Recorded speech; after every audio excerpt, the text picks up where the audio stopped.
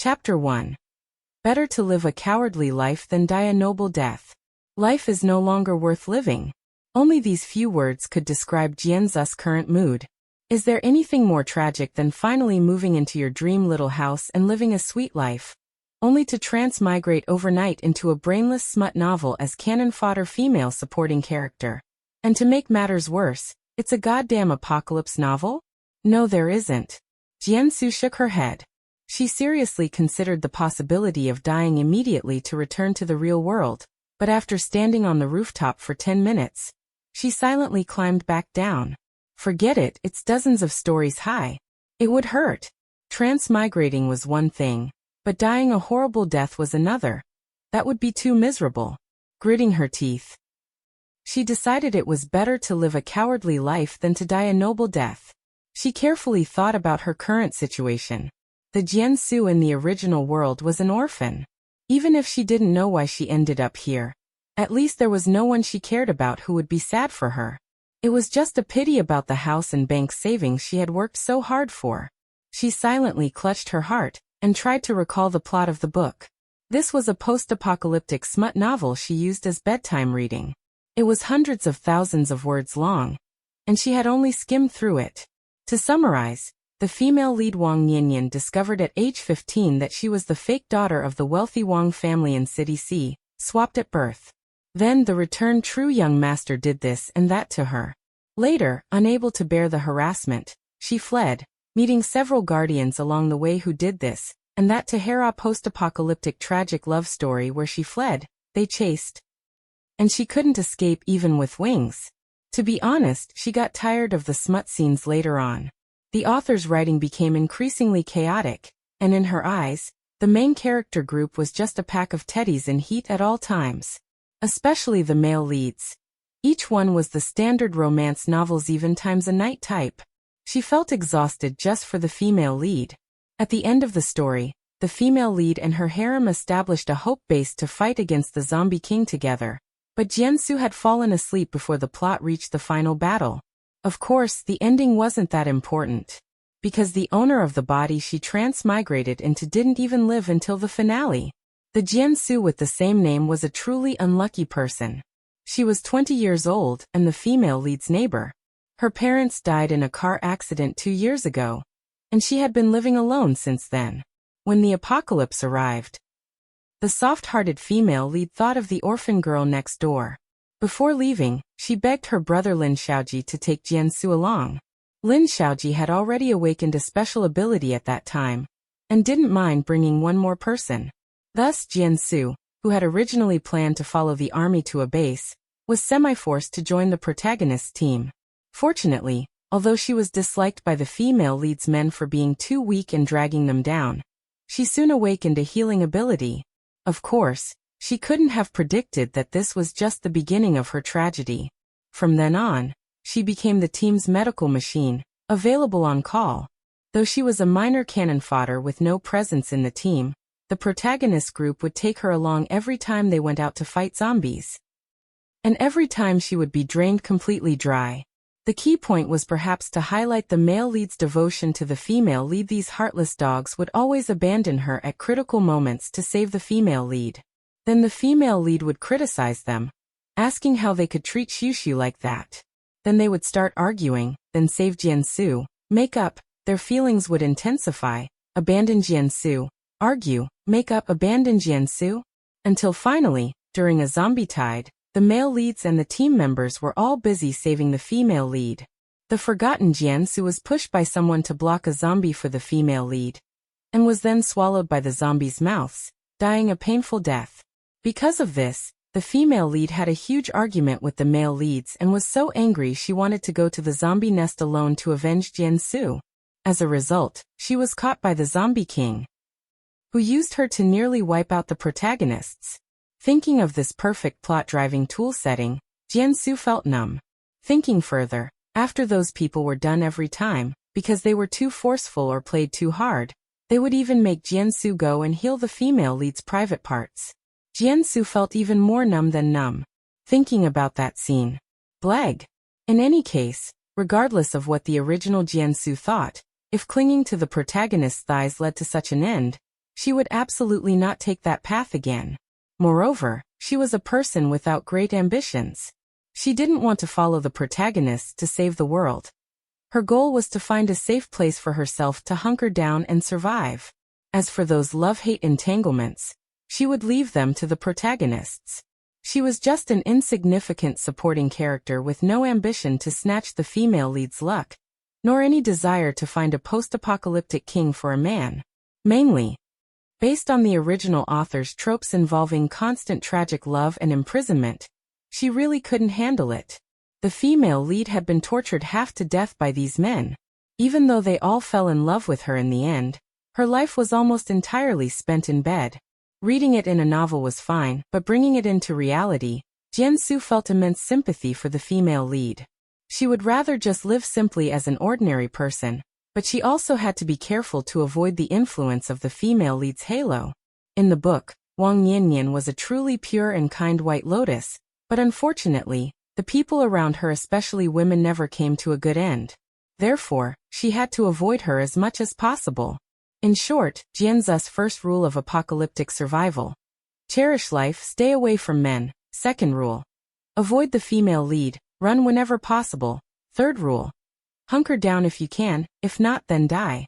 After figuring it out, Jian-su checked the time on her phone. July 1st, 8 p.m. According to the book's records, the apocalypse would break out on a large scale in the early morning of July 14th. There was still half a month left. She needed to prepare in advance. It was currently summer vacation, so there were no university classes. Staying at home made it convenient for her to stockpile supplies. Jianzu's home was in a wealthy area. When the time came, the military rescue should prioritize this area, especially since the female lead and the others were here. There was no need to worry. It would be temporarily safe in the early stages. Although Jianzu's parents had passed away, the family had some assets. Jian-su took stock of her properties and asked the manager who had been helping her with financial management to sell everything within 3 days. At the same time, she began to stockpile large quantities of food, temporarily piling it all in the underground warehouse and the yard at home. She also organized some personal items. From the safe in her room, she found a jade pendant left to her by Grandma Jian before she passed away. After thinking about it, she wore it around her neck. Since she had become Jian-su, and the other girl's name and appearance were the same as hers, from now on, she was the Jian-su of this world. She would keep it as a memento. With money, everyone's efficiency increased rapidly. The next evening, while Jian-su was organizing goods at home, she accidentally cut herself with a long blade. She flinched in pain and quickly put the knife down. Her heart felt strangely hot, and she instinctively covered it with her hand. The blood on her hand accidentally stained the jade pendant on her chest. The transparent jade body emitted a burst of golden light. The jade pendant suddenly disappeared, and Jian-su was pulled inside by a force of suction. Chapter 2. The Injured Man. Once Jian-su steadied herself and looked around, she found she had arrived in an unfamiliar space. Distant mountain peaks were faintly visible, lush green fields stretched as far as the eye could see, and a stream gurgled softly. A sturdy and beautiful log cabin villa stood there, its fence covered in blooming flowers. The interior was modernly decorated, resembling a pastoral-style vacation villa. It was fully equipped with bedrooms, a walk-in closet, a kitchen, and a bathroom, even including various household appliances. Passing through the villa, there was a large courtyard in the back, with a row of neat houses in the distance, and further back, a vast orchard laden with fruit. It was practically a paradise on earth. She jumped up in excitement. Having inexplicably transmigrated as a female supporting character in a book, with no family or friends and facing a harsh apocalypse, she couldn't help but feel afraid. It wasn't until this moment that she felt some comfort. Although the heavens had thrown her into this situation, they had at least given her some compensation. She tested entering and leaving the space as well as retrieving items, finding it incredibly convenient. Simply by thinking exit, she would immediately reappear where she had entered. Desired items would appear in her hand, and even goods brought inside would be automatically categorized. Thinking of the clever uses of space in the apocalyptic novels she had read, She specifically brought in some hot meals and cakes to test its preservation function. Unsurprisingly, they were all perfectly preserved, without any change in taste or spoiling. To her even greater surprise, these items would continuously replenish after being consumed, essentially infinite duplication. Unfortunately, if she put in one piece of cake, only one would reappear after she ate it. So she still prepared more of every item so she could take out multiple portions at once later. Having the space made it much easier for her to hoard supplies. Now it wasn't just rice, flour, oil, pots and pans, or underwear and clothes for all 4 seasons.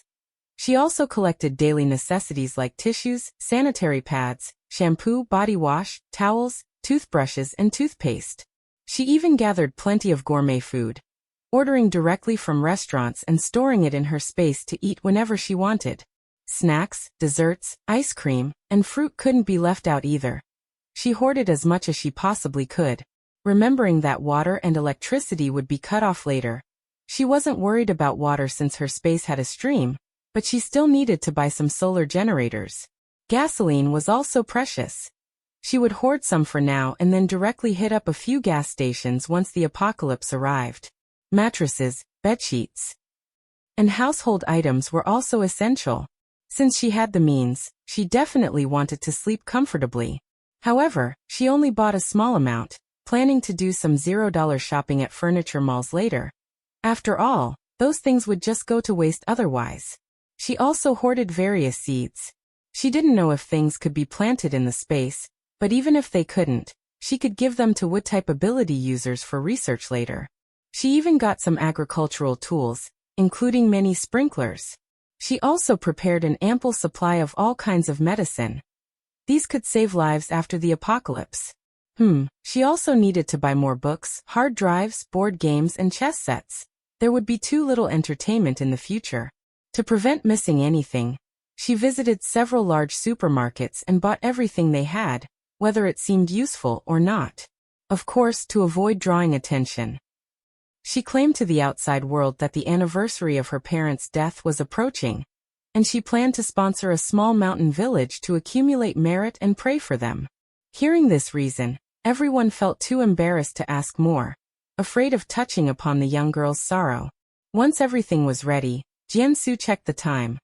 8 a.m. on July 13th, less than 24 hours before the apocalypse. According to the book, the zombie virus would break out in full on the early morning of the 14th. She had already decided to hide at home for the first few days to observe the situation before considering which survivor base to go to. With only a dozen or so hours left, she decided to make a trip to the cemetery.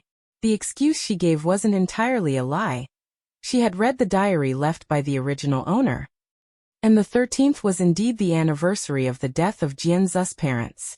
The original owner had indeed planned to visit their graves on this day. She had already sent some of the supplies she bought to the mountain village in advance, hoping to help some people. Once the apocalypse arrived, the living would be too busy looking after themselves to care for the graves of the dead. She planned to fulfill the original owner's wish and sweep the graves for her parents one last time. Nanshan Cemetery. Jian-su placed the flowers before the grave, looked at the photo on it, and bowed solemnly. From now on, I will live well in her place. I also hope your family can reunite in heaven, and have a happy and peaceful life in the next world. She meticulously cleaned the front and back of the grave, sat and talked for a while, and then got up to leave. Cemetery exit. Tang Sahan was covered in blood, his eyes bloodshot. After circling around several times to lose the tails following him, he spat out a mouthful of blood and collapsed by the roadside, his strength exhausted. Looking at the gloomy sky, his dark eyes held a cold light before gradually closing as he drifted into unconsciousness. It had been sunny when she arrived, but now dark clouds loomed overhead. Jian-su frowned at the changing weather and quickened her pace home. Because she was walking with her head down, she tripped over a large rock just a few steps after turning a corner. Jian-su sprawled miserably on the ground, rubbing her scraped arm and cursing her bad luck. But then she realized her ankle was being held by a cold hand. A cemetery, a spooky mountain path, whistling winds, and a hand emerging from the cold ground in an instant. Many thoughts flashed through her mind as she turned back nervously. She breathed a huge sigh of relief once she saw clearly. The so-called large rock was actually a handsome, pale-faced man. As long as it's a person. But looking at his complexion. Her heart tightened again. Hey, what's wrong with you? Wake up. Hey. After calling him a few times with no response, Jiansu tried to pull her foot away, even scooting closer to try and pry open the hand tightly gripping her ankle. Despite her best efforts, he wouldn't let go.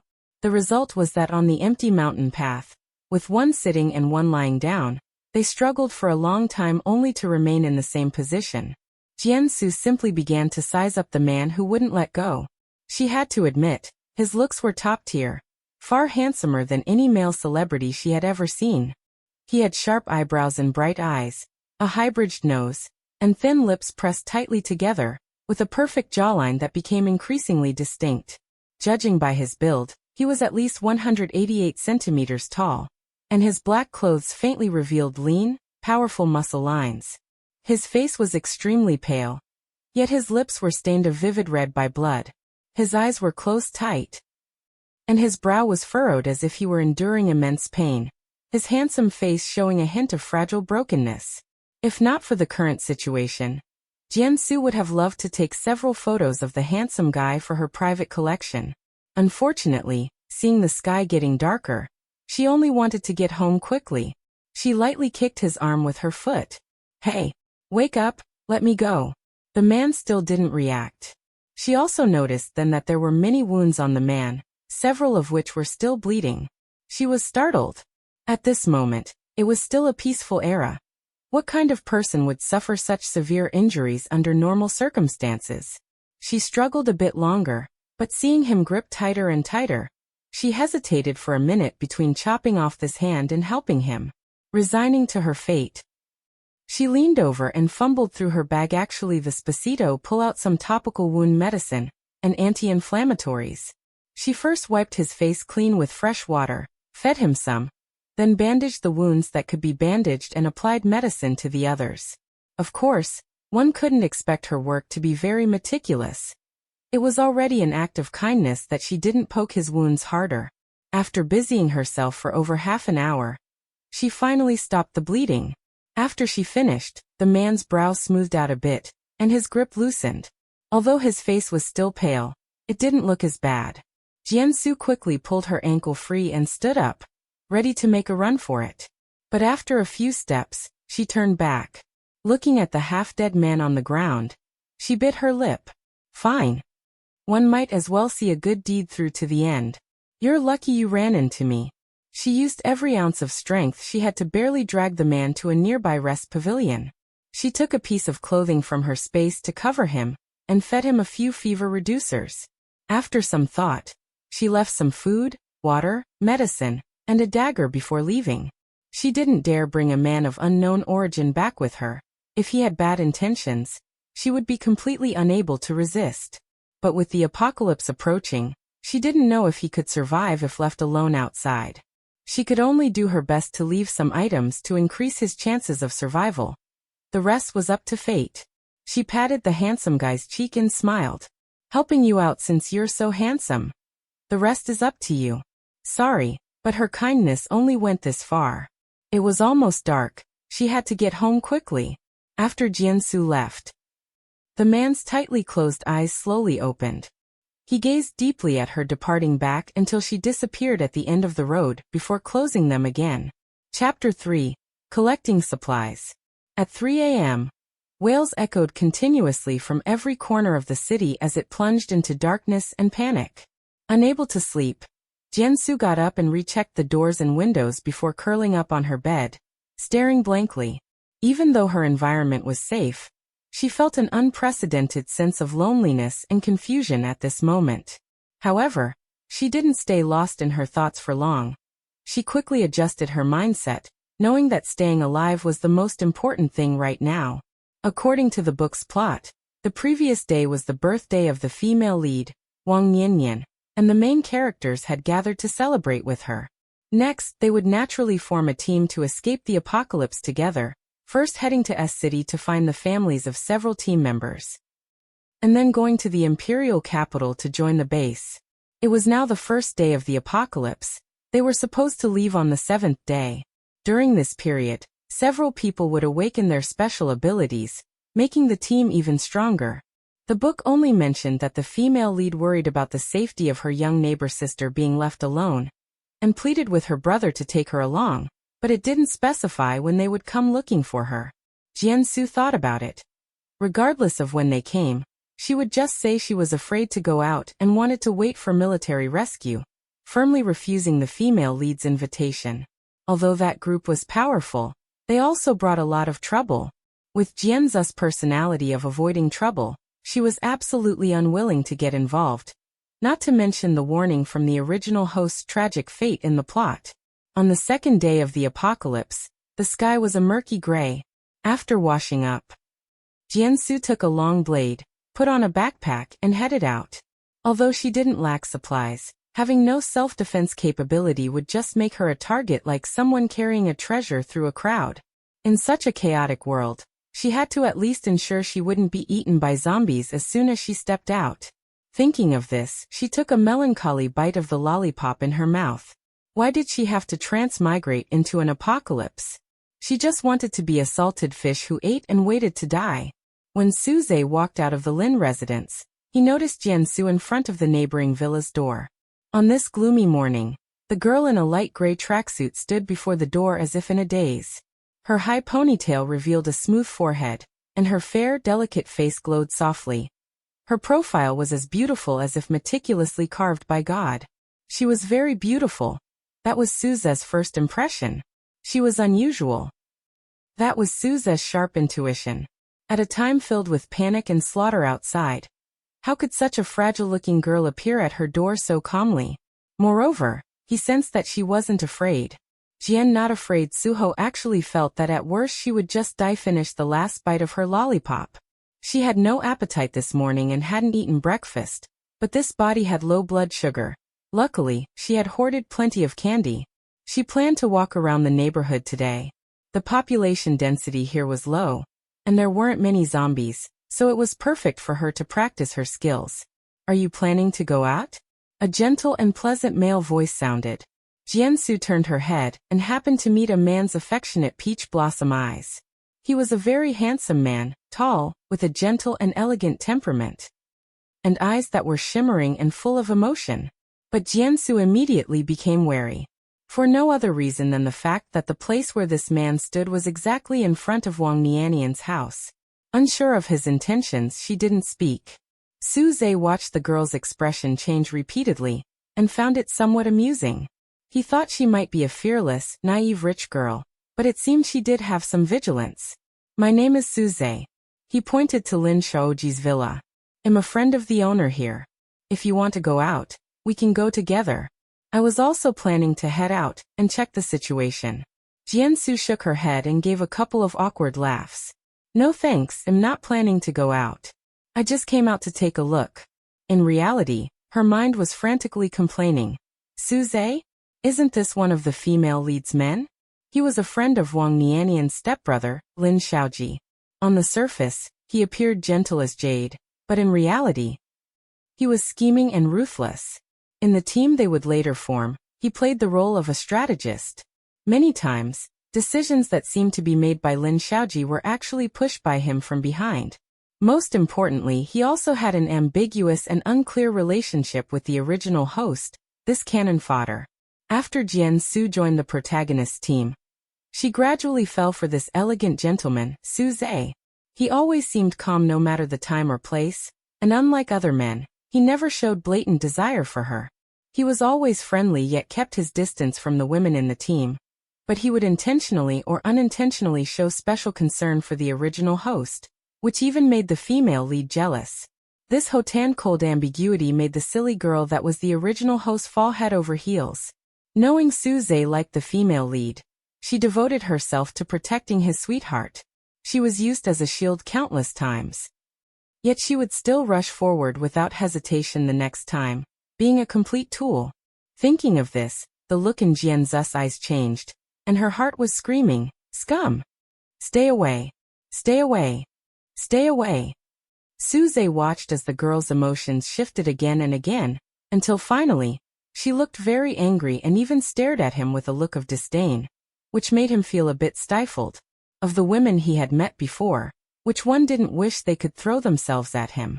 This was the first time he had been looked down upon by a woman. Just as he wanted to continue questioning her, Jiansu decisively turned back toward her house. I suddenly remembered I forgot something. I'm going back to get it. Goodbye. Suze watched her run off like a rabbit, and couldn't help but laugh. He didn't know Nian Nian had such an interesting neighbor. He waited outside for a while, and seeing that Jiansu had no intention of coming out again, he had no choice but to leave first. Jiansu waited for an hour at home before heading out, specifically checking if anyone was guarding the door before she left. The already quiet villa area was now deathly silent, and the air was permeated with a smell of blood. Jiansu held her blade in front of her, and slowly moved toward the neighborhood supermarket. She encountered a few stumbling zombies along the way and dealt with them one by one. Among these were living people she had met and greeted a few days ago, but now they had all turned into ugly and terrifying zombies. Doing this for the first time, Jiansu felt like she was killing people, but reality told her she couldn't be soft-hearted. So she could only kill zombies while vomiting, struggling to move forward.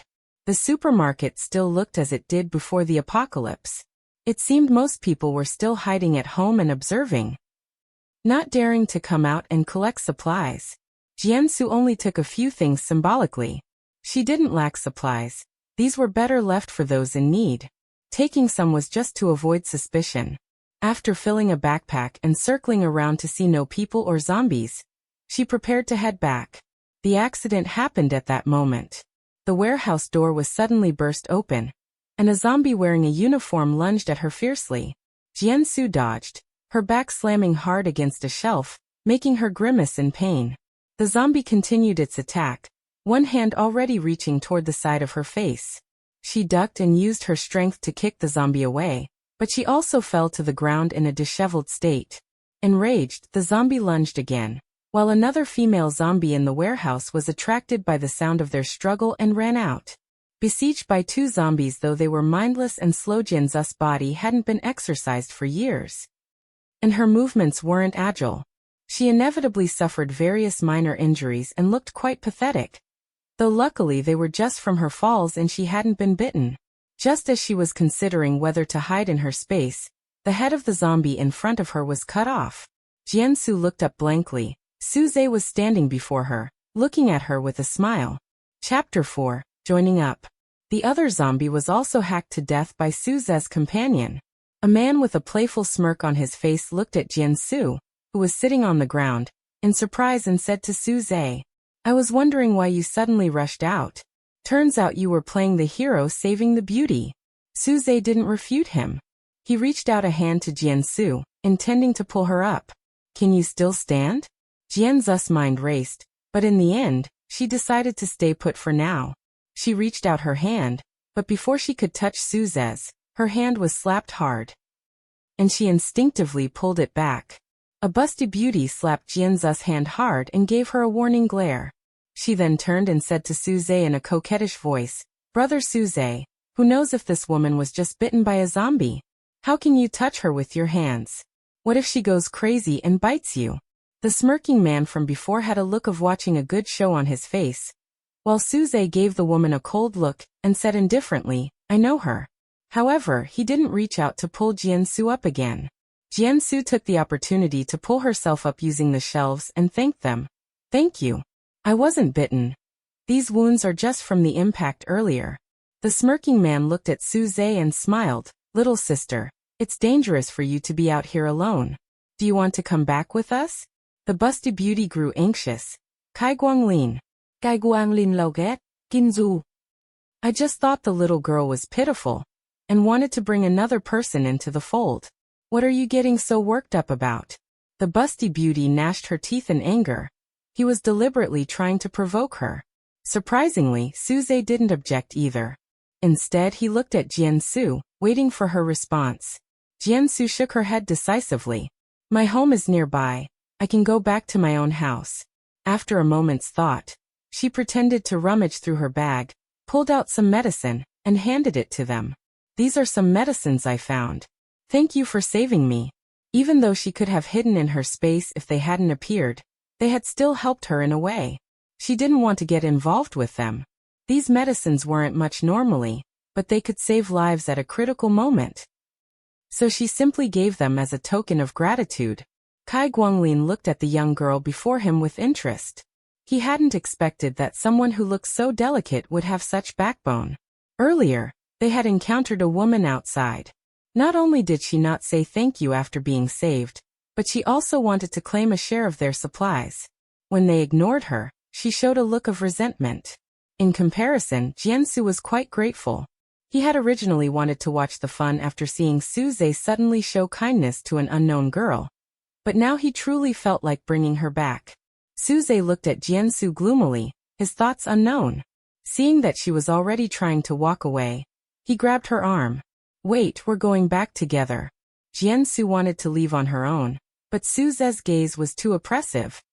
So she silently swallowed the words she wanted to say. The group quickly scavenged the supermarket and returned to the villa together. Seeing Jiansu heading back to her own home, Kai Guanglin whistled. So you live here? I didn't know the Lin family had such a beautiful and cute neighbor. How come I never knew? Jiansu gave an awkward smile. The original host was shy and introverted and rarely went out, so they definitely wouldn't have met her. Plus, with the influence of the female lead's halo, who would notice a minor supporting character? Kai Guanglin continued, how about it, little sister? Are you really not considering coming back with us? I can protect you, you know. He even flexed his muscles after speaking. Jiansu shook her head. Thank you, but there's no need. I'm more used to being alone.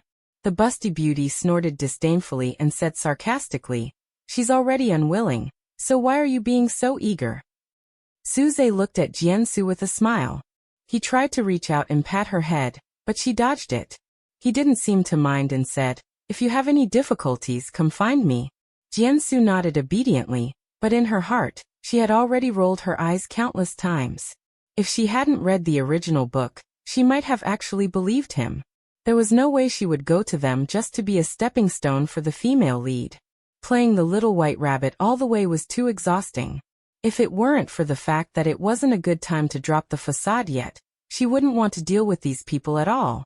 As soon as Suze and the others returned to the Lin residence, Wang Yinyan ran out. Brother Suze, are you guys okay? Why were you gone for so long? I was worried sick. If Jiansu were here, she would definitely sigh.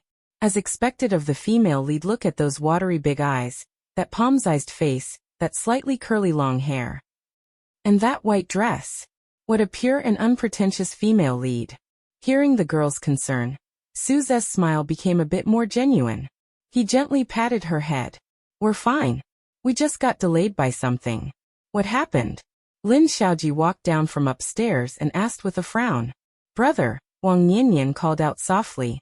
Lin Xiaoji hummed in response, walked over to her side, put his arm around her shoulder, and gently kissed her forehead. Suze's smile faded slightly. Kai Guanglin looked at the few of them and said with a grin, it's nothing, just young Master Su having a sudden burst of kindness, and playing the hero saving the beauty. Lin Xiaoji raised an eyebrow and teased, oh? Who was worth you going out of your way to save? Wang Yinyan lowered her head dejectedly, her eyes downcast as she thought about something. Suze gave a faint smile. I just saved a little girl in passing. Kai Guanglin continued to tease, she's no ordinary little girl. Aside from Yinyan. I've never seen such a beautiful girl. By the way, you guys know her too. Isn't she the neighbor living right next door? Next door? Lin Xiaoji couldn't recall such a person at all. Wang Yinyan, however, reacted quickly and said in surprise, are you talking about Jiansu? Kai Guanglin Loget? So the bowtie's name is Jiansu. That's a nice name. He then winked at Suze. Right. Suze ignored him and said, we were collecting supplies at the neighborhood supermarket, and happened to run into her being attacked by 2 zombies, so we saved her and brought her back. It was unclear whether he was explaining or simply stating facts. Wang Yinyan gave an O. She had seen Jiansu before. She was indeed a very beautiful girl, but she didn't like socializing much. She heard that her parents had passed away in an accident 2 years ago, and she had been seen even less since then. Wang Niannian thought for a moment, told everyone about the Jian family's situation, and tugged on Lin Xiaoji's sleeve. Brother, Miss Jian is so pitiful. Let's help her. The busty beauty, Qin Ro, was the first to jump out in opposition. Why should we take in an outsider of unknown origin, especially a woman who can't even lift a finger? Is this the time for your inner saint to act up? The few of them were friends who had grown up together in the same circle. After the apocalypse, they could at least maintain mutual trust, but it might not be the same with Jiansu, someone they weren't familiar with. Besides, she had her own selfish motives. Su Zhe was very special toward that woman, and her intuition told her she couldn't let them continue to have contact. Her voice was sharp and angry, and Wang Niannian was instantly frightened into tears. Lin Xiaoji gave her a warning look and pulled Wang Niannian into his arms. She's just a woman. I can afford to support her. Since Niannian wants to help her, then go and bring her over. I'll take full responsibility for anything that happens. Qinro was furious, but Lin Xiaoji was the leader of their group. Since he had spoken, she didn't dare say anything more, but her resentment toward Wang Niannian and Jiansu deepened. Those two sluts. One is a hypocritical little white lotus, and the other is a fake noble vixen. Zhu Sheng, who had been silent on the side, watched the few of them arguing and suddenly threw out a soul-searching question.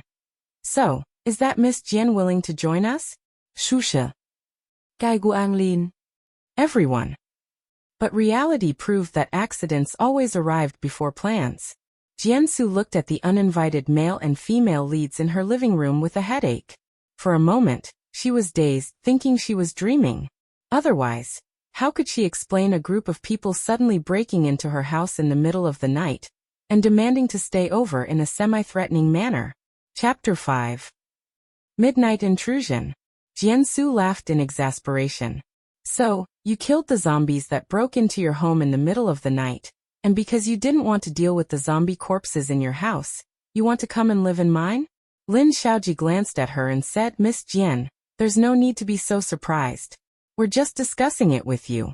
Besides, by dealing with those zombies, we've also ensured your safety. As neighbors, it's only right to support each other, isn't it?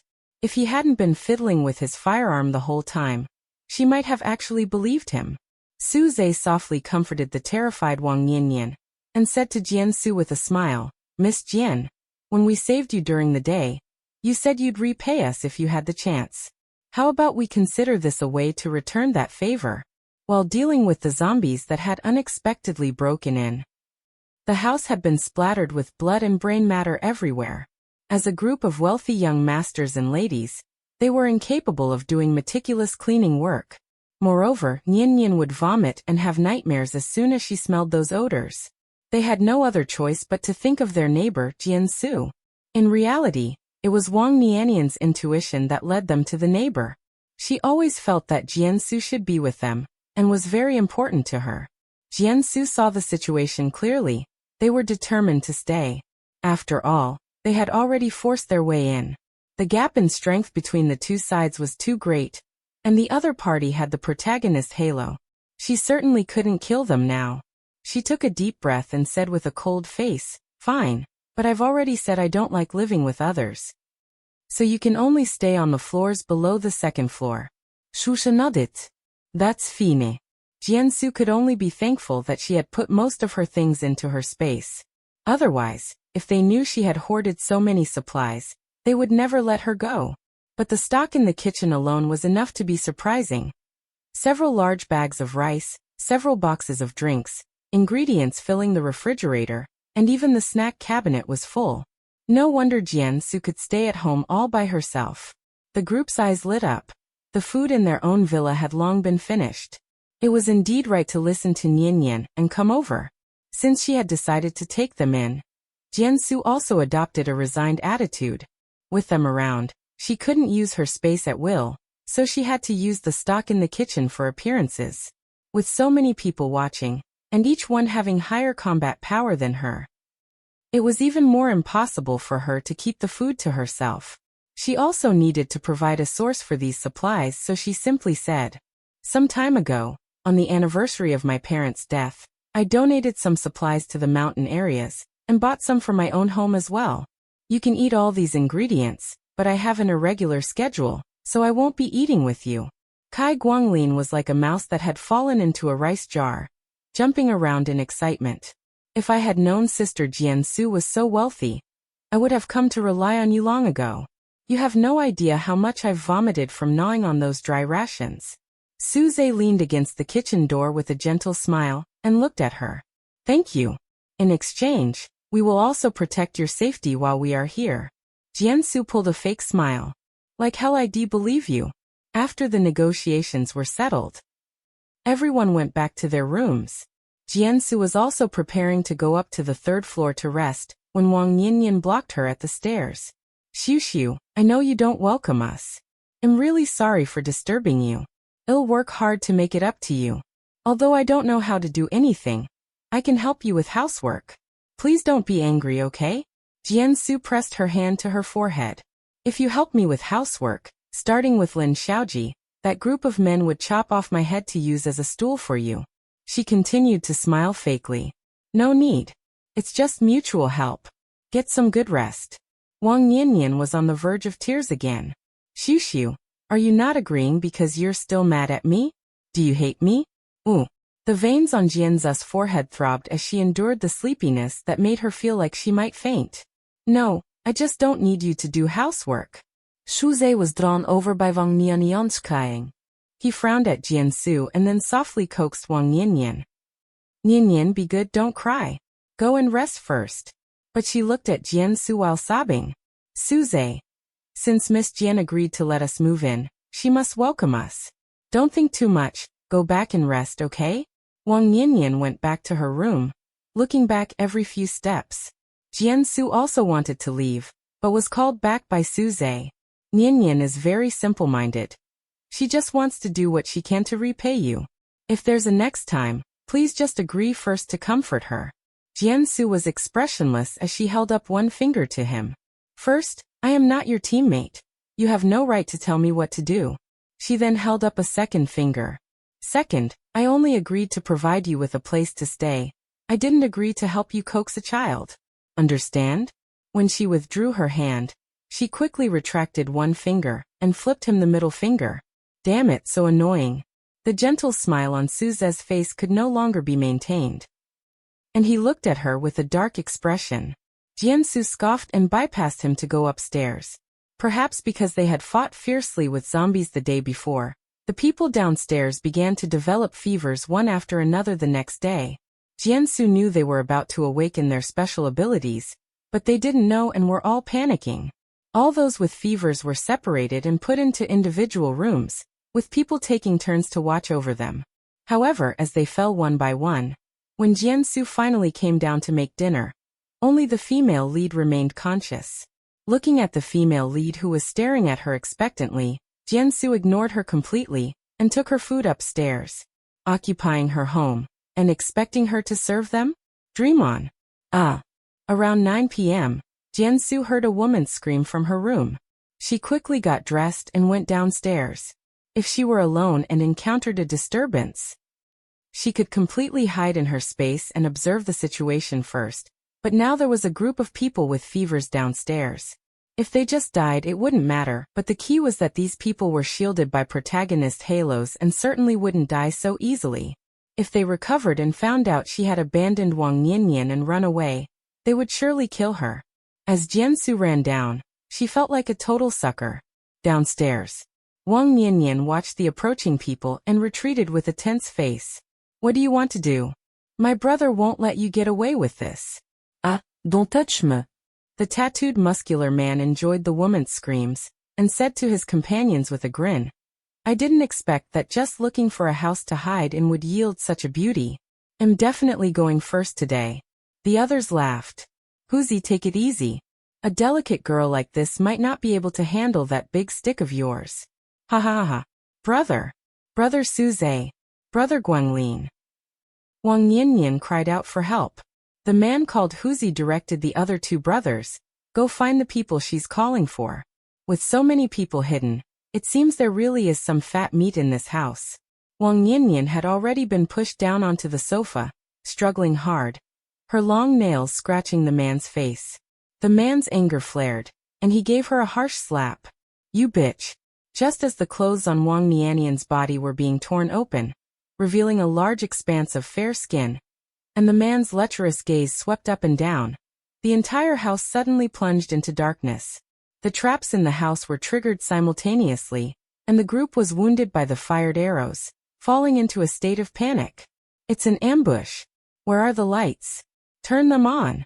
The power's out. I told you to get the flashlight. Damn it. Who's backstabbing me?" While they were in a mess, an arrow aimed at the head of the man pinning Wang Nianyan down. The man lost his life without a sound. And a soft hand grabbed Wang Nianyan and led her outside. Chapter 6. Moral kidnapping is unacceptable. After finally making it out the gate and running a distance, Wang Nianyan looked at the person pulling her along. "Xiu Xiu? Wah." She hugged her tightly. "I'm so scared. Boohoo." Jiansu pulled her off, speechless. Now is not the time to cry. Run. The hidden weapons she had set up in the house wouldn't last long. If she hadn't inherited the original owner's accuracy from when her parents took her to learn archery, she wouldn't have been able to guarantee they'd have time to escape. Wang Nianyan choked back her tears, suddenly remembering Lin Xiaoji and the others in the house. She struggled to break free from her hand. "No. The big brothers are still inside. I have to go save them." Jiansu grabbed her and growled in a low voice. "With what are you going to save them? If you run, they won't be in danger for the time being. Those people want to use them to get information. But if you go back, you'll be the first one raped by those men." Wang Nianyan was stunned by her words, but she still hesitated and refused to leave. "But boo-hoo, I can't abandon the big brothers, boo-hoo." Jiansu let go of her hand and said calmly, "Fine, then go back." "I'm leaving." She must be crazy to be tangling with her here. The male and female leads always had plot armor, but a cannon fodder supporting actress like her might not. Seeing that she really intended to leave first, Wang Nianyan grabbed her. "Xiu Xiu, you're so amazing. Can't you help the big brothers? We've lived together for a few days after all. Do you really have the heart? Can't you think of something?" No, she was perfectly fine watching them die. After all, these people were one of the root causes of the original owner's death in the book. Besides, she currently had no offensive special ability, and had only managed to get out by being clever. What was the difference between going back and seeking death? Jianzu's hand hurt from her grip, and she was fuming inside. "Sorry, I can't do anything." Wang Nianyan still held on to her tightly, her voice sharp. "You can't leave. If she left, she would have even less of a way to save the big brothers alone. Furthermore, a voice in her heart reminded her that she had to stay with Jiansu. For some reason, she didn't want to be separated from her. Jiansu didn't want to deal with her. The two were at a stalemate, but just then, a sinister voice rang out. "Trying to run?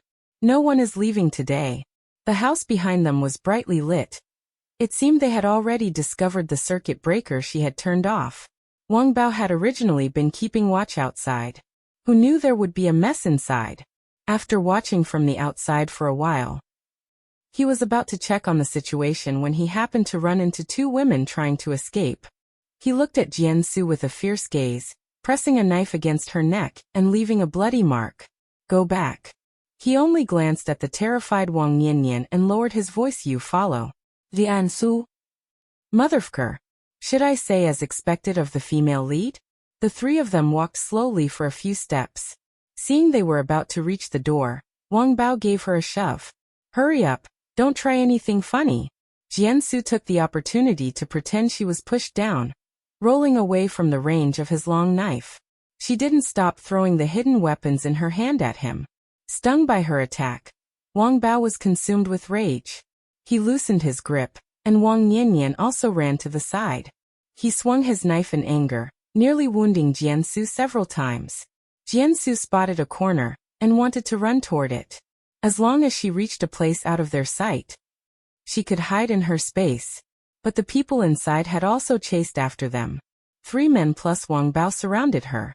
"Where do you think you're going?" Wang Bao clutched his wound and cursed fiercely. "This stinking BTCH is the one who hurt me. I'm going to play her to death today."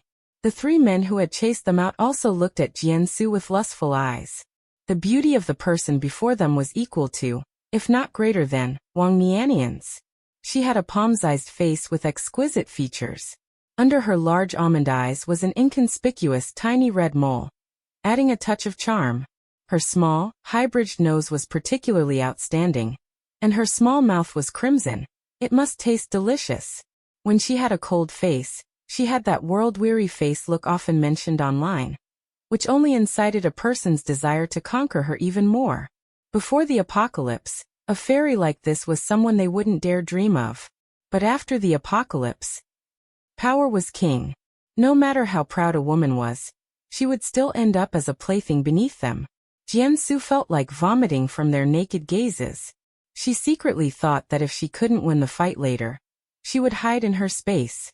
If there weren't so many people, she could have used the supplies in her space to crush them to death. But now, if she killed one person, she would immediately be counterattacked by the others. One man's hand reached for her, but she cut it away with her knife. However, another person quickly grabbed her hair and slammed her violently against the wall. Jiansu was left dizzy and disoriented from the impact. Yet, the screaming Wang Nianyan nearby didn't attract the attention of the four assailants at all. Was the supporting actress really just a buff to soak up damage for the female lead? Even in her nervousness, Jiansu didn't forget to get distracted by this thought. Break her arms and see how she resists then. A man shouted. The others understood and focused their attacks on her limbs. Just as Jiansu was about to give up and hide in her space, several gunshots rang out, and the four men collapsed one after another. Jiansu looked up warily, and Wang Nianyan also stopped crying. In the deep darkness of the night, a tall and upright man wearing a black short-sleeved shirt and black cargo pants approached them, holding a gun. Those four men had died by his gun. Jiansu watched those exceptionally long legs approach, her heart in her throat. She couldn't tell if the newcomer was friend or foe. If another villain showed up, they were finished. Until their eyes met, and Jiansu blurted out, "It's you?" This face that looked as if it were sculpted. The extraordinarily handsome features, the tall build, and that sharp aura. Wasn't this the man she had saved in the cemetery that day? The man stared deeply at her for a long time, seemingly wanting to say something, but in the next moment, he collapsed. Jiansu instinctively caught him, and then she was pinned down by the man's heavy weight, nearly knocking the breath out of her. The man's robust, burning body pressed tightly against the woman's soft body. Tang Sahan subconsciously relaxed and fell into a deep sleep. Jiansu was almost burned by his body temperature. She hurriedly rolled him off, only then discovering that he was in terrible condition. He was running a fever, and there were many wounds on his body. Jiansu couldn't be sure what kind of injuries they were. She seemed to have found someone even more unfortunate than herself. Every time she saw this man, he was either covered in wounds or on the verge of death. Wang Nianyan leaned in, saw the man's handsome face and asked Xiu, "Do you know him?" Jiansu, "I guess you could say that. But that wasn't important. What mattered was what to do next." The accomplices of those men were still in the house, so they certainly couldn't go back. As for running away, with a delicate female lead and a high-maintenance patient, she couldn't carry them both on her own. Just as she was struggling with what to do, the male lead saved her in the nick of time. Nian Nian. Chapter 7. The Heartless Protagonist Group. Brother Hua. As soon as Lin Xiaoji woke up, he found their group tied up in the living room, but Wang Nianyan was nowhere to be seen. Those outlaws figured this group must be wealthy or influential, and planned to wait for them to wake up to see if they could extort some benefits from their families. Thus, they only tied them up without taking extra precautions, which played right into his hands. After his slumber, he didn't feel tired at all. Instead, he felt his strength had doubled, and he easily turned the tables on those men. Later, Suze and the others also gradually woke up, after asking the men about Wang Nianyan's whereabouts and hearing she had run away. Lin Xiaoji chased after her in a panic. It was so dangerous for his delicate sister to be out alone. Those men had died too easily just now, but the scene before him was completely unexpected. The accomplices of that gang were lying on the ground, clearly dead. Wang Nianyan was squatting next to Jiansu, unharmed. while Jiansu sat on the ground holding a man in her arms. Wang Nianyan rushed forward and hugged him, wrapping her arms tightly around his waist like a frightened little rabbit. Lin Xiaoji held his precious sister, whom he had just recovered. Nianyan, are you hurt? Wang Nianyan cried even louder, her sobs breaking Lin Xiaoji's heart. Don't cry, baby. Brother has avenged you. Those people have all been killed by brother. Don't cry, don't cry. Braza, I'm so scared, va. Jiansu, who wanted to ask if they could go inside first. Lin Xiaoji seemed to not see Jiansu at all. He lowered his head to kiss away Wang Nianyan's tears. If you keep crying, brother is going to kiss you. Brother. The man and woman in love gazed at each other. The man lowered his head and captured those rosy lips. The two kissed with such passion they were just a step away from an rated scene on the spot. Jiansu. She looked down at the man in her arms, not knowing if he was dead or alive. Fine then. She stopped looking at the two who were in the heat of passion. She laboriously turned the man around and grabbed his ankles, intending to drag him inside by brute force. Su Zhe and the others who had caught up. In the first-floor living room, Jiansu helped the man onto the sofa as everyone looked at each other in silence. Lin Xiaoji, having comforted Wang Nianyan, looked sharply at the man beside Jiansu. Do you know this person? Jiansu not dead? Su Zhe glanced at Jiansu and then at the man. Is he injured? Lin Xiaoji frowned. Guanglin, check him over. Jiansu didn't stop him. He did have many injuries. And it was more convenient for a man to examine him. Qinro rolled her eyes at Wang Nianyan in Lin Xiaoji's arms and leaned toward Su Zhe. Brother Su Zhe, you're not hurt, are you? By the time she woke up, those people were already dead. Lin Xiaoji had gone after Wang Nianyan, and Su Zhe had run to the third floor before following them out. She hadn't even had a chance to speak to him. Su Zhe said coldly, I'm fine. After speaking, he continued to focus on Kai Guanglin's side. Qinro was indignant but didn't dare complain. After Kai Guanglin finished his examination, his expression was very serious. He's been bitten by a zombie. What? Qinro was the first to lose her cool. Then throw him out quickly. What if he turns? Although the others didn't react as strongly as she did, they clearly agreed with her by default. Su Zhe looked at Jiansu. Jianzu's expression remained relatively calm. She had already guessed as much when she first saw the man's wounds. Lin Xiaoji quickly weighed the risks. We can't keep him here. This man clearly has good skills. Once he turns into a zombie, his lethality will double. We have 3 women here. We can't have any dangerous elements. This time he actually included Jiansu. Jiansu sneered inwardly and said calmly, being bitten by a zombie doesn't necessarily mean turning into one. There's also the possibility of awakening a special ability. The several people who had been unconscious already felt the changes in their bodies. Recalling the intermittent radio reports from the day before yesterday when the signal hadn't cut out yet, they naturally knew they had awakened special abilities. But Lin Xiaoji remained firm. As you said, it's only a possibility. His handsome features turned gloomy. No one can say for sure what he'll become when he wakes up. We can't risk all of our lives. Jiansu took a deep breath. But he saved us. She looked at Wang Nianyan nestled in Lin Xiaoji's arms and emphasized, he saved Wang Nianyan. We can tie him up and have someone watch him. If he really turns, then we'll kill him. Unfortunately, Wang Nianyan seemed to have fallen asleep crying, her face buried in Lin Xiaoji's chest, showing no reaction to Jianzu's words. Lin Xiaoji felt even more annoyed hearing this. He had a twisted possessiveness toward Wang Nianyan. His sister had actually been saved by another man. Would Nianyan develop feelings for this man? Thinking of this, he was even less willing to let the man stay. Su Zhe broke the stalemate at the right moment. Miss Jian, Xiaoji has a point. This is also for your own safety. If this man really became a zombie, the ones with the least ability to protect themselves were Jiansu and Wang Nianyan. But Wang Nianyan had someone to protect her. Who did Jiansu have? If she could just think clearly, she wouldn't persist. But Jiansu, whom Su Zhe thought would surely give up on the man, only found these people annoying.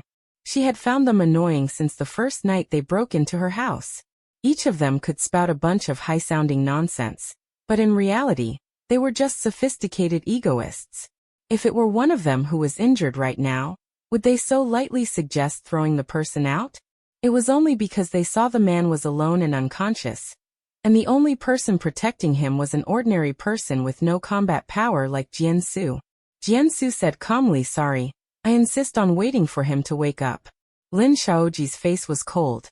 His patience was nearly exhausted, and Jianzu's lack of cooperation made him very irritated. Suze's expression wasn't great either.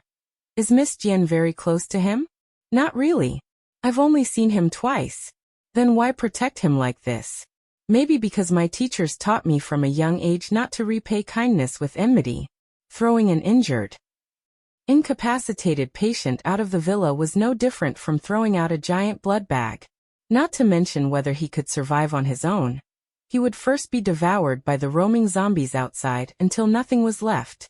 At this point, she no longer cared about parting ways amicably with the protagonist group. Her values were simply incompatible with theirs. Seeing Suze being rebuffed, Chinro jumped out to criticize Jian-su. "You selfish woman. If you want to save him, then get out with him. Don't stay here and endanger others." Suze tried to stop her, but it was too late. Jian-su looked at everyone with a half-smile. "So you want to kick me out? I'm afraid you all have forgotten whose house this originally was." The faces of the people in the room turned unsightly, and even Kai Guanglin's usually grinning face dropped. The final result of the negotiation was that the others would still live on the first and second floors, while Jian-su would take the man to the third floor, and could not leave it until there was a conclusion regarding the man's condition. Originally, it was Jian-su who restricted them from going to the third floor to disturb her, but now it was reversed, and she was required not to go down. Although the result was similar, the logic behind this reversal was nothing short of banditry.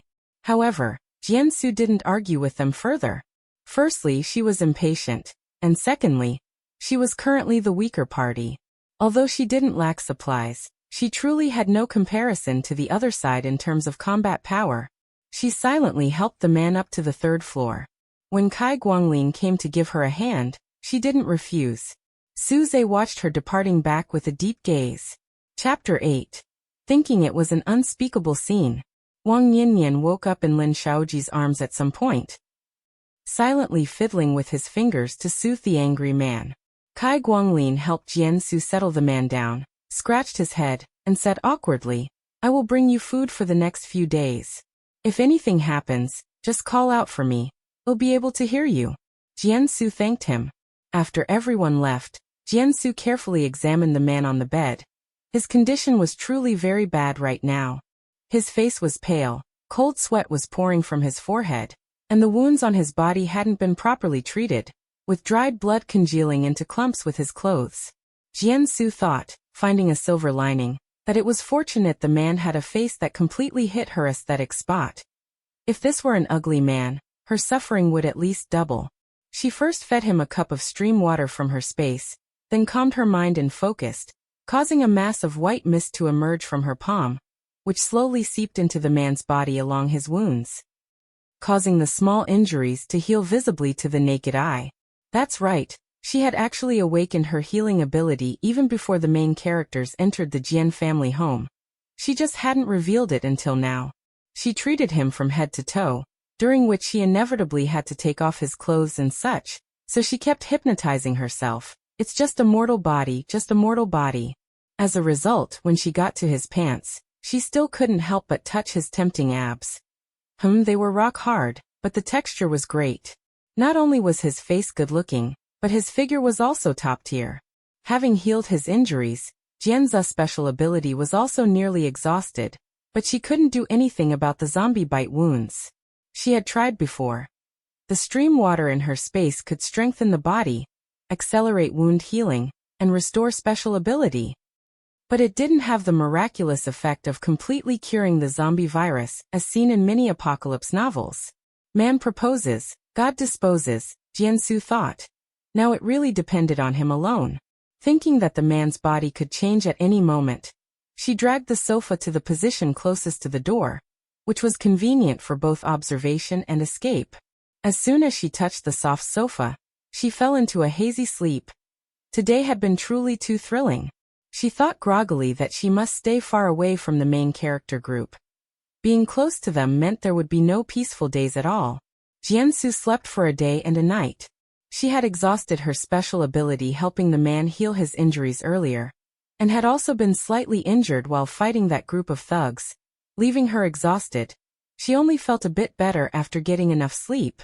She sat up lazily from the sofa and stretched, yawning while looking at the man on the bed. And then her yawn froze in midair. The man had woken up at some point, and a pair of deep, pitch-black eyes were calmly observing her. It was still evening, and in the dim light, the girl slowly stood up and stretched, revealing a sliver of her slender, fair waist. Her pretty face showed a bit of fatigue, and the red mole at the corner of her eye carried a hint of nonchalance, like a lazy cat. Jiansu stared with wide eyes, looking at the person opposite her, until the man looked down at himself. And Jianzu's brain went boom, her face turning completely red. After treating his injuries, his clothes were torn to shreds, so Jiansu decided to be a good person to the end and wiped his body clean. Later, because she was too tired, she forgot to put his clothes back on. So the man was now wearing only his own black boxer briefs. What was even more fatal was that Jiansu, fearing he might go berserk upon waking, had originally intended to tie him up with rope. However, considering his injuries, she finally took out 2 pairs of handcuffs from her space and handcuffed his hands to the headboard separately. Don't ask her why she had those things. When she was hoarding supplies, she stuffed everything she saw inside without categorizing it, and she didn't even know what she had bought herself.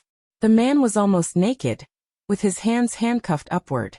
The beautifully lined muscles on his upper body stood out, and his straight, long legs were mouth-watering, and that area was quite a bulge, full of male hormones. Especially the red marks left after his wounds healed, which made people's imaginations run wild, adding a touch of sadistic beauty to his sense of strength. If it weren't for the fact that it was Jiansu herself who did all these things, she would have thought this was some kind of erotic scene. To avoid the man misunderstanding, she awkwardly turned her head away and stammered. I only took off your clothes to treat your injuries. Don't worry, I definitely didn't do anything to you. A hint of a smile seemed to gather in the man's eyes, but Jiansu didn't notice. Seeing that the man still didn't speak, she said, "I'll go find you some clothes." After saying that, she rushed out. She pretended to go to the next room to look for clothes, but actually took a set of black casual wear from her space. Jiansu patted her face to cool it down. Help, this was just too awkward. How could she have forgotten to put his clothes on last night? He wouldn't think she had any designs on him, would he? After all, for a person like him, there must be no shortage of women throwing themselves at him. Forget it, forget it. Overthinking is useless. Let him think whatever he wants. She didn't plan on getting to know him deeply anyway, and just looking at his state these few times, she knew he was a dangerous person. When Jiansu returned, she had regained her composure. She stood a few steps away from the bed and carefully observed his state. Although he was still very pale, he didn't look like he was going berserk. His dark eyes were sharp and calm, and his expression was composed as he let her examine him, as if he weren't lying on her bed nearly naked, but rather chatting nonchalantly with someone at a social gathering in a suit and tie. Very good.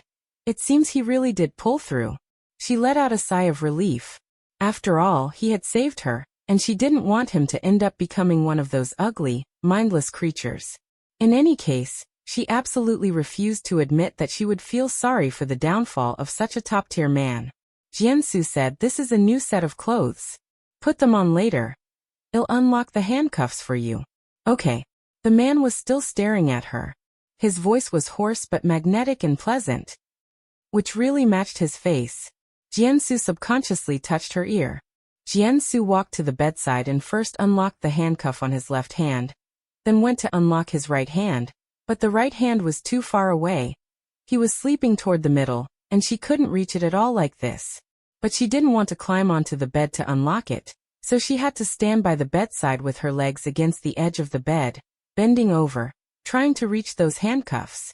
From the man's perspective, the girl was leaning over his head, and her wide t-shirt couldn't hide her graceful figure. As she got closer and closer, a comfortable, fresh fragrance drifted over faintly. pursed his lips, and his dark eyes deepened a little more. Just a little bit more. She happily leaned forward a little more. One slip, and she fell down, landing on the bed. The air was silent for a moment. Jian-su scrambled to get up from his body in a panic, inadvertently pressing on somewhere on him. And he let out a muffled groan. Sorry, are you okay? Tang Sehan's face had just been hit by her. The feeling of those two soft mounds pressing against his face was too clear, along with that faint fragrance. Tang Sehan remained outwardly calm, but if one looked closely, one would notice his ears were turning red. He cleared his throat and said, "I'm fine." He then propped himself up and slowly sat up, leaning against the headboard, and reached out to her. "Give me the key. I'll do it myself." Jian-su handed it to him without hesitation. Tang Sehan chuckled and quickly unlocked the shackles. Chapter 9, You Saved Me. Jian-su went out to let him change his clothes. After 10 minutes, she knocked on the door and waited for him to say come in before entering. She was truly afraid of encountering another socially awkward scene. Once the man stood up, he appeared even taller. Her height of 165 centimeters barely reached his chest. She sat on the sofa, and the man naturally took the seat opposite her. Even though they were both sitting, he carried an air of authority, clearly a temperament cultivated from years of being in a high position. The man spoke first. His throat had recovered slightly, and his voice was deep and sexy. "I am Tang Sehan. Jian-su not dead? Jian-su." Tang Sehan looked into her eyes. "You saved me." Jian-su tilted her head and thought for a moment. She had only helped treat his injuries, but he had survived the zombie virus by relying on his own body and willpower. However, if she had agreed to throw him out back then, it was hard to say whether he would have lived. So she said hesitantly, "I suppose so." She added, "You saved me too, so we're even." Tang Sehan remained non-committal. He was also referring to the time at the cemetery, but Jian-su clearly hadn't paid it any mind. That day, he had been betrayed by those close to him and fell into an ambush. Then was pursued by people sent by his eldest uncle. If he hadn't run into Jian-su, he would have surely faced a narrow escape from death. Tang Sehan's parents had died in an accident long ago, and he grew up with his grandfather. Because Elder Tang always treated him as the heir to the Tang family, he was seen as a thorn in the side by others. Unfortunately, Tang Sehan employed ruthless methods. Even at a young age, he had established a firm foothold and high prestige within the Tang family. They couldn't do anything to him, so they lay in wait like venomous scorpions. If he hadn't been in such a hurry to return this time, he wouldn't have fallen into their trap. Thinking of Elder Tang, who had died of a sudden illness shortly before the apocalypse, Tang Sehan's gaze turned icy. Everyone involved in that matter would pay the price. He glanced at Jian-su. He had seen her at the cemetery that day, and thought they would never meet again. Unexpectedly, while tracking the people sent to kill him, he saw her surrounded by a group of men. Even from a great distance, he had recognized her at first glance. He couldn't say why. He never cared for women, and others called young Master Tang a cold-faced Yama, devoid of desires. He indeed felt no desire for women, and couldn't even remember many of their faces. But when he saw Jian-su that day, her appearance was deeply imprinted in his mind.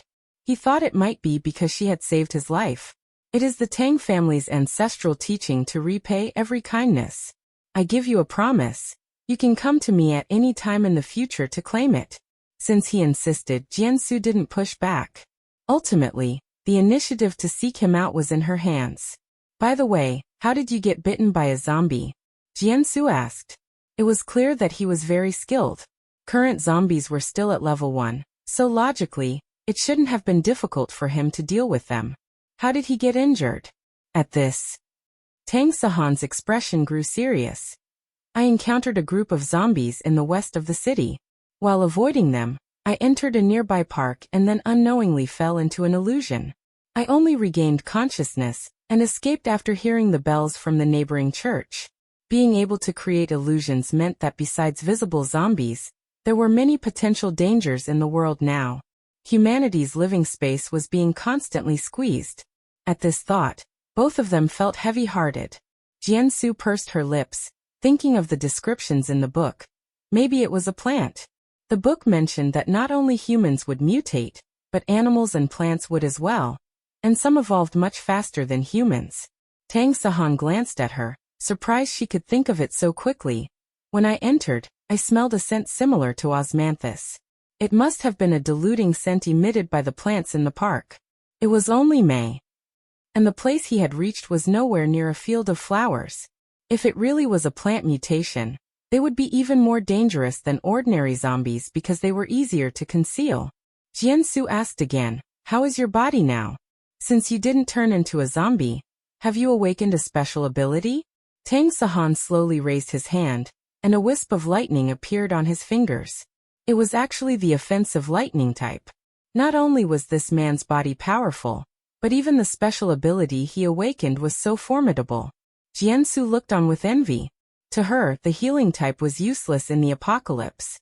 This kind of support type ability, without a strong enough force to protect her, was like a child carrying gold through a marketplace destined to become a tool for others to seize. She had a space but lacked even the ability to protect herself. Thinking of yesterday's events, she felt even more frustrated. Even a few slightly strong men without any special abilities could make her look so pathetic. As more ability users appeared in the future, she would only become more endangered. Feeling Jianzu's intense gaze, Tang Sahan cleared his throat, unconsciously sitting up straighter, and changed the subject. "Is this your home?" In fact, while he was unconscious, he still had some vague perception and had intermittently heard their argument. Jiansu nodded yes. Tang Sahan asked again, "Then what are your plans for the future?" Fearing she might not understand, he explained further, "It's relatively safe here for now, but it's impossible to stay forever. S-City is economically developed with a large population. Similarly, after the virus outbreak, zombies will gather by the thousands.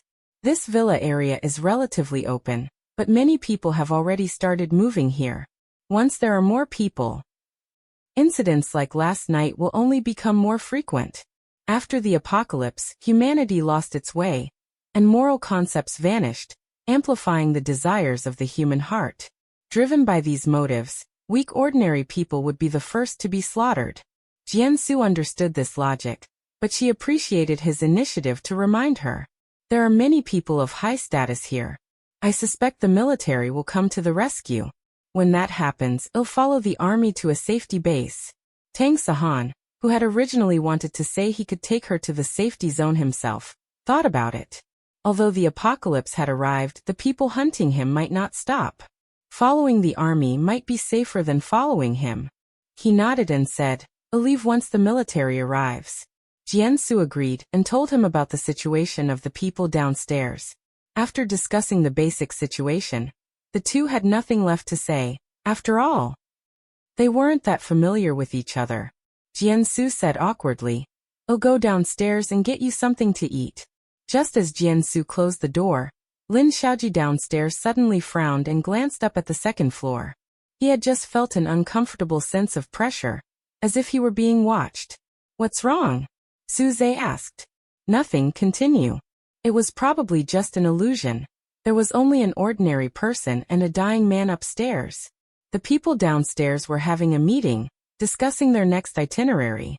Power had been completely out since this morning, and phones and computers were unusable. Lin Xiaoji had managed to get a map from somewhere. He pointed to the neighboring province. "First, we'll find Guanglin's younger sister and Suze's cousin, then take a detour directly to the imperial capital."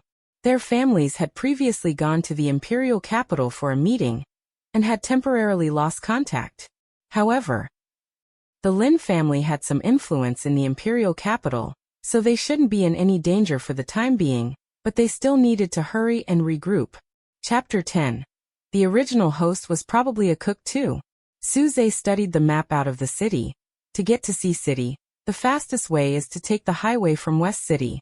However, we have to pass through the commercial street in the city center, then a park, and then here. He pointed to a checkpoint. This is a transportation hub. There might be a lot of zombies. Lin Xiaoji considered this as well. Time waits for no one. If we change routes, they might not be able to hold out that long in Sea City. Kai Guanglin's younger sister and Suze's younger cousin were both studying at Sea University. Before they lost contact, their parents had asked them to pick them up on the way and bring them to the imperial capital. Suze had no objections. We basically won't be stopping on the road this time. So we need to collect more supplies. What we stored a few days ago isn't enough for so many people. Tomorrow, we'll go out again to a nearby supermarket to find some supplies and scout the way. Then we'll leave the day after tomorrow. After discussing the details, they prepared to eat. To be honest, they were all pampered young masters and ladies who had never lifted a finger in the kitchen. None of them could cook well. Suze was slightly better, but he only managed to make the food edible. So for the past few days they had basically been eating instant food. More than half of the stock in Jianzu's refrigerator and snack cabinet had been consumed this way. Jianzu came downstairs at this time. Seeing her, Suze's eyes flashed. "Is he okay?" he said thoughtfully. Then, did he awaken a special ability? Since Jianzu had come downstairs, it proved that the man had not turned into a zombie. Based on his judgment from the news a while ago, was it true that the stronger a person's constitution, the less likely they were to be zombified? Furthermore, since that person wasn't dead, he must have awakened a special ability. In this situation, being able to recruit another ability user to the team would be a great help. Lin Xiaoji thought of this too and waited for Jianzu's answer. Jianzu didn't answer Suze directly, only glossing over it indifferently. "He's awake." Then she bypassed them and went into the kitchen. Lin Xiaoji stared at her back with a gloomy gaze. This woman was very uncontrollable. Although Nian Nian pitied her and Suze seemed to treat her exceptionally, a woman with no loyalty to the team, and who was weak and powerless, would only become a burden. He silently made a decision in his heart. Jianzu first checked the remaining ingredients in the kitchen. Many of the self-heating hot pots, self-heating rice, and 8 treasure kanji she had stored before were gone. Only some rice and meat were left because they didn't know how to cook them.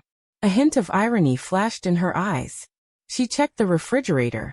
The power had gone out this morning, so some of the meat and vegetables in the fridge hadn't spoiled yet. She planned to cook these first. Before long, a rich aroma wafted out of the kitchen. The people outside instantly lost interest in their business and looked toward the kitchen expectantly. It smelled too good. This was simply torture for people who hadn't had a proper meal in a long time. Kai Guanglin was the first to rush to the kitchen, saying with a grin, "Beauty Jian, are you cooking?" Jianzu gave a hum of affirmation. Kai Guanglin continued, "I see you're making quite a lot. Did you kindly make a portion for us too?" Jianzu looked at him with a half-smile. "Nope." Kai Guanglin's face fell, and he asked with a long face, "Then can we have a bit?" After saying that, he looked at her expectantly. Jianzu still used that soft yet irritating tone. No. Kai Guanglin couldn't believe Jianzu had rejected him so bluntly, but as a man he couldn't shamelessly pester her, so he could only walk away sheepishly. The others had noticed when Kai Guanglin approached Jianzu, but none of them stopped him.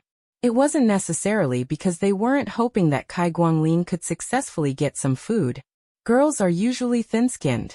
Seeing that Jianzu had generously shared food with them before, she should agree, right? They had clearly forgotten about their previous attempt to usurp her home. However, reality slapped them hard. Jianzu had no intention of coddling them. Come to think of it, the original host probably served as their cook after joining the team, only to be thrown out to feed the zombies in the end. These shameless dogs. Jianzu packed the food and prepared to go upstairs. Qinro couldn't stand her and said sarcastically, "Some people are just selfish. If we hadn't saved her, how could she be standing here eating? She would have been discarded and thrown to the zombies long ago after being played with until they were bored with her. Who knew where she got the confidence to think they were the ones who saved Jianzu by dealing with those men in the house? But this bitch was actually ungrateful and unwilling to even help them cook a little food. Little did she know that Jianzu could have escaped on her own, but was held back by Wang Niannian. Later, the men who directly threatened her were killed by Tang Sahan. If they really wanted to get technical, the fact that they were living in her house and eating her food without any repayment was the real issue. Jianzu ignored her directly. According to the plot in the book, this was just a female supporting character with a slightly more important role, and a more miserable ending than her. She discovered that Suze liked Wang Niannian, and was jealous of Wang Niannian's wavering between several men. Once, while they were out on a mission, she sold Wang Niannian to a lecherous high-level official in the base. Of course, she was eventually found out. The female lead was rescued unharmed. Lin Xiaoji wanted to kill Qinro directly, but was stopped by Su Zhe. At first, Qinro was secretly pleased, thinking Su Zhe cared about her. In the end, Su Zhe turned around and gave her to the official she had prepared for Wang Niannian.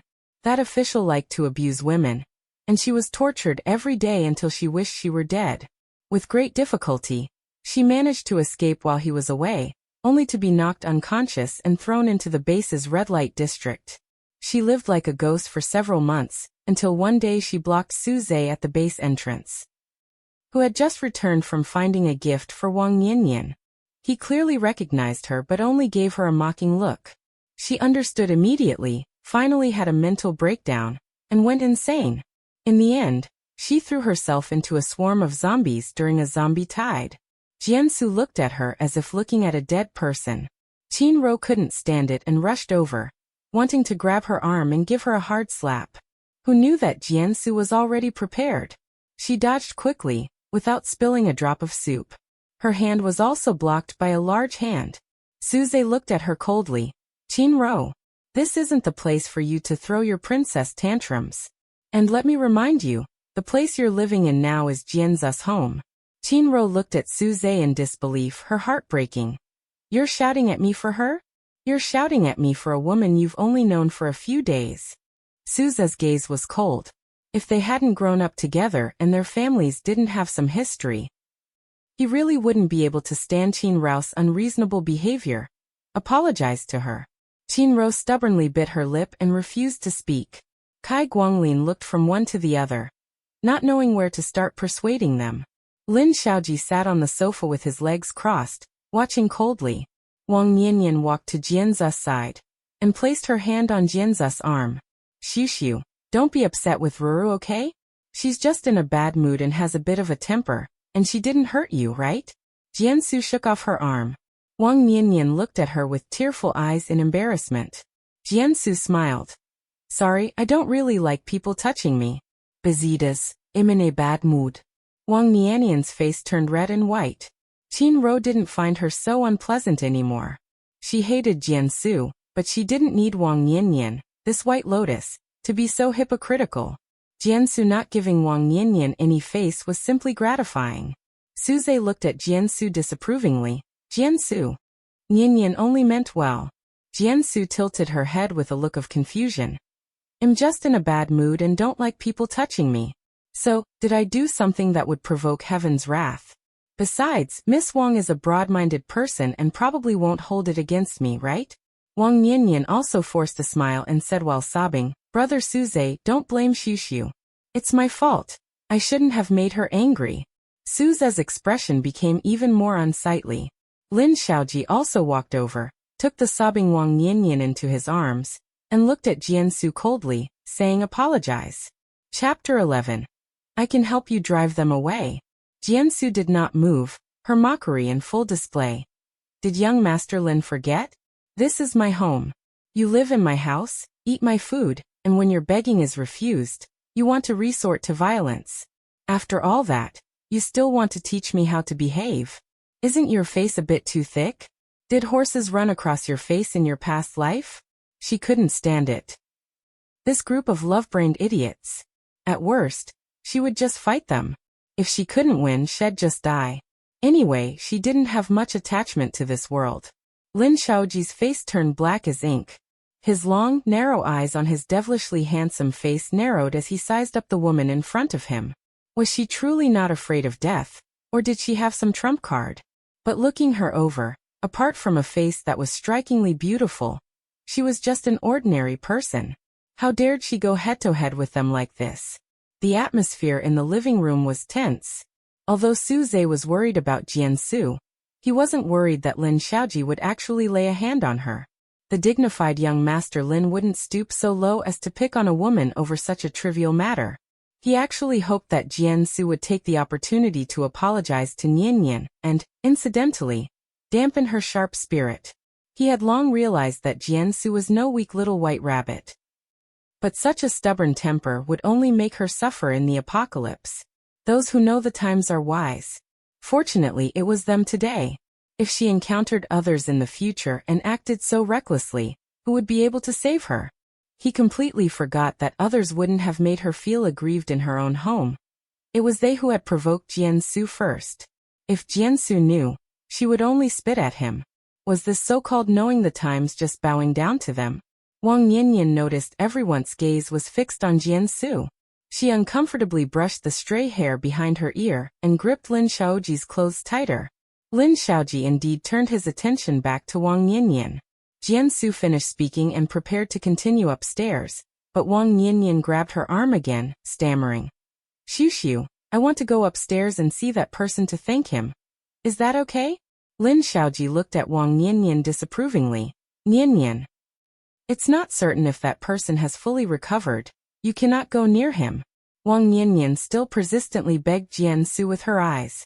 Jiansu dodged back again, pulling away from her hand. I said I don't like others entering my space. Wait until he comes down to the 3rd floor, then you can thank him. Wang Yanyan bit her lip. She didn't know why, but she just felt she had to go see that man. She had been pampered since childhood. People around her always listened to her, took care of her, and protected her. Even someone as rebellious as Qin Ro had to give way to her under the pressure of Lin Xiaoji, Su Zhe, and the others. Only Jiansu, this girl who had made her feel amazed and endangered at first glance, looked at her as if she were some kind of virus. There was dodging, mockery, and annoyance in her eyes, but never any affection. She had an intuition that Jiansu should be her good friend.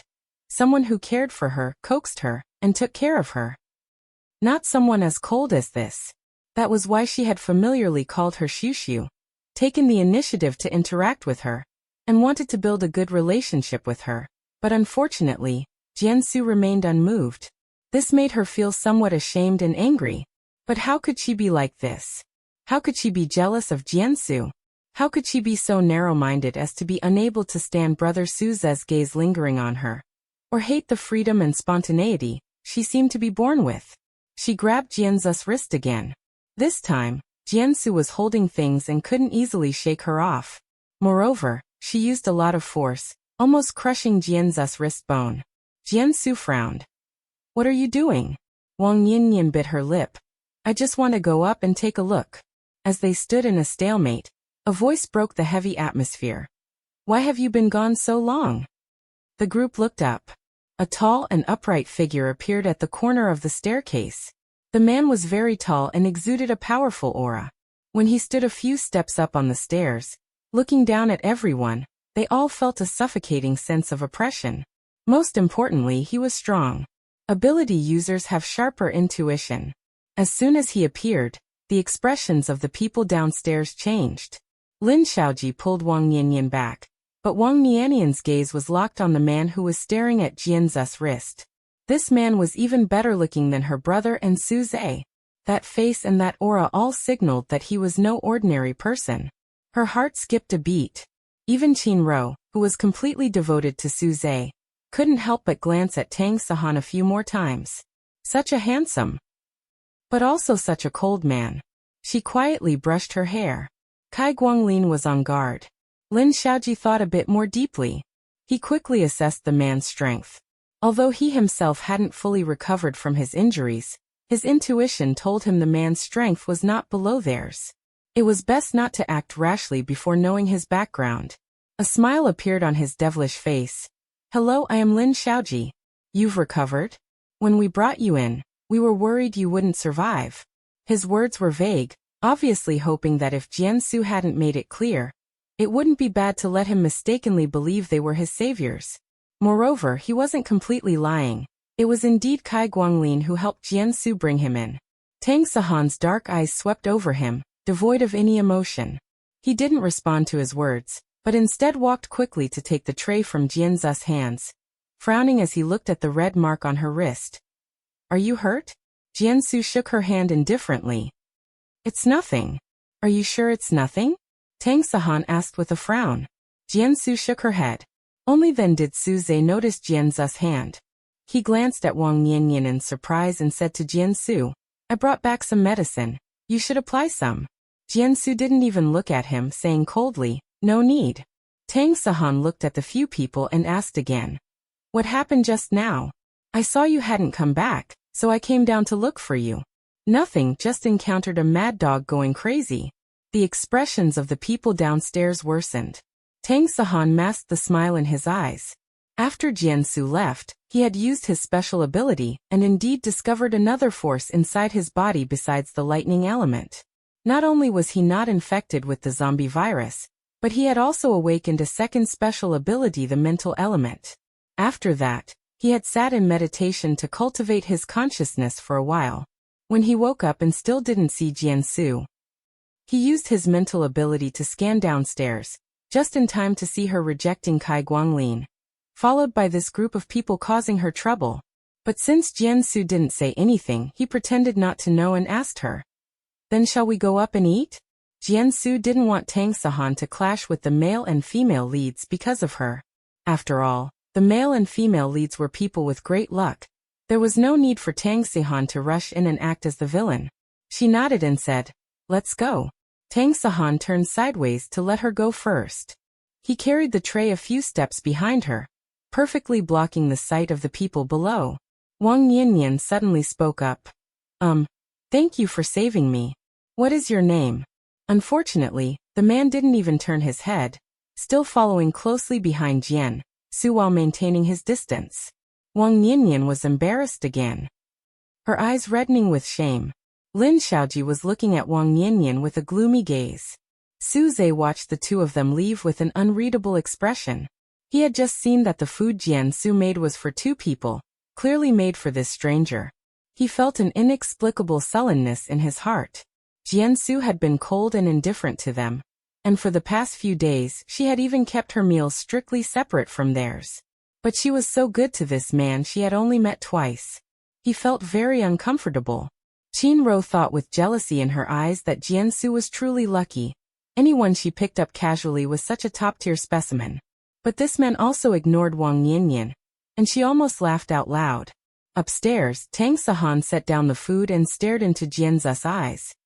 If you don't like them, I can help you drive them away. Chapter 12. I'm going with you. Jiansu was stunned for a moment, then burst out laughing. Genuinely happy from the bottom of her heart. No need. They should be leaving soon, and there's no point in wasting energy on them at a time like this. Tang Sahan didn't mind. Just tell me whenever you need me. After a thought he added, next time don't put up with them. If they bully you, hit back. I'll back you up. Jiansu said with a smile. So, does this mean I've found myself a powerful patron? Infected by her mood, a smile touched Tang Sahan's cold, hard face. This doesn't count toward the promise I gave you. That meant the promise was still valid, but he was offering to be her muscle for free. Jiansu placed a large piece of sweet and sour pork ribs into his bowl. Thanks in advance. While the atmosphere between the two was pleasant, things weren't as happy downstairs. Lin Xiaoji took Wang Yanyan back to their room and pressed her down, kissing her fiercely and leaving clear red marks on her body. Wang Yanyan shyly tried to stop him. Brother, don't leave marks. Yudentuwa. Say it. Say you love me, that you'll only love me, and that you'll never betray me. He was a textbook example of a Yandere pervert. Any normal person would have wanted nothing to do with him. However, with physiological tears in the corners of her eyes, Wang Yanyan delicately repeated his words. Yanyan loves brother the most. Yanyan will never betray brother.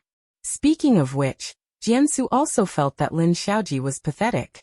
Having had his life swapped at birth, his childhood was far from sunny, which led to his suspicious, sensitive, and possessive nature. Unfortunately, he met the Sea Queen Wang Yanyan, who could get entangled with any man she met. This drove Lin Xiaoji mad with jealousy, but in the end, because he loved her too much, he could only willingly become a member of her harem, at most maintaining his position as the primary consort. But Lin Xiaoji was no saint either. Although he had the abilities and schemes of a male lead, he was ruthless, cold-hearted, and would stop at nothing to achieve his goals. Anyone who approached the male and female leads, but wasn't on their side, met with terrible luck. For someone like him, Jiansu only hoped that Wang Yanyan would torment him even more. Inside the room, things were heating up, and Lin Xiaoji deliberately made no effort to hide it. Outside, the expressions of the others were varied. Su Ze's face was dark, lost in thought. Kai Guanglin was heartbroken, and Qin Ro was filled with anger and jealousy. The next day, Su Ze told Jiansu they were going out to gather supplies and invited her to join them. Jiansu refused. She didn't lack food, and it wouldn't be convenient to use her space while with them. But she did need to go out.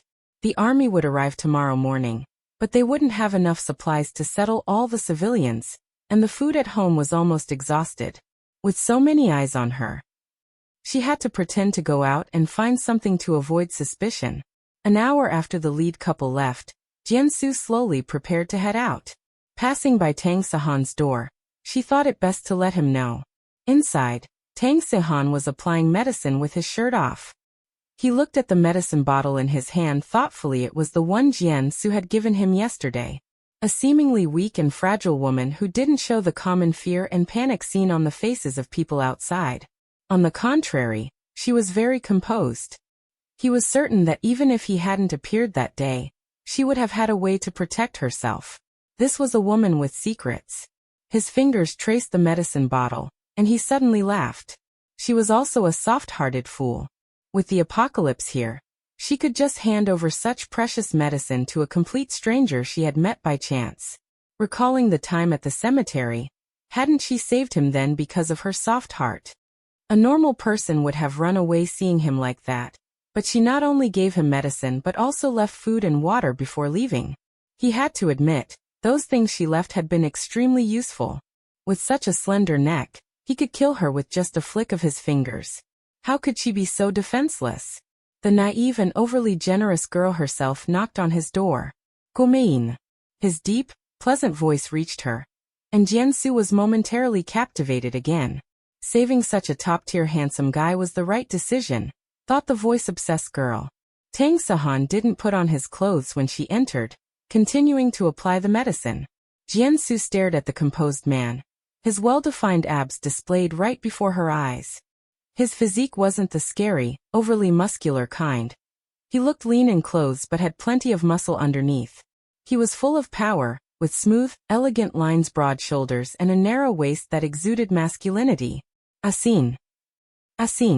Jiansu looked away. Ahem, I'm going out for a bit. Is there anything you need? She had always been generous toward her own people. Well, even if he wasn't exactly hers, he was still someone she had saved. Tang Sahan's recovery rate was astonishing. He had been half dead 2 days ago, but now he seemed almost fine. Jiansu decided to give him more medicine when she returned. She would be leaving with the army tomorrow, so she'd consider it a farewell gift. Although she was the one who saved him, having someone and something to distract her during these times kept her from feeling too dejected. However, she had no intention of staying tied to him forever. She didn't trust anyone. Tang Sahan stopped applying the medicine, sat on the bed, and looked up at her. You're going out? Jiansu not dead? The food at home is almost gone. I'm planning to leave here in a couple of days. So I need to go out and gather some supplies. Tang Sahan put away the medicine and pulled on his clothes. I'll go with you.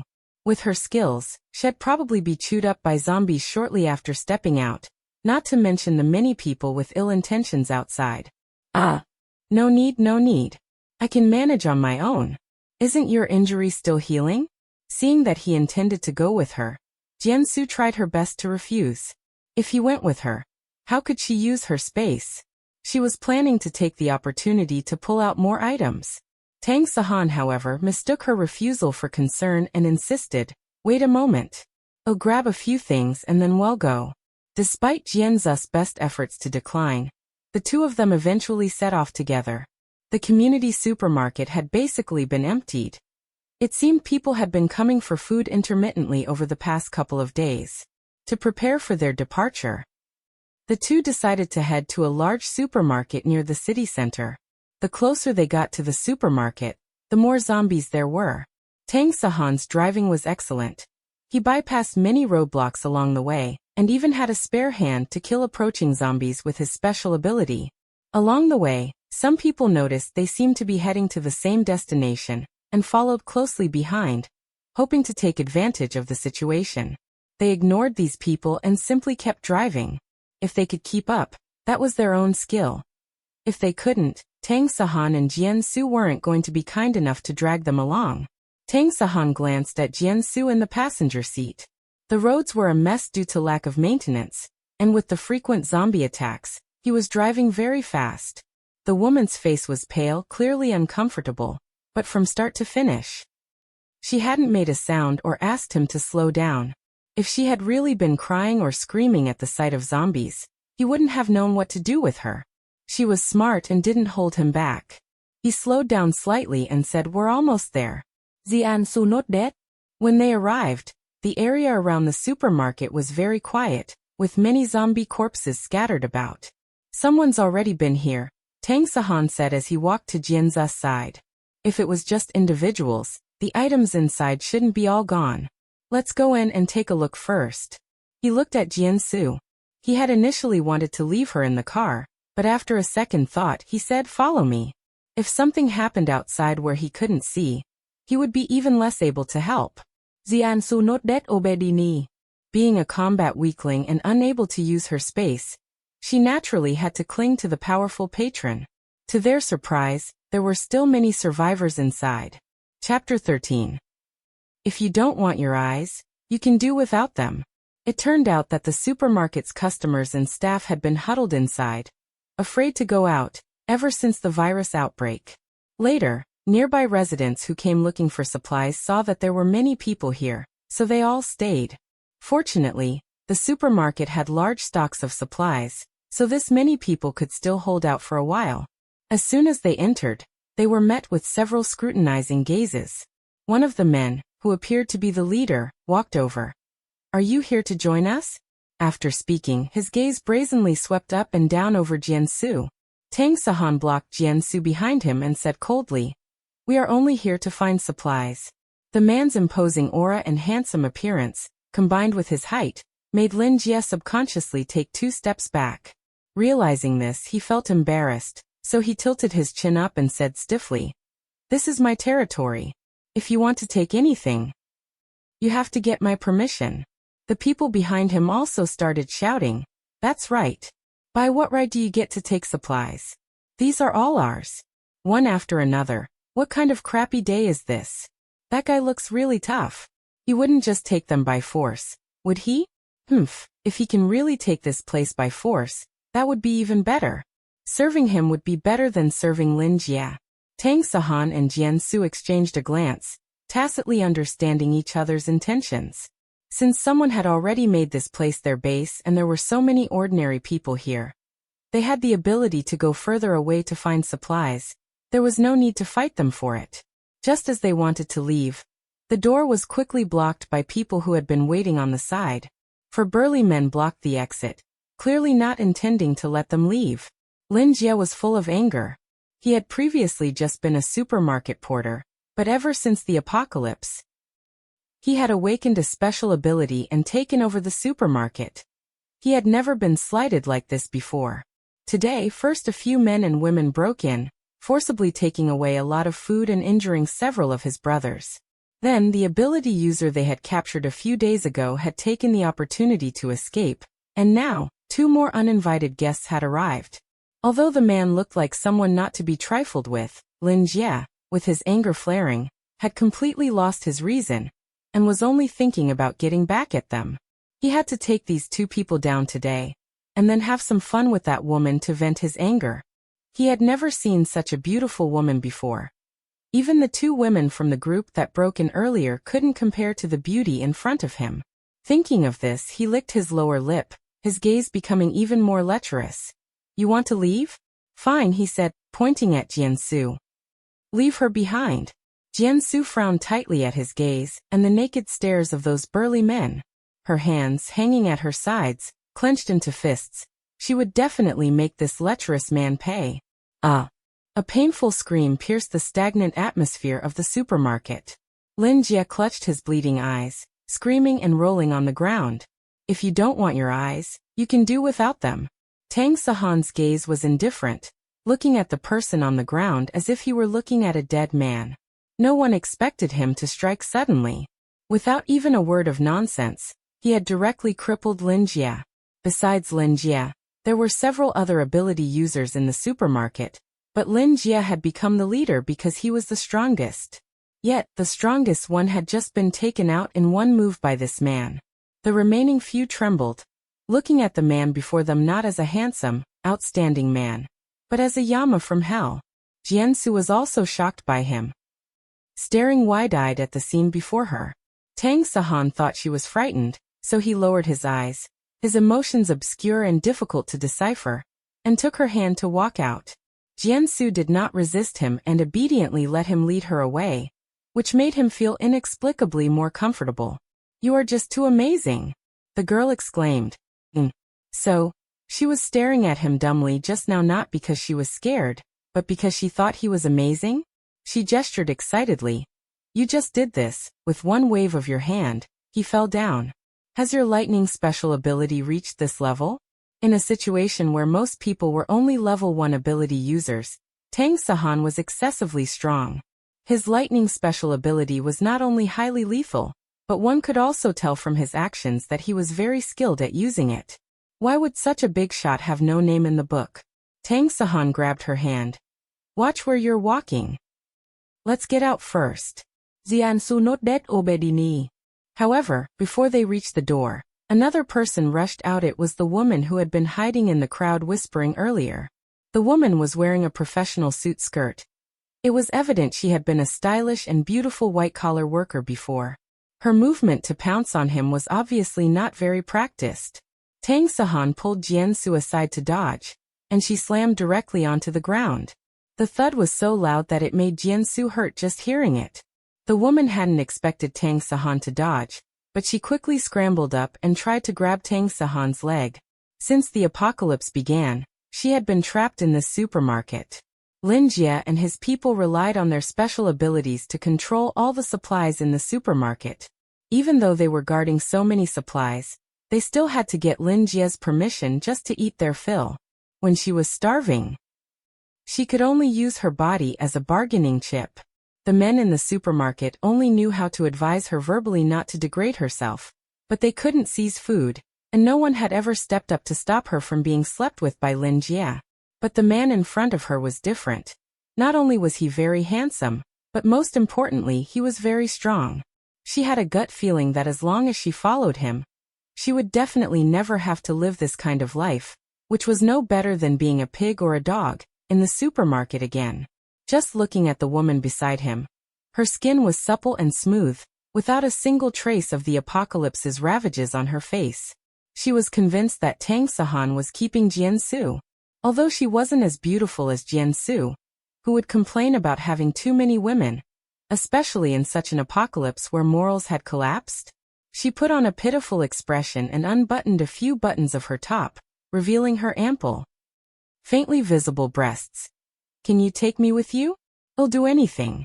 Tang Sahan looked at the woman in front of him with disgust, his voice cold as a blade. "Get lost." The woman, unwilling to give up, still tried to pull him, only to be kicked away by an impatient Tang Sahan. The woman glared angrily at Jiansu, thinking it was all because of this woman that he didn't want her. Jiansu, who was silently watching from the sidelines.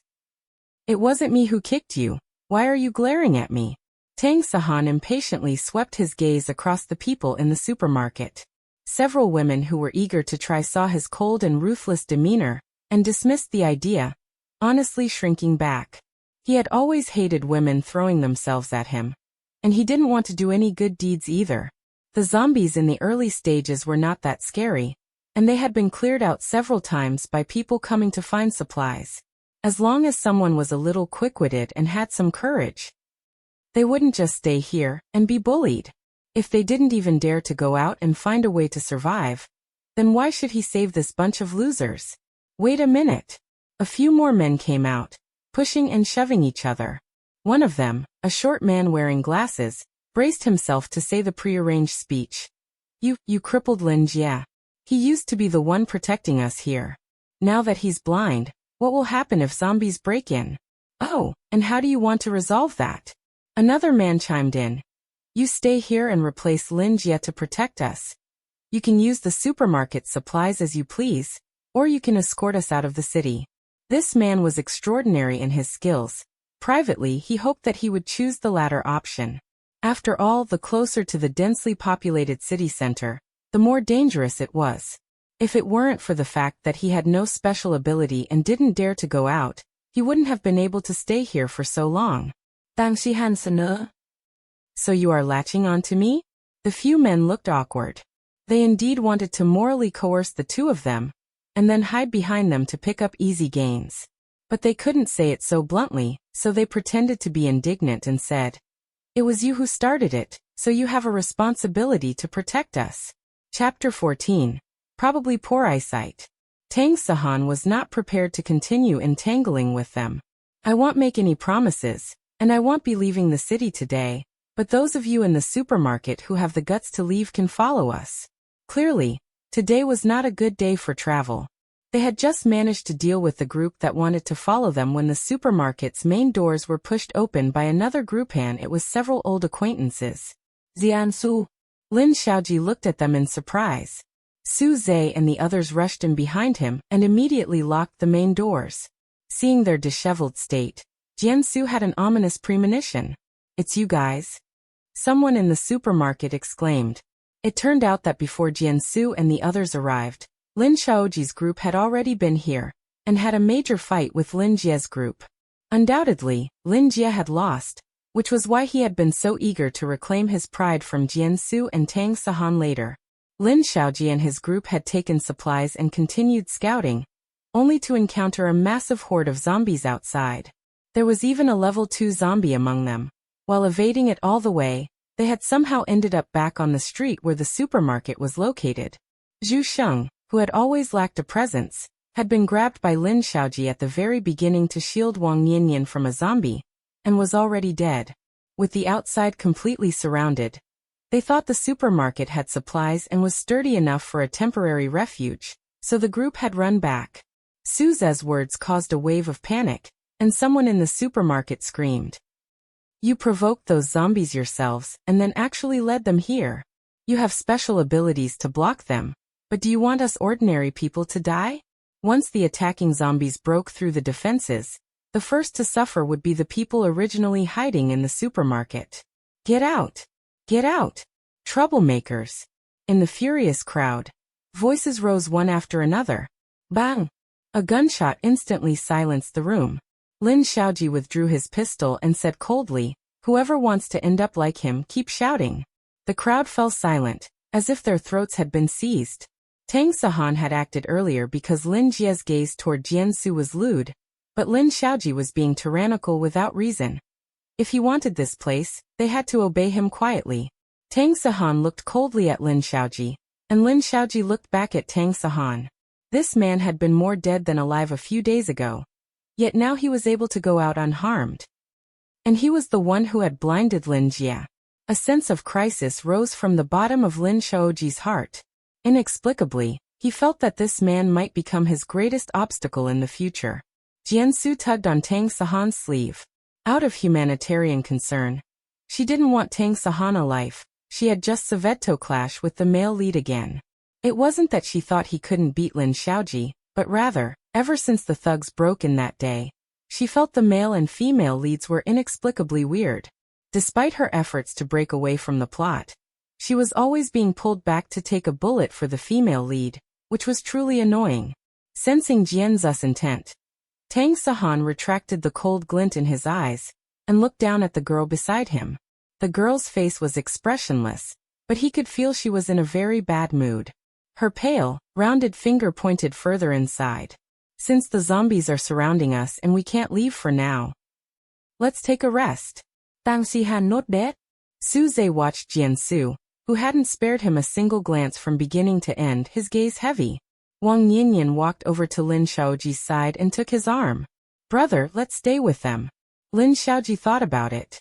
If anything unexpected happened, being with the relatively strong Tang Sahan was better than being with this group of ordinary people who would only hold them back, so he nodded.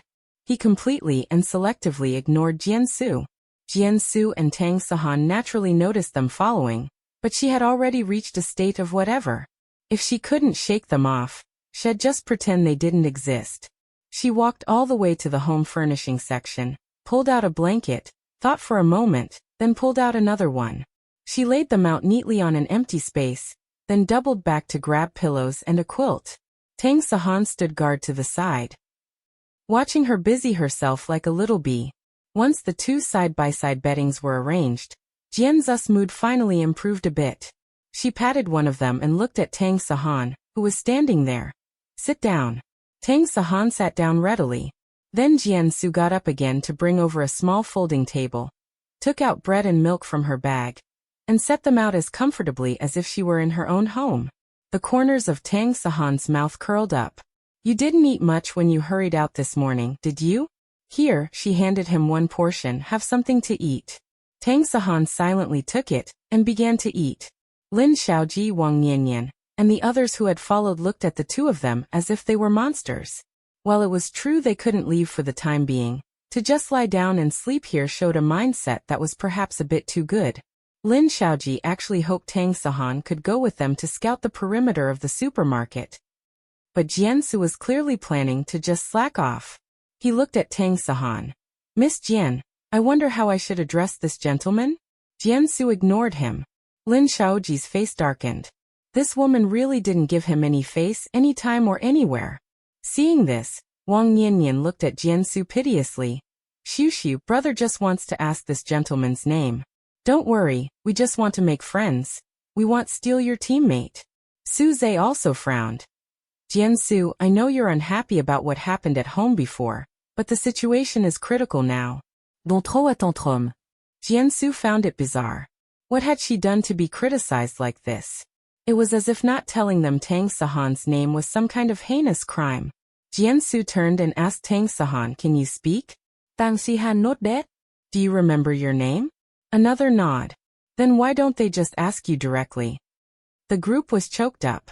Wasn't it because Tang Sahan seemed difficult to approach that they wanted to use Jianzu to build a connection? Tang Sahan glanced at them dismissively. Probably because their eyesight isn't very good. He knew Jianzu didn't like these people, and he didn't want to deal with them either. Wang Nianyan's face flushed red and white. She wanted to say something more, but Jianzu had already silently pulled out earplugs from her bag, put them on and lay down, making her attitude of not wanting to talk to anyone crystal clear. Seeing this, Tang Sahan also leaned his back against the wall, folded his arms, and closed his eyes to rest. The others stood there for a while, then walked away dejectedly when they saw the two had absolutely no intention of acknowledging them. Jianzu didn't understand.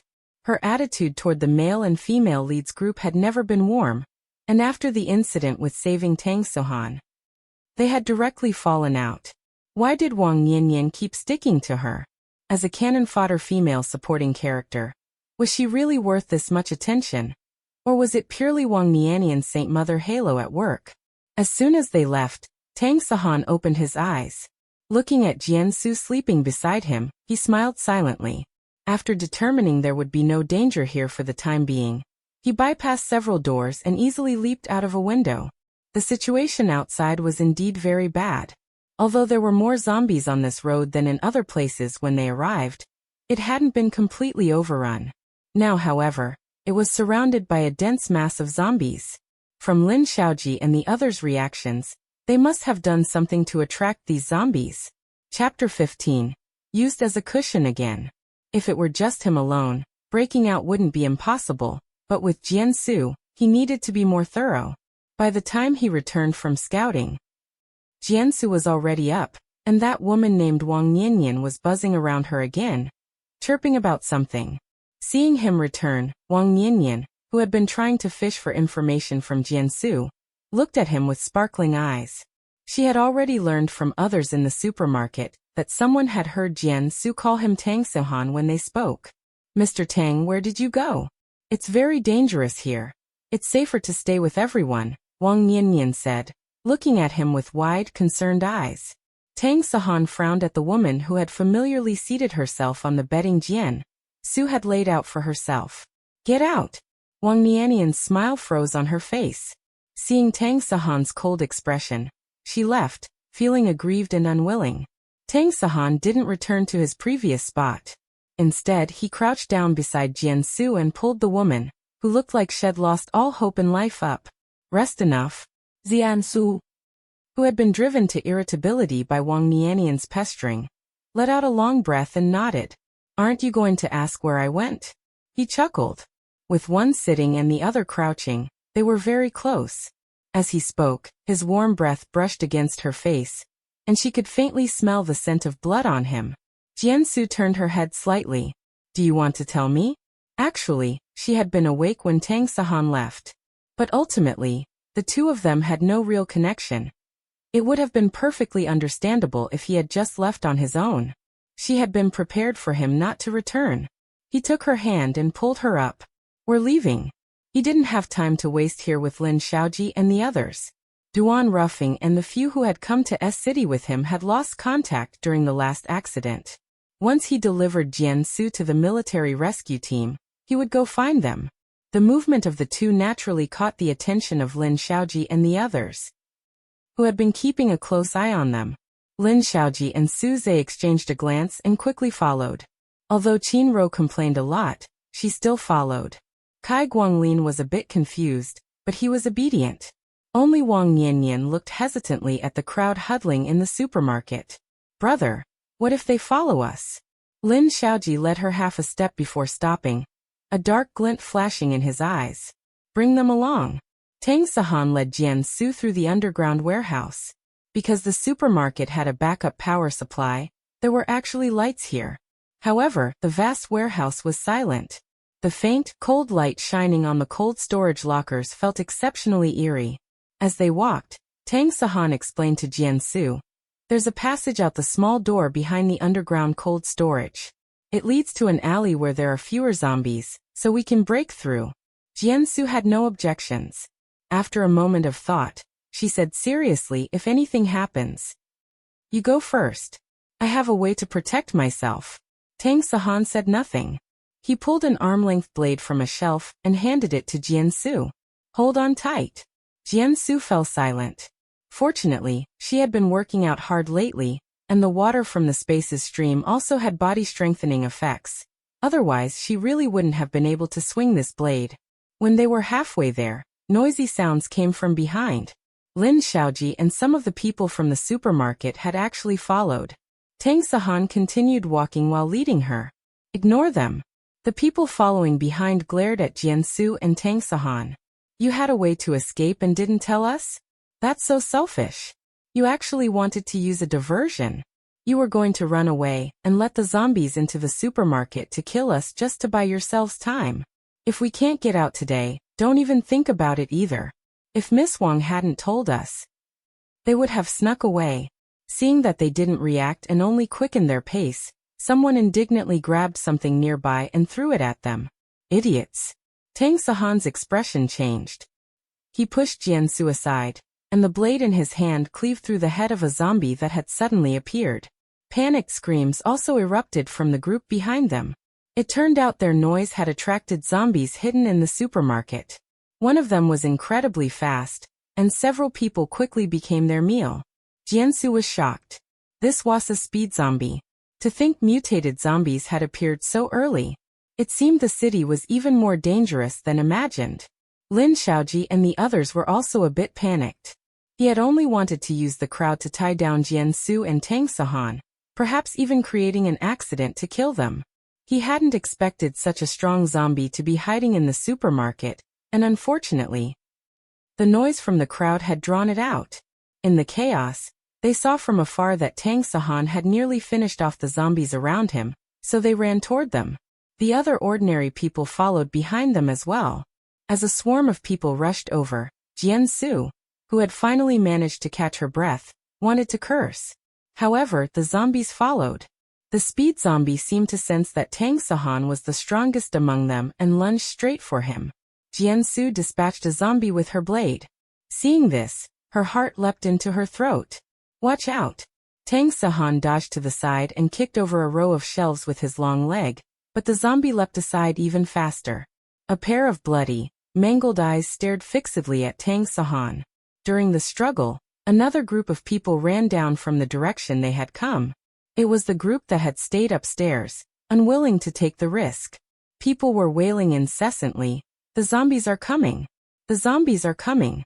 It turned out that after Lin Xiaoji and the others left with some of the people, the zombies outside had suddenly gone into a frenzy for some reason, breaking through the main doors and rushing in. Several people had been bitten to death, and the rest followed the path of those who had left before them. Who would have thought there were zombies down here too? One of them even looked exceptionally powerful. These people, who hadn't stepped foot outside the supermarket since the apocalypse began, were scared out of their wits. The speed of a mutated zombie was beyond that of a normal person. Tang Sahan's injuries hadn't fully healed, so he could only exploit the zombie's lack of reason to attack, baiting it into crashing around blindly, which only made it more enraged. With most of the attacks directed at Tang Sahan, the pressure on Lin Xiaoji and the others instantly lessened. However, Wang Niannian had no special ability. An Qinro was a water type with little offensive power. They had to divide their attention to protect them while fighting the zombies.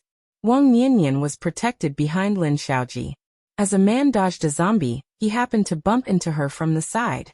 She screamed and instinctively grabbed Jiansu, who had walked near her at some point. Both of them fell backward together. Jiansu happened to be the one Wang Niannian landed on. Her waist slammed hard against a counter, and her face contorted in pain. Wang Niannian turned around and saw Jianzu's face. Just as she was about to speak, a zombie pounced. Su Zhe, who had intended to rush to Jianzu's side to help, instinctively pulled Wang Niannian into his arms to dodge. By the time he went to save Jiansu, it was too late. Used as a cushion, Jiansu endured the pain and raised her blade to strike the zombie's neck. Simultaneously, a small knife flew faster than her, piercing the back of the zombie's head. The zombie collapsed instantly, its corpse landing on Jianzu's legs. Su Zhe let go of Wang Niannian and pulled the zombie off Jiansu, intending to help her up. However, Jiansu had already scrambled up and rushed toward the other side even faster. Su Zhe looked in the direction she was running. It was toward Tang Sahan, who was being besieged by multiple zombies. He also noticed that the knife embedded in the head of the zombie just now was the one Tang Sahan had been holding not long ago.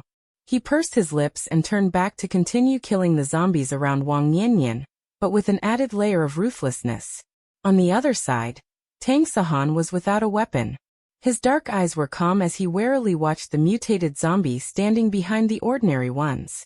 Facing the mutated zombie lunging at him again, he grabbed two ordinary zombies to use as shields. In the next second, they became their kin's meal. An iron rod was thrown toward him. "Catch!" he heard Jianzu's voice. Chapter 16. Are you fast enough? Tang Sahan took the iron rod and quickly cleared the surrounding zombies. Jiansu also killed a few and ran to his side, leaving only the speed zombie eyeing them greedily. Jiansu suddenly asked him, "Are you fast enough?" Their eyes met, and Tang Sahan quickly understood her meaning. "Be careful." Jiansu nodded and followed the path Tang Sahan cleared for her to hide behind a shelf. The mutated zombie didn't understand why these two people, who had just gathered together, had split up again. It seemed to hesitate over whom to chase, but ultimately chose its stronger-smelling old rival, Tang Sahan. However, it soon discovered that during their fight, a hidden weapon would fly from behind and hit it from time to time, making it exceptionally annoyed. After taking several hits from Tang Sahan's rod, and being further provoked by the hidden weapons, it finally set its target on the girl hiding behind the shelf. Giving her no time to dodge, it lunged straight at Jiansu. At the moment it turned and let its guard down, an electric net snared it, and in the next second, it exploded along with its head with a loud bang. Jiansu, her waist in sharp pain, walked out from behind the shelf grimacing, giving Tang Sahan a smile that looked worse than crying. Tang Sahan grabbed her hand and rushed out according to the original route. Lin Xiaoji naturally noticed the movement on their side. This man was stronger than he had imagined, and Lin Xiaoji's gaze was gloomy. Seeing that Tang Sahan was already clearing the way ahead, he faced the zombies constantly pouring in from upstairs and decisively ordered his teammates to retreat. Then, using the heat of his fire ability, he melted several glass panels of the water tanks, and the water and seafood inside slid out with a splash. "Go!" The few of them quickly ran in the direction Jiansu and Tang Sahan had left. Meanwhile, the ordinary people behind them were tripped by the water and fish all over the floor, their bodies falling across the path and blocking the zombies behind. They watched with faces full of terror and disbelief as Lin Xiaoji, Wang Niannian, and the others who had previously said they would take them along sailed away, becoming food for the zombies amidst their regret. Tang Sahan used his mental power to scout the way as they walked. There were far fewer zombies in the underground passage than on the surface, and they dealt with them easily. Upon exiting, they saw several cars parked there, and Tang Sahan chose the nearest black one. Just as they were about to leave, Jiansu pulled him back. "Wait a moment, I'll be right back." She ran to another car closest to the exit, smashed one of the glass windows with the knife in her hand, sprinkled something inside and quickly ran back. "Let's go." The car sped along, sending countless zombies flying. But Tang Sahan clearly had excellent driving skills. Not only did he aggressively clear the way by ramming zombies, but he also maneuvered flexibly around roadblocks. Only Jiansu suffered, her face pale as her hands gripped the handle tightly, her already injured waist hurting even more from the jolts. Finally breaking out of the zombie-surrounded area, Tang Sahan parked the car in front of a dessert shop. After clearing the surrounding zombies, he let Jiansu out, but as soon as she pushed open the car door, he picked her up. "You." Jiansu was about to refuse when Tang Sahan asked, "Does your waist not hurt anymore?" He had noticed she was injured long ago, but there was no time to deal with it during the escape. Now that they were temporarily safe, his first thought was to see how her injury was. He carried her into the dessert shop, placed her on a sofa in the lounge area, and said, "Take out the medicine." She had told him when they left this morning that there was medicine in her bag, and fortunately, her backpack was still with her after the fight. Jiansu lay prone on the sofa and weakly rummaged through her bag for the ointment. Tang Sahan took it, and was about to lift her shirt, but Jiansu immediately turned back and pressed down on his hand at the hem of her clothes, looking at him warily. Tang Sahan looked at her with amusement. "Now you know to be afraid? Why weren't you afraid when you took me back and slept with me before?" Jiansu corrected him. "It wasn't sleeping together, I slept on the sofa." Seeing her wide, cat-like eyes glaring at him, he turned her head back and pressed her down to lie flat. "Can you reach it yourself?" Jiansu was speechless and obediently let him proceed. But once the clothes were lifted, Tang Sahan began to feel uneasy. The hem of her short-sleeved shirt was rolled up, revealing a section of fair and tender slender waist. So thin he felt he could break it with just a little force, not to mention the smoothness under his touch. He finally realized that the person before him was a completely different creature from the rough men he usually dealt with among his subordinates.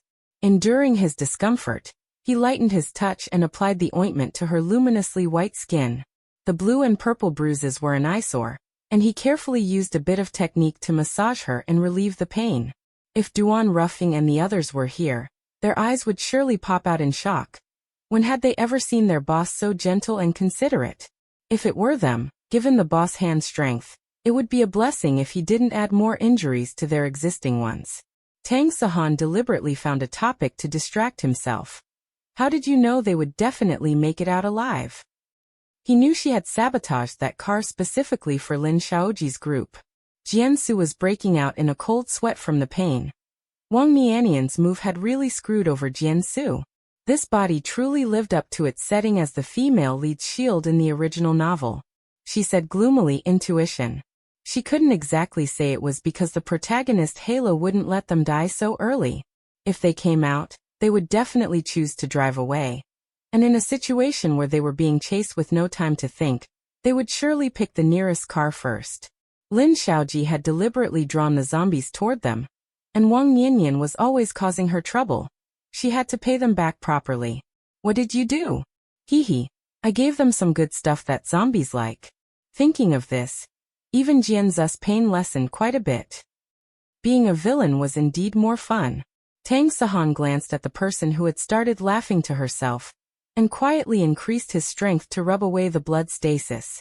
Stay away from that woman in their team in the future. When you're alone, don't confront them directly, protect yourself first. It wasn't that he had guessed Wang Niannian's protagonist Halo, but simply that he felt that woman brought bad luck. Jiansu seemed to get injured every time she encountered her. Moreover, those people showed no gratitude toward Jiansu for taking them in, and instead repaid her kindness with enmity. From the way Lin Xiaoji used those ordinary people as human shields, it was clear he was a man who would use any means necessary. With Jianzu's mediocre skills, he really didn't feel safe leaving her with them. I don't want anything to do with them either, but they're always dragging me into it. Jiansu gritted her teeth. Ouch. It hurts. Tang Sahan applied a bit more pressure, and Jiansu couldn't take it. She reflexively tried to pull away, twisting her body to avoid his hand. As a result, she didn't escape, but instead, Tang Sahan's hand that was massaging her waist landed on her lower abdomen. The sensation under his hand was soft, and Tang Sahan subconsciously moved his fingers to press down. Jianzu's face turned beet red, and she grabbed his hand. What are you doing? The girl before him was bristling and glaring at him like a cat that had its tail stepped on. He withdrew his hand and coughed lightly to hide his discomfort. The medicine is applied. Rest here for a bit while I go look for supplies. After saying that, he walked away quickly, with only his reddened ears revealing his inner turmoil. However, before leaving, he carefully checked the doors and windows, locking and reinforcing them one by one. Watching the man's departing back, Jiansu sat up from the sofa and gently patted her flushed face. After a short while, adhering to the principle of not letting things go to waste, she put all the flour and tools in the dessert shop into her space, not even sparing the display shelves, glass cabinets, or the tables and chairs in the lounge area. Of course, she left some on the surface to avoid making Tang Sahan suspicious. On the other side, Lin Xiaoji and the others finally managed to escape and rushed straight to the car at the entrance. They only thought the smashed car window was the work of someone who had tried to steal the car earlier, but didn't have time to drive away. But they soon noticed something was wrong. Why are those zombies constantly following us? Chapter 17. Duan Rufeng? Suze pondered for a moment before speaking up. It should be that bottle of solution. After gathering supplies at the supermarket this morning, they had gone to the hospital to collect some medical supplies. While there, they found an old professor who told them before he died that the zombie virus had already appeared long before the major outbreak, and that he had been conducting research on it. That day, a patient at the hospital suddenly went mad, turning the entire hospital into a living hell. He had been hiding in the research lab, but before they arrived, his assistant had also mutated and bitten him. Before dying, he expressed his wish for them to destroy everything in the lab, including a bottle of solution he had just finished creating half an hour prior. Lin Xiaoji and the others did indeed set fire to the lab, but his intuition told him that the bottle of solution the professor was clutching in his hand before he died was very important, so he didn't destroy it and brought it out instead. As soon as they left the lab, the zombies began attacking them frantically, consciously gathering around them. They fled all the way to the supermarket, and only when the surrounding zombies thinned out were they able to catch their breath. They hadn't expected that while they were busy following Tang Sahan down into the cold storage, the zombies outside would break through the supermarket's defenses and invade. They probably understood now why the professor had asked them to destroy the solution. While it couldn't cure the virus, it could attract zombies. If utilized by someone, it would be a weapon of mass destruction. The more Lin Xiaoji understood the situation, the less he wanted to give it up. Even while being hunted, he kept it with him. The zombies were indeed chasing them because of the solution, but they were initially attracted because Jiansu had sprinkled a lot of medicinal powder with a bloody scent in their car. She hadn't expected it herself. Her original intention was just to add some obstacles to their escape route, but by a twist of fate, it caused a massive wave of zombies to target them. Holy shit! Cai guang lin suden li kuset? The car screeched to a halt. Lin Xiaoji asked while attacking the pursuing zombies, "What's wrong?" Kai Guanglin said anxiously, "The car is broken." That's right. Jiansu had punctured their tires before leaving, and only now did they truly run out of air. In the short time they were stopped, a large swarm of zombies had already caught up. Suze's expression was grave. It's too late. Kai Guanglin erected an earthen wall to block the front. Lin Xiaoji continued to use fire, and Suze used metal to attack the zombies' heads, while Qin Ro and Wang Niannian hid behind them. Unfortunately, 2 hands are no match for 4. There are always moments when one can't watch their back. While Lin Xiaoji was dealing with the zombies in front, a zombie's hand reached out from the side and grabbed Wang Niannian's collar. Wang Niannian looked up in terror, her eyes meeting the startled gaze of Qin Ro. Qin Ro hesitated for a second. Before she could reach out to pull her, Wang Niannian had already been dragged away. The blood-red, foul stench of a zombie wafted into her nostrils as sharp teeth tore into her shoulder. She had been bitten. Wang Niannian realized with horror. She cast a resentful look at Qin Ro, whose expression was complicated, and shouted Lin Xiaoji's name loudly. Qin Ro snapped out of it. For a split second, she had felt it would be better if Wang Niannian died here, so she hadn't saved her immediately. But she suddenly realized that if Niannian's luck was good and she didn't die, given how much Lin Xiaoji and Suze doted on her, she would be the one in trouble. Thinking of Wang Niannian's gaze just now, she shivered and quickly ran over, using a weapon to smash the back of the zombie's head. Lin Xiaoji also noticed the scene immediately, his eyes nearly bursting from their sockets. He rushed over to catch Wang Niannian's falling body. Suze and Kai Guanglin were also injured. Seeing Wang Niannian had been bitten, Suze shouted loudly Aji. Lin Xiaoji grit his teeth, threw the bottle of solution with all his might, and said as he held Wang Niannian, "Go." They quickly found a new car by the roadside, and the group sped away in a pathetic state. If Jiansu knew, she would have lamented. This important item, which Lin Xiaoji would later use to screw over several major rivals, and which would help them achieve great merit during the base's zombie tide, was actually destroyed so haphazardly. Without Jiansu by his side, Tang Sahan's speed increased significantly. He drove to several nearby shops, collecting a whole carload of supplies before returning. When he returned, he saw Jiansu squatting next to a man lying face down, holding a stick and gesturing over his head as if considering where to strike. "Jiansu," he called out to her. With a thud, Jiansu immediately dropped the stick and ran over, her eyes sparkling. "You're back. What happened?" He put down the things in his hands. "A person who was being hunted just now collapsed at the door with heavy injuries, so I pulled him in."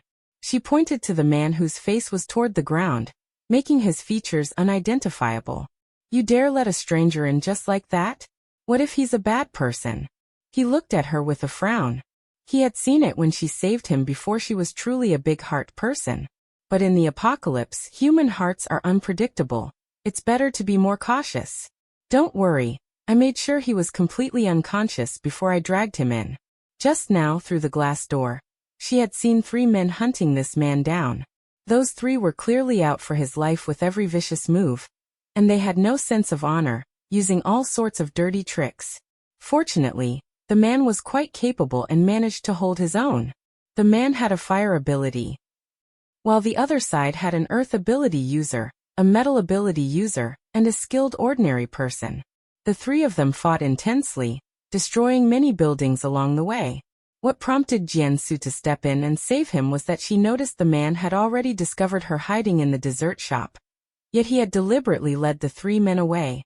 Whether it was out of a motive to protect her, or because he had his own plans, when he returned here after killing those 3, Jiansu chose to open the door and bring him in. Otherwise, before long, if he wasn't eaten by zombies, he would have bled to death.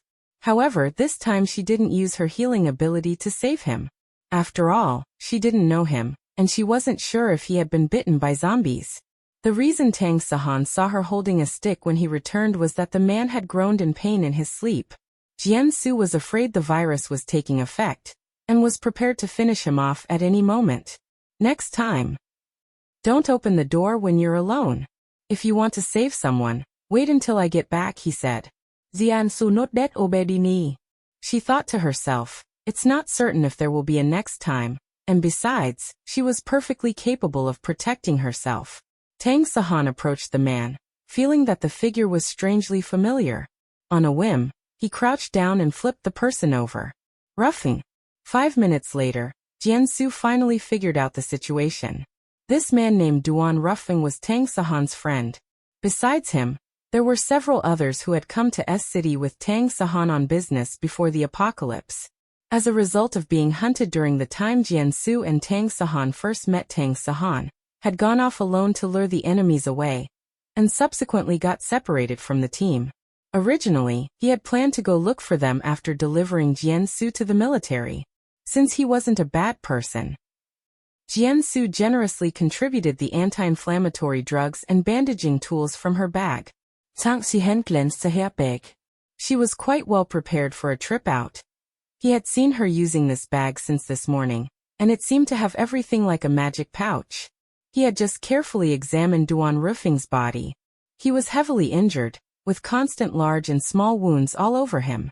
Clearly, the situation on their end after they separated had also been tragic. He didn't know how badly the others were injured. Thinking of the group of people hunting them, Tang Sahan's gaze darkened. A blessing in disguise. Duan Rufing had not been bitten by zombies. He took a deep breath, finished bandaging Duan Rufing's wounds, and looked at Jiansu. We can't stay outside for long. Let's head back first. Jiansu had no objections. However, she had a feeling that the day she and Tang Sahan would part ways was likely coming soon. Chapter 18. Shifting the blame. Jiansu and Tang Sahan were delayed for a while outside, and by the time they returned to the Jian family villa, Lin Xiaoji and the others had already come back. They really are like unkillable cockroaches, Jiansu thought, curling her lip. Seeing that they had brought someone else back, the others didn't react much, but they were very indignant about what happened at the supermarket today, glaring at the two of them one after another. Even Kai Guanglin, who usually had a grinning face, looked at Jiansu with disappointment and anger. Jiansu. What was he so disappointed about? Hadn't they been the ones who tried to harm people first?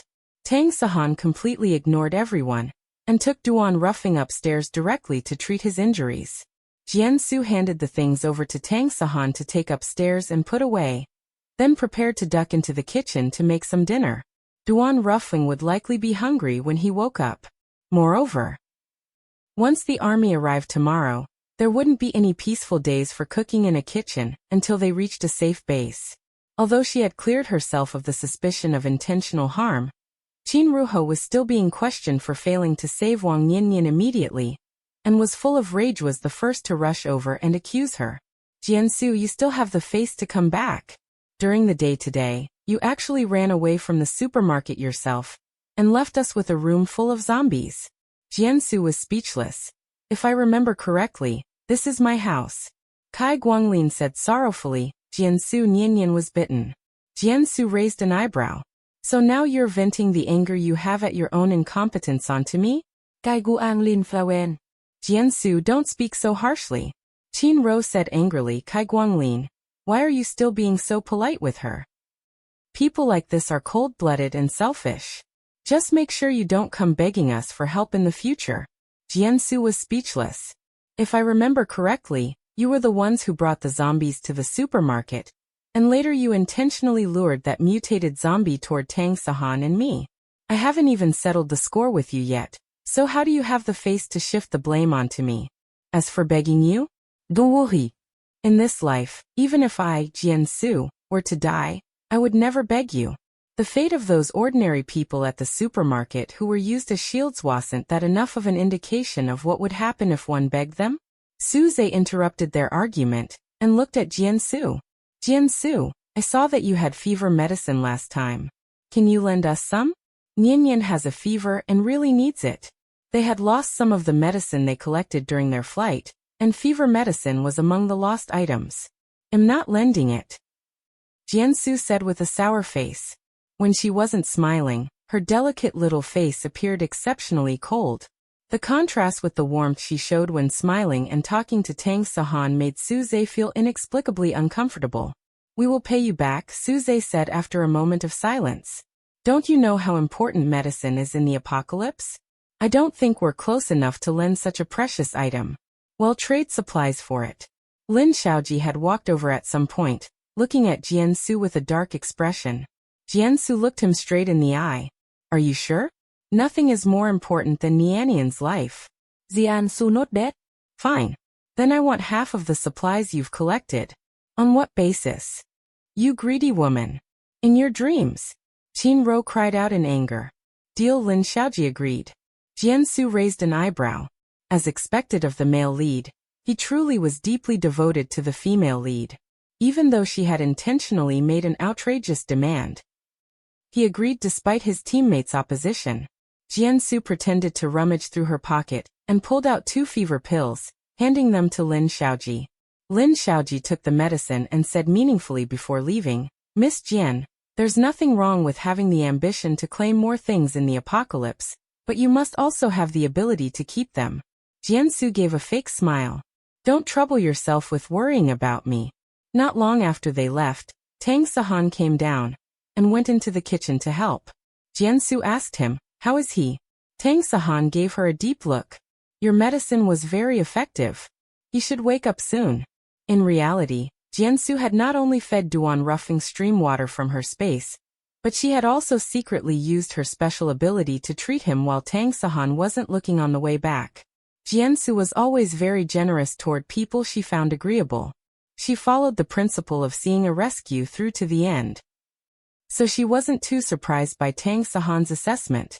Jiansu was thinking about the army's arrival tomorrow, so her hands were a bit careless. Just as she was about to cut her finger, a large, warm hand pressed down on hers. "Let me do it." Jiansu looked up.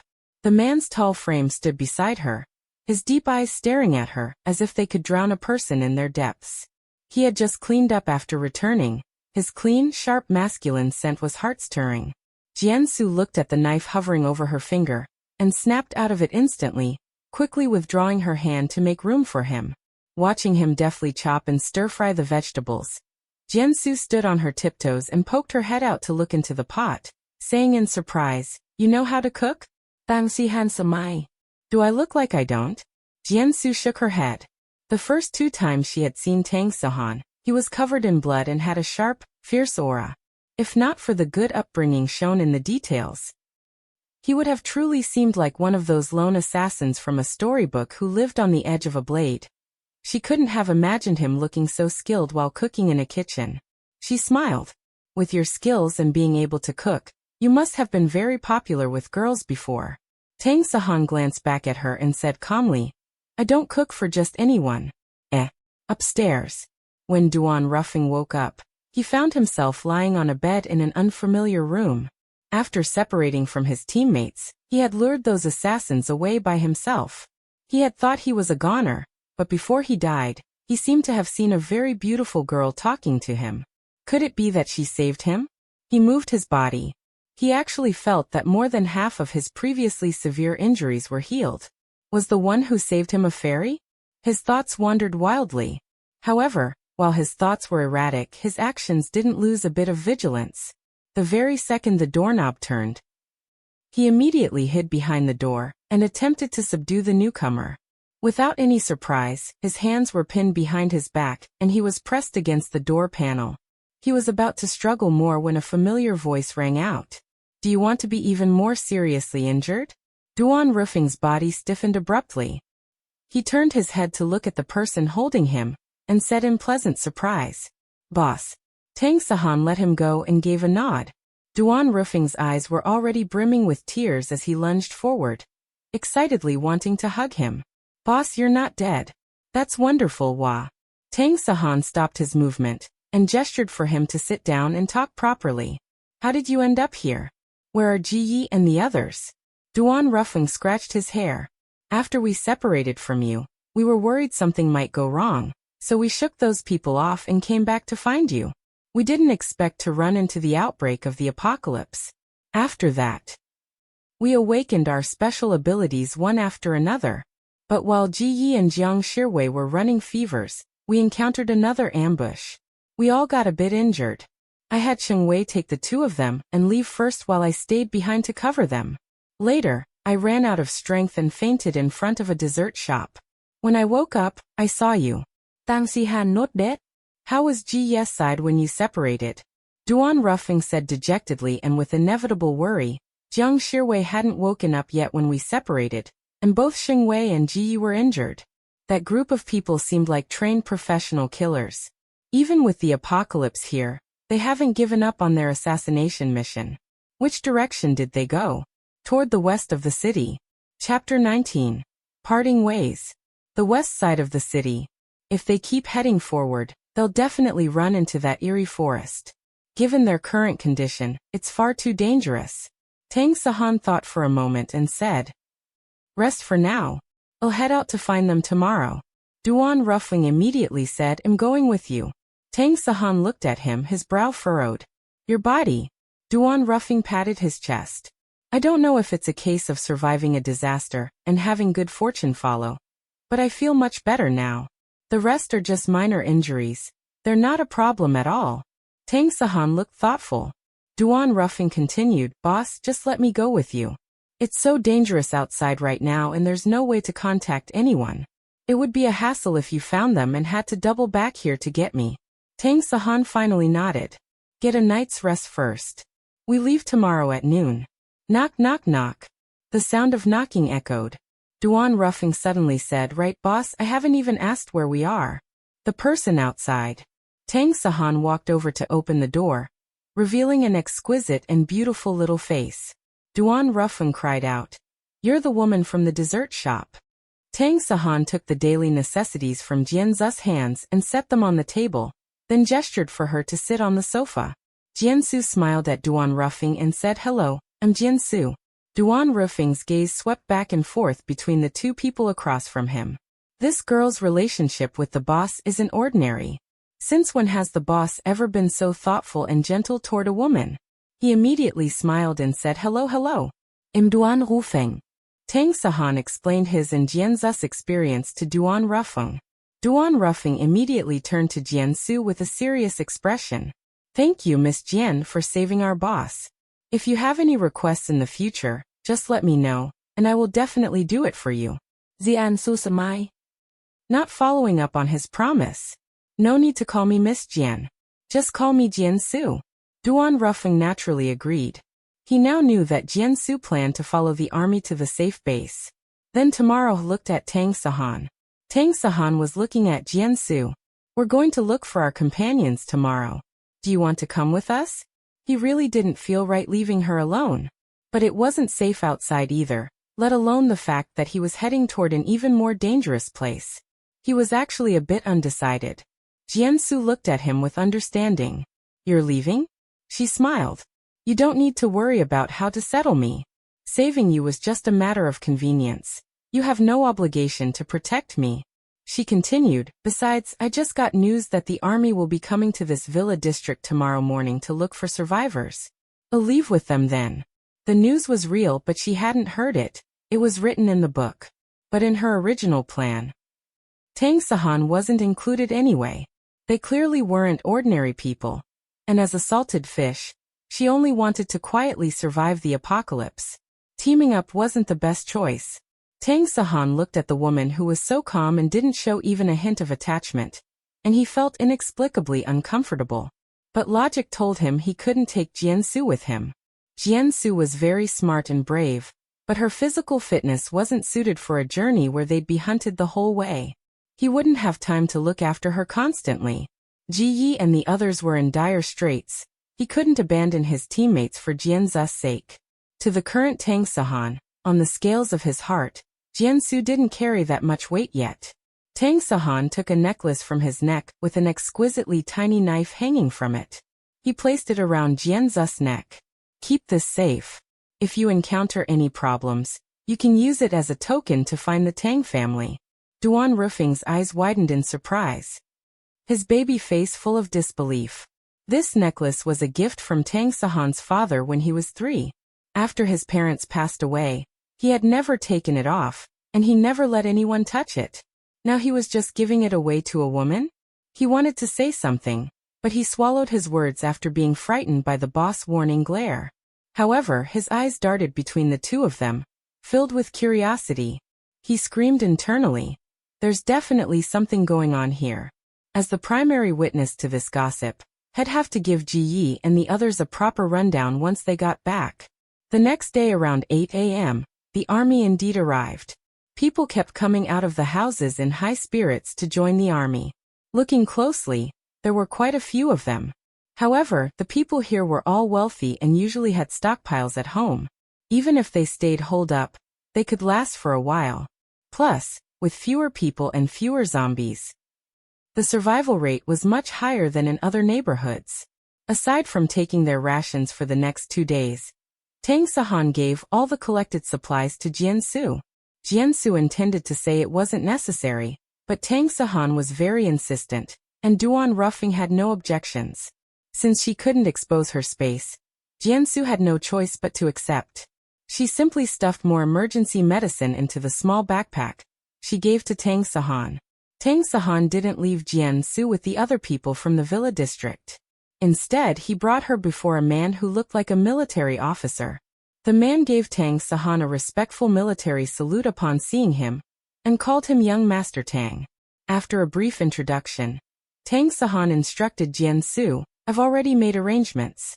You can follow Lei Ting with peace of mind. They will escort you to the safe base. As for the supplies, I've also handed them over to the army on your behalf.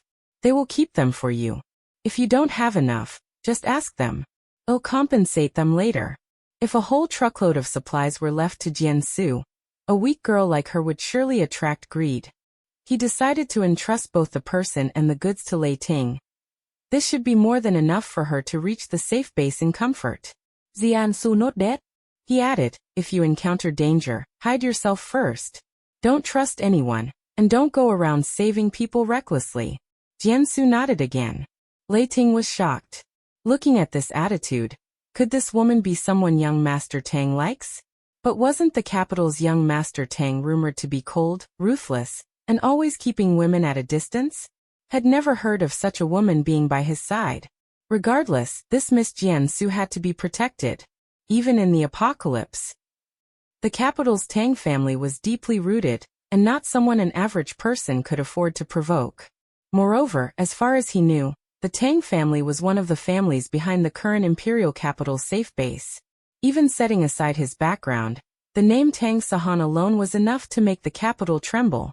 Having said what needed to be said, Tang Sahan took one last look at Jiansu, then turned and left decisively with Duan Ruffing. He didn't look back once, as if hesitating for even a second would lead to regret. Jiansu watched him leave and quickly retracted her gaze. Lei Ting called over a sturdy-looking young soldier, and introduced him to Jiansu. "This is Zhao Lin. I'll be following Miss Jian from now on. If you have any issues, you can speak to him directly."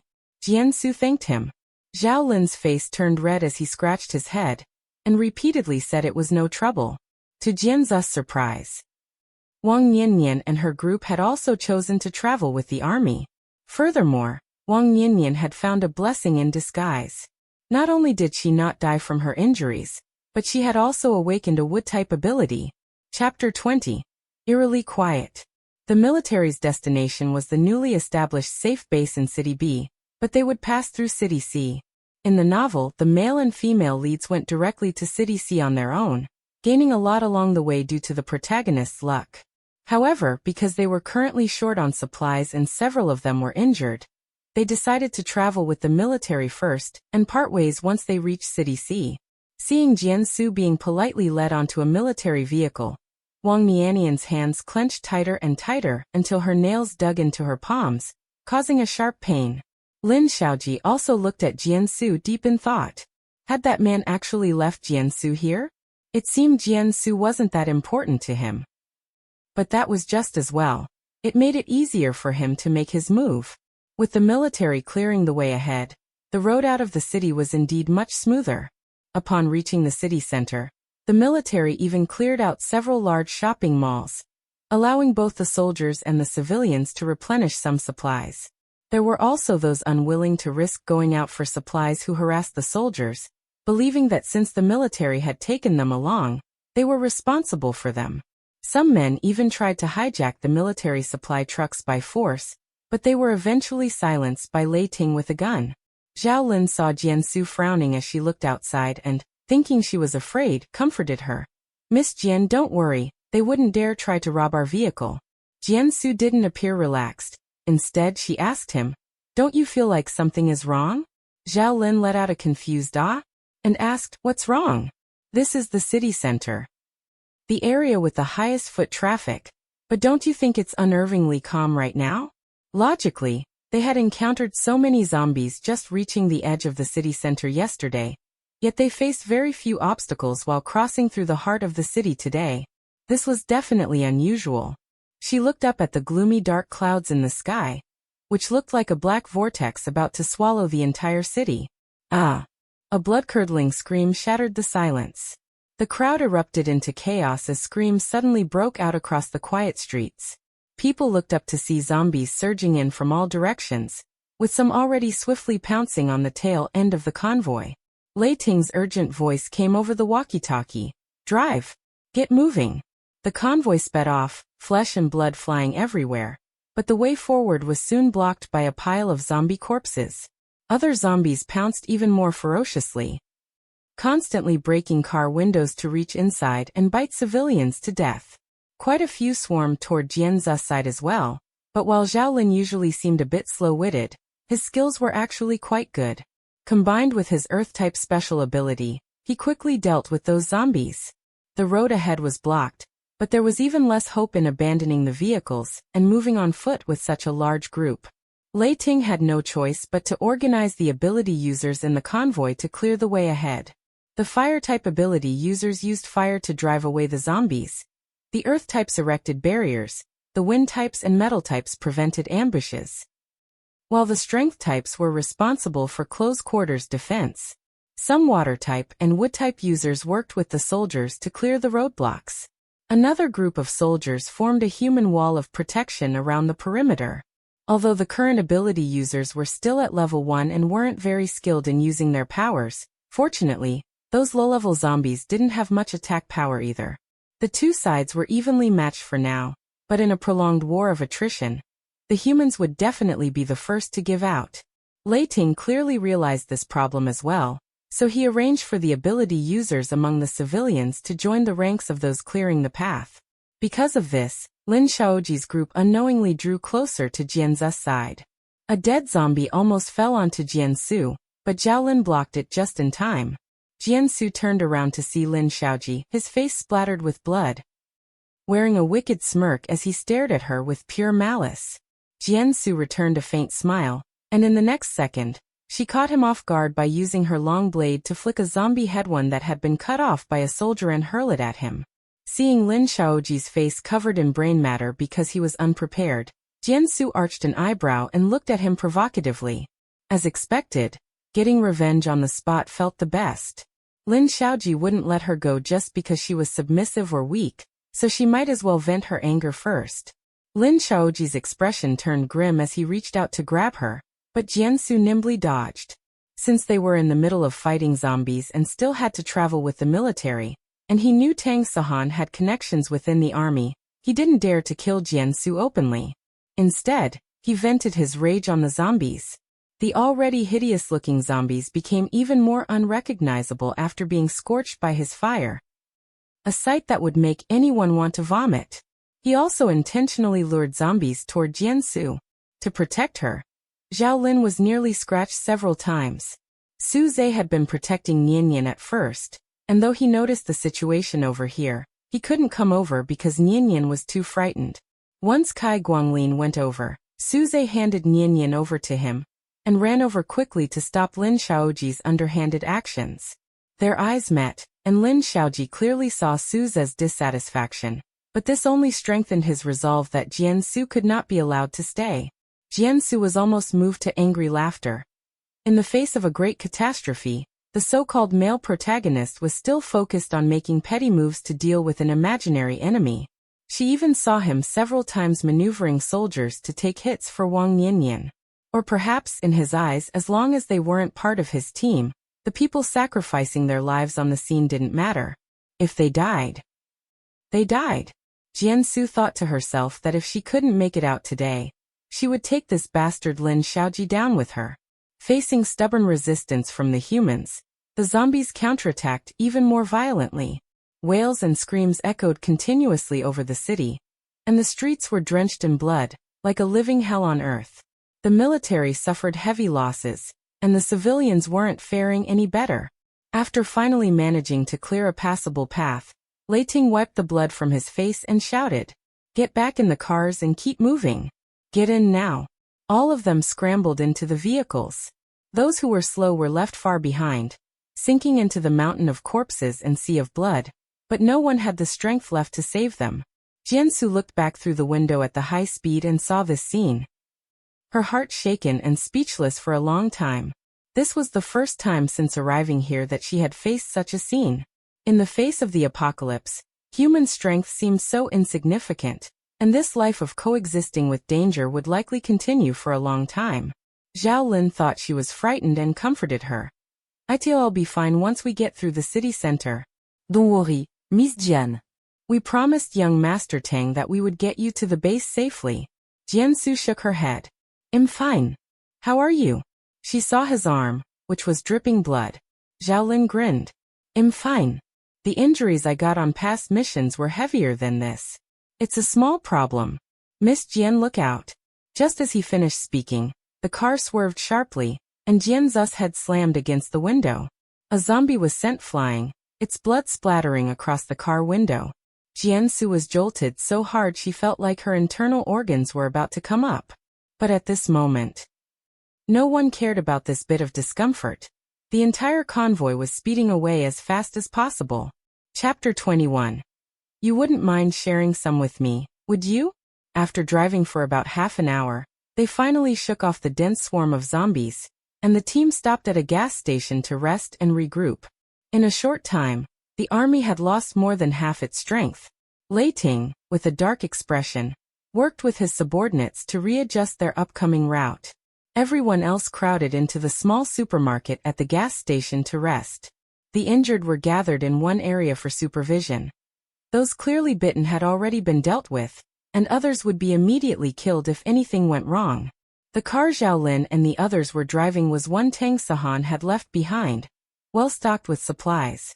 He took a bottle of water from it and handed it to Jiansu, then sat aside to tend to his own wound. The wound on his arm had been slashed open by wire, leaving a large mangled gash. Fortunately, it wasn't a bite, so he didn't need to be quarantined. Conditions were extremely crude, and danger was everywhere. The military doctor could only handle a limited number of patients, so most people, like Zhao Lin, just bandaged themselves up as best they could. Jiansu was worried he might get tetanus. After a moment's thought, she pretended to pull another bottle of water from her badge. It was actually spring water from her space. She stopped Zhao Lin's rough bandaging and said, "I have another bottle of water here. Rinse the wound first before treating it." Zhao Lin shook his head repeatedly. Water is so precious. Using it to rinse a wound is too wasteful.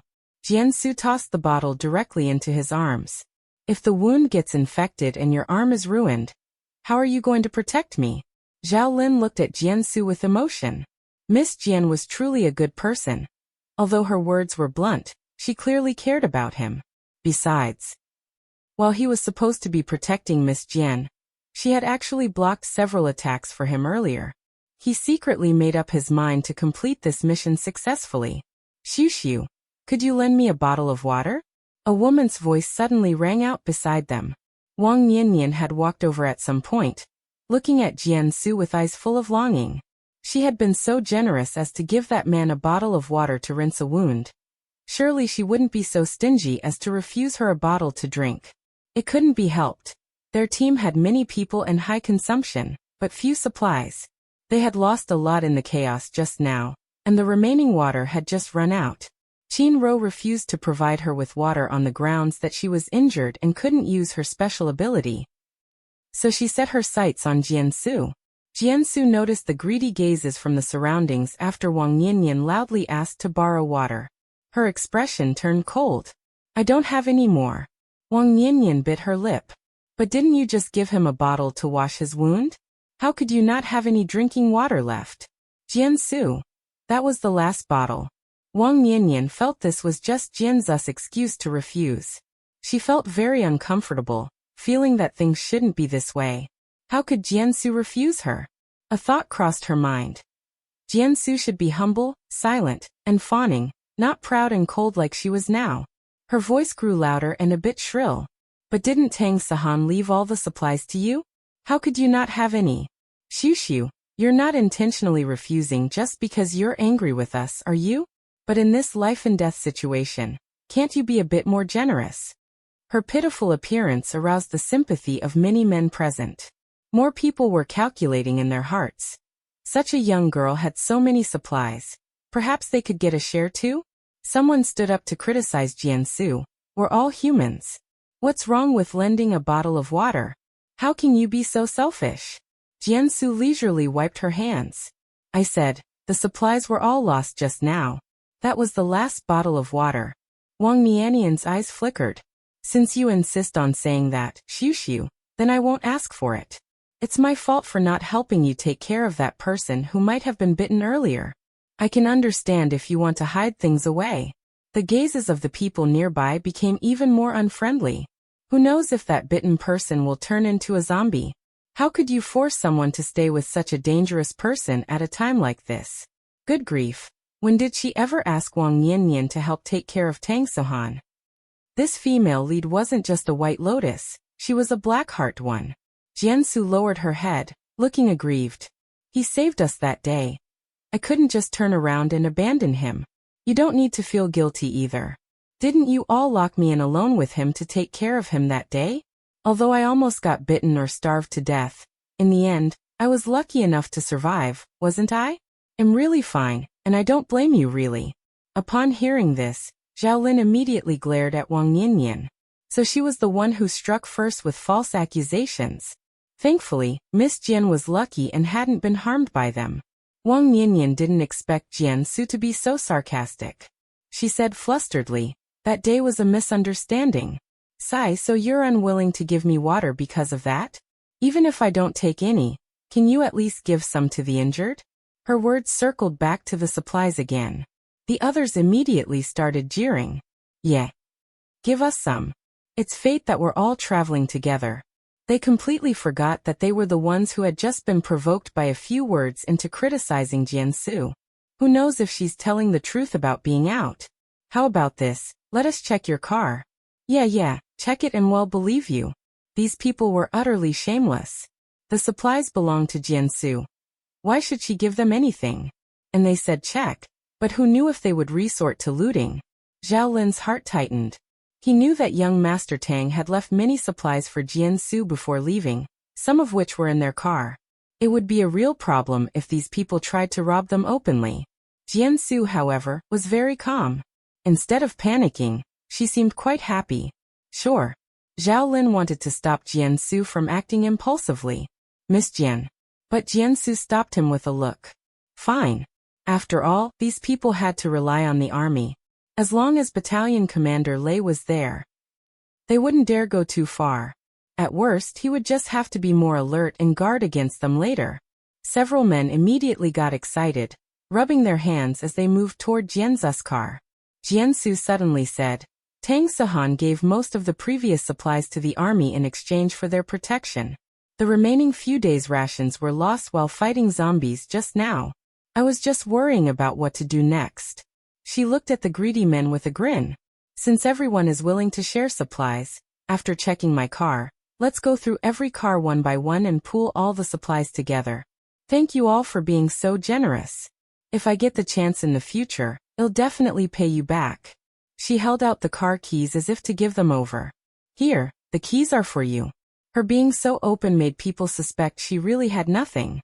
Looking at Zhao Lin in his military uniform standing beside her, they believed her story about trading supplies for military protection a bit more. But no one else was as wealthy or generous as she was, willing to trade supplies with the army. Everyone was from the wealthy district and had some stock at home enough for themselves, but absolutely impossible to bring out for sharing. Although the army didn't provide food or drink, they cleared the way and killed zombies. There was no benefit in offending them. Once they realized this, several people immediately stepped back and waved their hands. Ha, never mind. I don't have anything good to share. Everyone should just look out for themselves. Others who were afraid of having their cars checked also chimed in one after another. A car is like a house now. It's private after all. Let's not go checking around randomly.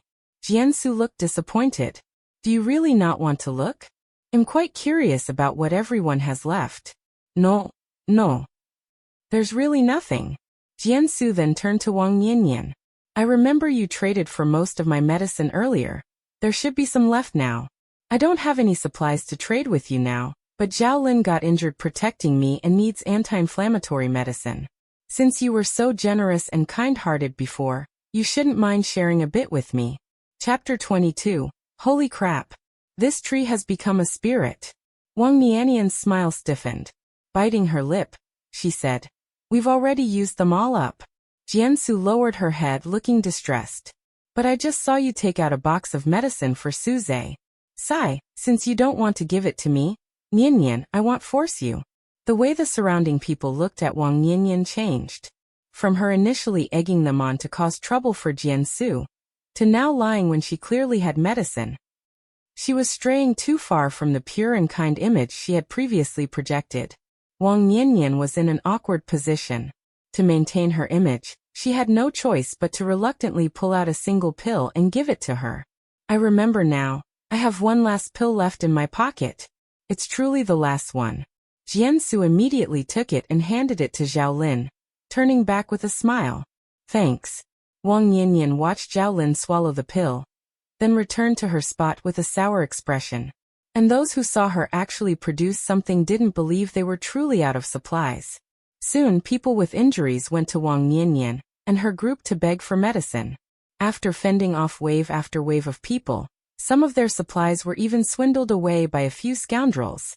The group was furious but for the sake of appearances, didn't want to have an open falling out.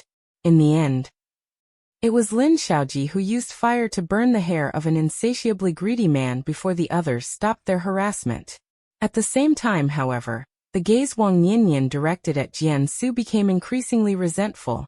The military side finished discussing the route, and came to notify everyone to continue moving. Someone complained about wanting to rest more, but Lei Ting shut them down with a hardline stance. The military wouldn't care about anyone who didn't keep up. Just as the crowd was dragging their feet, another group of zombies lunged out. Those who had been clamoring were scared out of their wits and immediately drove their cars to follow the convoy. The zombies were relentless. The team, which had just caught its breath, began a frantic flight for their lives again.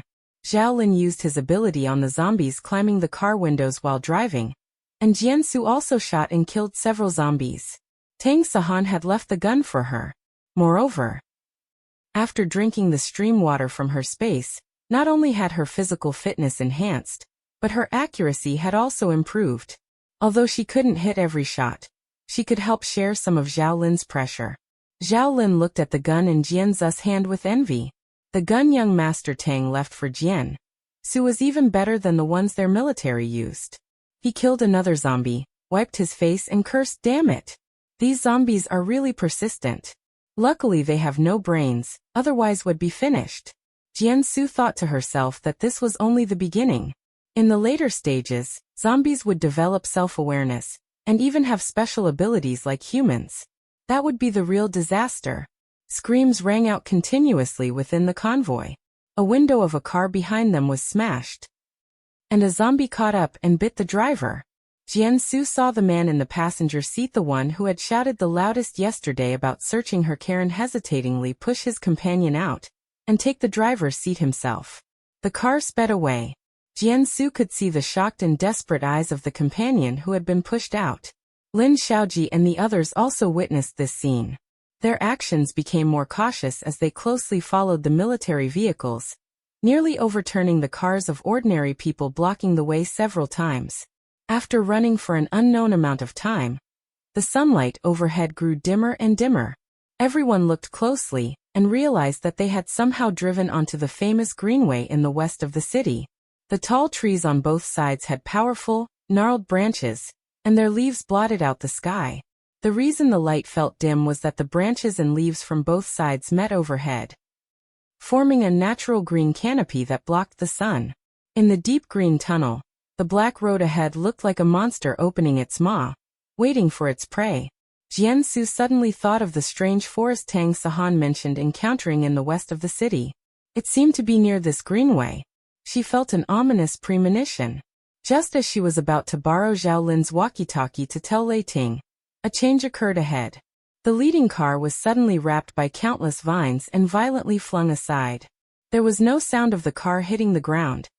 Only after a single scream did the car disappear before everyone's eyes, as if swallowed by a black hole. Meanwhile, the ground had somehow become covered in green vines, which were slowly climbing up toward their cars. The cars were too large a target and not flexible enough. Seeing the second car disappear into thin air in the same manner, Lei Ting took out a megaphone to urgently notify everyone. Get out of the cars immediately. Watch out for these vines. Ability users grouped together. Zhao Lin and Jiansu decisively got out of the car and rushed to Lei Ting's side. There were still people behind who hesitated, thinking it was safer inside the cars, but within a minute, another entire car disappeared. Terrified, the crowd stumbled toward the military, where the strongest combat power was. However, vines blocked the path. As people ran, they constantly tripped and were covered by new vines, buried alive directly in a sea of green. The man who had abandoned his companion in the car was about to reach the destination when a woman stumbled and blocked his path. The man cursed and pushed her away. Move, you bitch. Jiansu stepped forward to catch the woman who was about to fall, but to her surprise, the woman suddenly turned and hugged the man's body, falling down into the green sea with him. Before she died, the look she gave Jiansu held a trace of gratitude and satisfaction. Someone nearby recognized the woman. She was the wife of the man who had been thrown from the car by the now-dead driver today. There was no time for much sentiment. That forest seemed to have come alive, chasing after them. All the ability users were struggling to hold their ground, but their attacks were having very little effect. Earth-type ability users were completely suppressed by this forest, while water types were even providing them with nutrients. A daring wood-type ability user tried to control them, but was directly pierced through the internal organs by sharp branches, their body torn to pieces. After winding around, they broke into a sea of flowers. Although the sky was still very gloomy, those vines finally stopped following them. At this moment, almost all personnel had been lost. Aside from about a dozen soldiers, the group of the male and female leads, and Jiansu, not a single ordinary person had survived. Having escaped those terrifying plants, Zhao Lin breathed a sigh of relief. But Jiansu felt something was wrong. Those vines didn't seem to be trying to kill them all, but rather seemed to be intentionally leading them here. She looked at this peaceful and beautiful sea of flowers, her thoughts gradually drifting. In a daze, she felt like a puppet being pushed forward by an invisible force. But a voice inside her kept calling, "Wake up, wake up." She snapped her eyes open. The scene before her had changed. It was no longer that beautiful and brilliant rose garden, but a sea of black flowers emitting a smell of decay. The entire image was eerie and sinister. A few more people had already disappeared.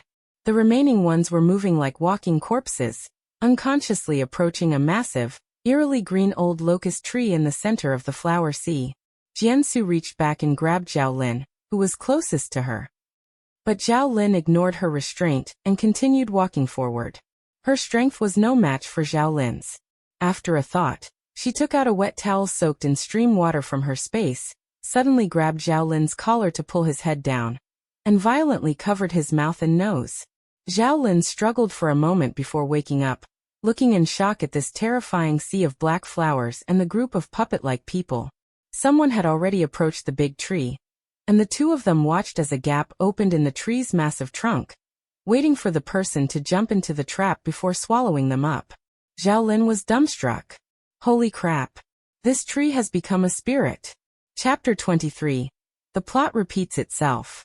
Waking everyone up individually was clearly unrealistic.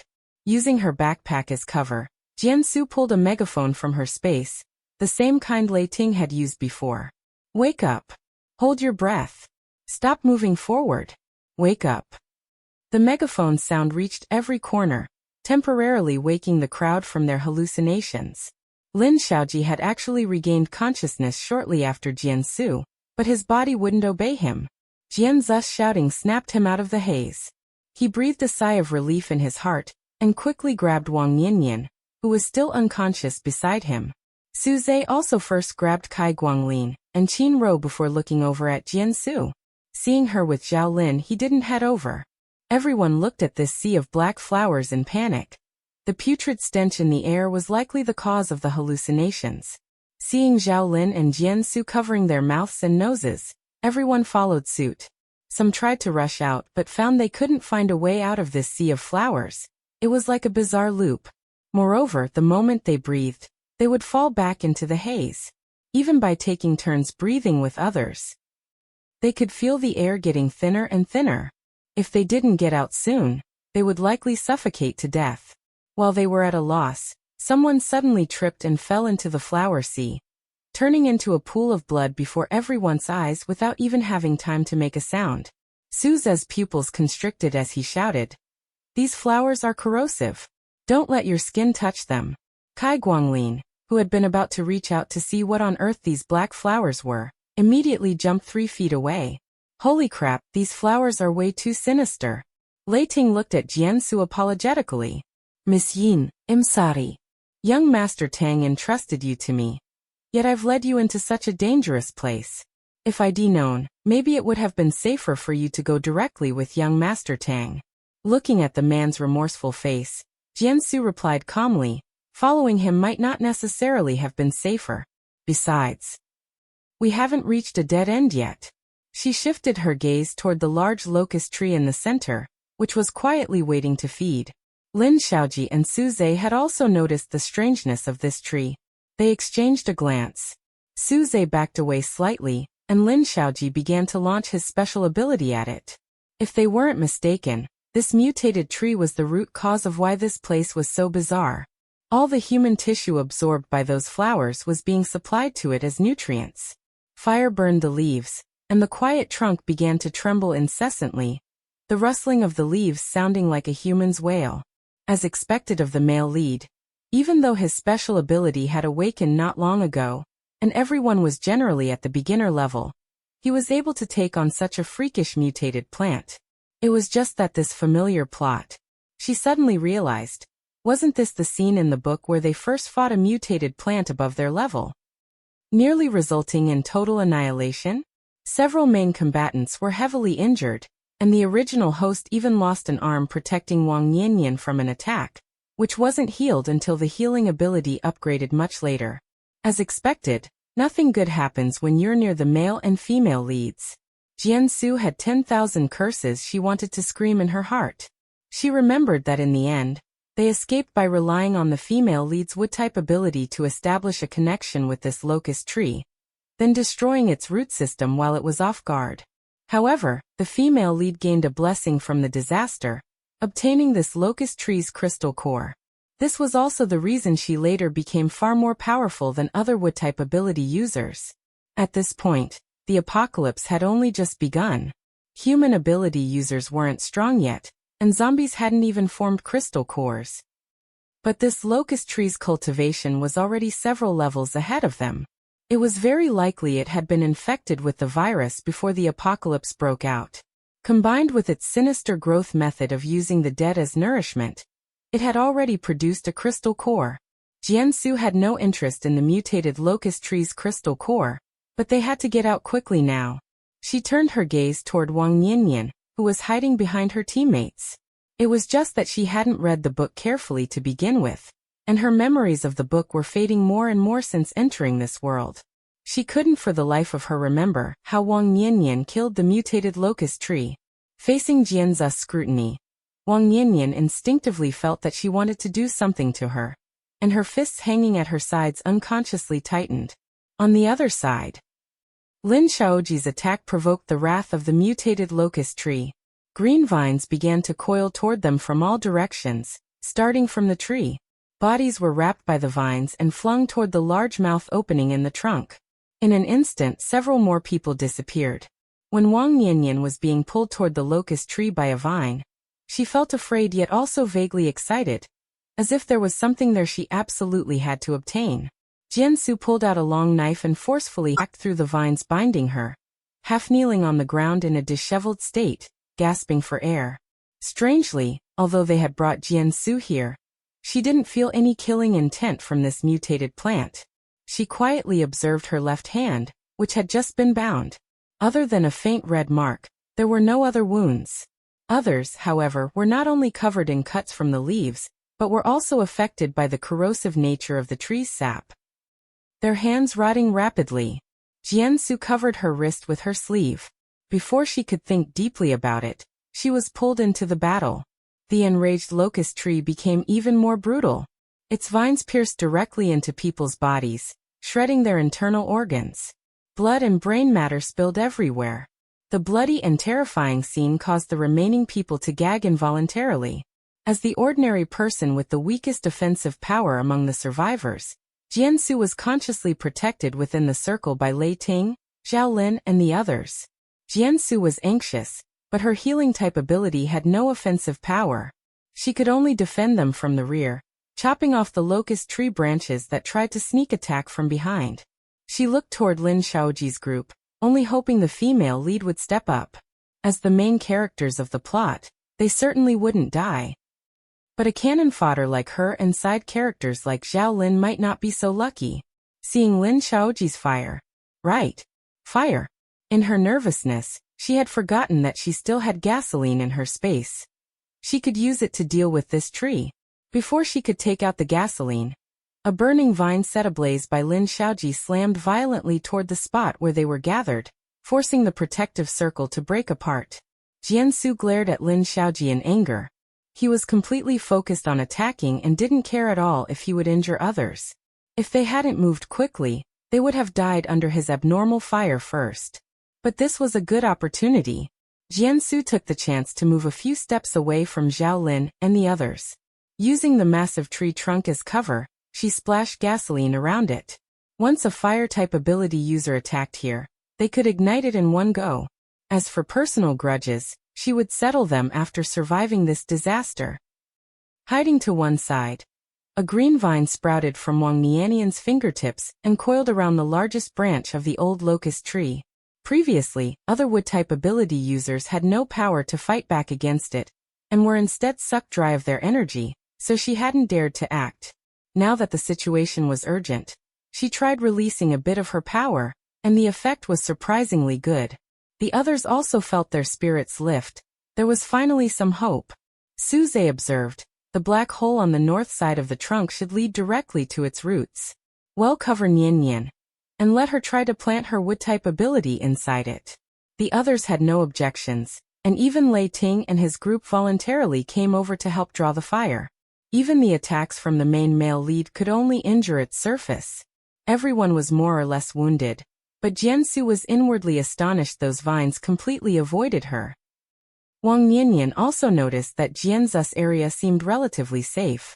She quickly darted to Jianzu's side, pretending to deal with the enemy with her, but in reality, she hid behind her whenever there was danger. Jiansu felt helpless but knew it wasn't the time to lose her temper. She could only take the opportunity to lead her toward the tree hollow. Just as Wang Niannian used her ability to probe into the tree hollow, a sudden change occurred. A burst of black mist erupted from the opening, carrying the same scent as those black flowers. Wang Niannian instinctively gave Jiansu a shove. Jiansu stumbled and happened to grab the edge of the tree hollow. Lin Shaoji's eyes flickered. He reached out, and a burst of fire collided with the black mist. A heat wave surged over, and Jianzu's body involuntarily let go, falling into the hollow. Chapter 24. I want to collect Miss Jian's corpse. Miss Jian. After the black mist dissipated, what Zhao Lin and Lei Ting saw was the scene of Jiansu falling into the hollow of the tree. Zhao Lin immediately rushed over, trying to catch her, but it was in vain. Instead, he was whipped several more times by the branches. The bloody welts on his face were swollen and terrifying, and his left leg was also injured. He lay on the ground in a sorry state, his eyes still fixed tensely on the tree hollow. Suze also saw this scene and shouted, "Jiansu." He then looked at Lin Shaoji with disapproval. He hadn't seen Wang Niannian push her. He only thought Lin Shaoji had taken the opportunity to kill Jiansu. Lin Shaoji looked away and sneered, "Instead of questioning me now, you'd better think about how to get out." Suze pushed his thoughts aside and silently continued to fight the old locust tree. Jiansu opened her eyes to find herself in a dark cavern, with a forest green, crystal-like object floating in the air. She should be inside the tree. Aside from the air feeling slightly oppressive and a foul smell, she didn't sense any danger. She tentatively reached out to touch that green crystal core. The moment her finger touched it, the crystal's green light instantly enveloped her, and the previously uncomfortable air immediately became fresh. Jiansu could feel them trying hard to burrow into her body. Realizing this, she had a thought, took out a cup of stream water from her space, and poured it onto the crystal. Sure enough, the green light became even more moist and gentle, blooming its beautiful side like a flower that had drunk its fill of water. Jiansu was so happy she almost jumped. As expected, it must be because her space contained its own small world and the source of life, which was why this old locust tree hadn't harmed her, and even wanted to obtain life energy from her. However, Jiansu wasn't foolish enough to feed it until it was full. Once it was satiated, she would become fertilizer just like those people outside. Taking advantage of the moment the locust tree relaxed while immersed in the space's stream water, a tiny green vine crept in, stealthily preparing to wrap around the green crystal core. Thinking of Wang Niannian and Lin Xiaoji's little move before she fell in, Jianzu's gaze darkened. Suddenly, her eyes darted around as she thought of a good idea. She deliberately released a bit more water to attract the old locust tree's attention, allowing that thin vine to successfully grab the crystal core. Simultaneously, she helped it deliver the special ability fire seeds it had sent into various places within the tree hollow, and she even sprinkled some gasoline around herself. Just as the green vine was feeling smug, thinking it had succeeded and was about to retreat, Jiansu sliced the vine with a knife and took the green crystal core into her hand. At the same time, she lit the gasoline with a lighter, helping those special ability fire seeds burn even more fiercely. Just as the flames were about to reach her, she took the crystal core and vanished into her space. At that same moment, the entire tree burst into flames. Outside, Wang Niannian let out a miserable scream, feeling a pain in her head as if a nerve had been pulled out. Lin Xiaoji also spat out a mouthful of fresh blood. Su Zhe and Kai Guanglin quickly supported them. Looking at the raging fire, they knew the sneak attack had succeeded and said in pleasant surprise, "It's dead." Seeing the painful state of the two, Su Zhe said decisively, "Go." Before falling unconscious, Wang Niannian looked at the burning tree with resentment. Although they had succeeded, she felt as if she had lost something even more important. Lin Xiaoji and the others left immediately. On the military side, Lei Ting did a count. Only 5 or 6 people remained from the entire squad. With a heavy heart, he patted Zhao Lin, who was still staring blankly at the burning tree. They burned the tree's heart directly. "Miss Jian. I failed young Master Tang's entrustment. Let's go." Zhao Lin pursed his lips. Remembering how Jiansu had saved him several times during the chaotic battle, and had given him precious water to clean his wounds, his eyes reddened as he said gloomily, "I don't believe Miss Jian is dead. Even if she is, I want to collect her corpse for her. I can't let her lie here all alone like this." Lei Ting couldn't persuade him and gave a long sigh. "Fine, then you stay. I'll leave you supplies and a vehicle. Catch up as soon as possible." He had to take the squad and quickly head to City C to rendezvous with the main force. He also needed to tell the military what had happened here. Now that even plants had mutated, humans face far more dangers than imagined. Beyond just the zombie virus, Jiansu stayed in the space for nearly a day before coming out. After all, she would reappear exactly where she had vanished. What if the fire hadn't finished burning yet? Besides, taking the opportunity to get rid of the male and female leads was a good thing. She hadn't intended to provoke them, but since they had tried to harm her several times, she would cut off the female lead's advantage. She would wait and see how Wang Niannian would display her female lead halo later, without having obtained the locust tree's crystal core. The old locust tree was dead, so Lei Ting and Zhao Lin's group should have been able to escape smoothly. She would have to thank them for their care along the way another time. Jiansu appeared amidst a field of black ruins. As she felt her way out of the tree hollow, she saw the withered black sea of flowers outside, and a dejected Zhao Lin standing before it. "Zhao Lin? Miss Jian." Zhao Lin rubbed his eyes in disbelief, looking at the person covered in black sit at the entrance of the hollow. "You're really not dead. Why are you still here?" Jiansu asked, puzzled. Shouldn't they have set out already? Zhao Lin scratched his head sheepishly. I was thinking of collecting your corpse. Jiansu. Jiansu pressed her hand to her forehead. I'm fine. Never mind, let's go together then. Zhao Lin shook his head. Miss Jian, you go on ahead. It's still not too late to catch up with Captain Lei. Jianzu's gaze lingered on his leg. His left leg had somehow been stained with the sap of the black roses, and had begun to rot, and his body was covered in wounds. Zhao Lin's decision to let Lei Ting go first might not have been without the intention of not wanting to burden his teammates. The post-apocalyptic world was full of dangers. Taking an injured person like him would only decrease their chances of survival. Even a soldier with bones of iron couldn't help but feel panicked at the thought of dying here alone. But he still remembered his mission. He firmly handed the things Lei Ting had left behind to Jiansu. Miss Jian, go quickly. Jiansu had no intention of leaving. She squatted beside Zhao Lin, a ball of white light rising from her palm. If we're going together. At the same time, at the city exit, Tang Sahan dealt a fatal blow to that mental zombie, jumped into the passenger seat through the open car door, and the car sped away. Duan Ruffin gripped the handle on the car roof tightly, nearly vomiting from the jolting speed of the vehicle. Having finally escaped the horde of zombies, Ji Yi finally slowed down. With a face as pale as dirt, Duan Ruffin complained, Ji Yi, you're driving this car more fiercely than a race car. Ji Yi glanced at him nonchalantly through the rearview mirror. Would you have been able to escape without this speed? Duan Ruffin made a zipping motion over his mouth and shut up. Sheng Wei clutched her injured shoulder. If brother hadn't arrived in time today, we would all have died there. Beside her, Jiang Shirwei also nodded. After they had been pursued and separated from Tang Sahan, they had encountered the apocalypse. The group had struggled to flee all the way. Duan Ruffing had even disappeared after staying behind to ensure their safe departure. They hadn't expected to encounter a level 2 mental zombie today, and thought they would lose their lives here, but Tang Sahan and Duan Ruffing had suddenly appeared and saved them. Chapter 25. Then handle them together. Tang Sahan glanced at the horrific wounds of the few, took out a pack of anti-inflammatory medicine, and a bottle of wound medicine, and tossed them to them. Deal with your wounds first.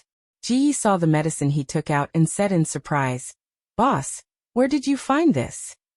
It's not easy to get this kind of medicine outside now.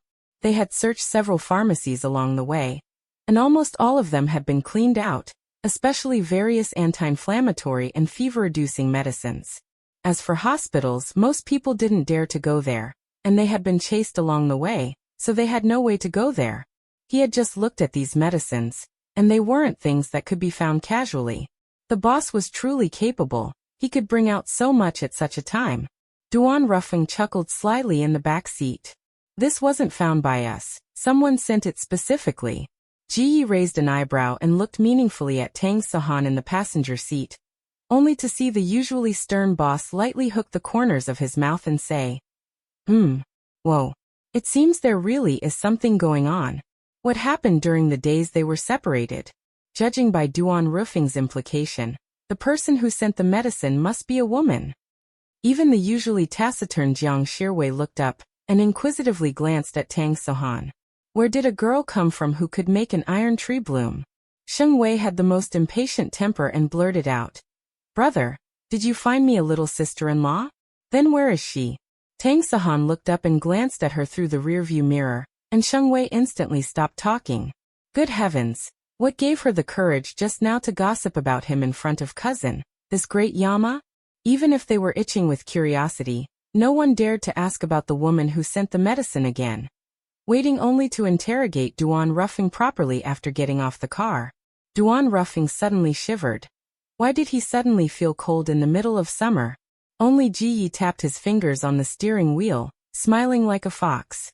Someone hadn't refuted Sheng Wei's words just now. There was something here. 3 days later, Jiansu speechlessly stopped Zhao Lin, who was pacing back and forth anxiously. If you are that worried, then let's go find them. They had arrived at Sea City last night, and when they came to the temporary base this morning to look for Thunder, they heard that they had just accepted a mission to go to Sea University. It was said that Sea University had completely fallen, surrounded by zombies like a copper wall and iron bastion, and several teams that went to rescue people had perished there. Zhao Lin was worried about Thunder and his brothers, hating only that he had arrived a step late. Hearing Jianzu's words, he seemed to be awakened. Right. Anyway, I haven't reported in yet, so I'm still on the mission. Oh, go find team leader Thunder, and the others to regroup first. Thunder had once saved his life. He couldn't possibly return to the team alone knowing he was in danger. Jianzu nodded in understanding and sat back in the passenger seat. Let's go. Zhao Lin stood still looking troubled. Miss Jian, you shouldn't go. If young Master Tang knew he had brought her to such a dangerous place, he could truly say goodbye to his life. Jianzu glanced at him. It's so dangerous over there. Bringing me along will definitely be useful. Zhao Lin thought of the rose garden 3 days ago. At the time he thought he was going to die, but in the end, Jianzu had pulled him back from the gates of hell. Later he found out that after Jianzu was pulled into the tree hole, not only did she luckily escape, but she also awakened a healing ability. It was just that at this stage her ability wasn't very strong yet. After the treatment, his wounds were mostly healed, but he still slept for a day and a night. It was mainly because his injuries were too severe. Zhao Lin refused her even more seriously. Completing the mission is our duty as soldiers, but Miss Jian, you are not part of the troops. We cannot let you fall into danger. When the honest one started being stubborn, it was hard to persuade him, so Jianzu had to insist on staying in the car. Either you go with me, or I go by myself. Choose one. In the end, Zhao Lin still took Jianzu to see university. In his heart, he apologized deeply to Tang Sahan. Young Master Tang, it's not that we didn't follow your instructions. It's just that Miss Jian is too difficult to deal with. There was a reason Jianzu insisted on finding Thunder. Firstly, Thunder and his team had helped her before. Although it was a favor owed to Tang Sahan, it was true that they had protected her during several crises. Knowing she might be able to help, she couldn't ignore it. Secondly, she also had her own little thoughts. Thunder was from the military, and it was said he was directly under the imperial capital. Being on good terms with him would be beneficial for her future goal of becoming a freelance doctor for the military. In this chaotic world, if she hid her special ability and lived as an ordinary person, she couldn't even guarantee her safety. And special ability teams were too unstable. Finding good teammates depended on luck, so it was better to rely on the military. But she didn't want to be drafted into the army and be constrained. She only wanted to be a freelance contractor who didn't take sides.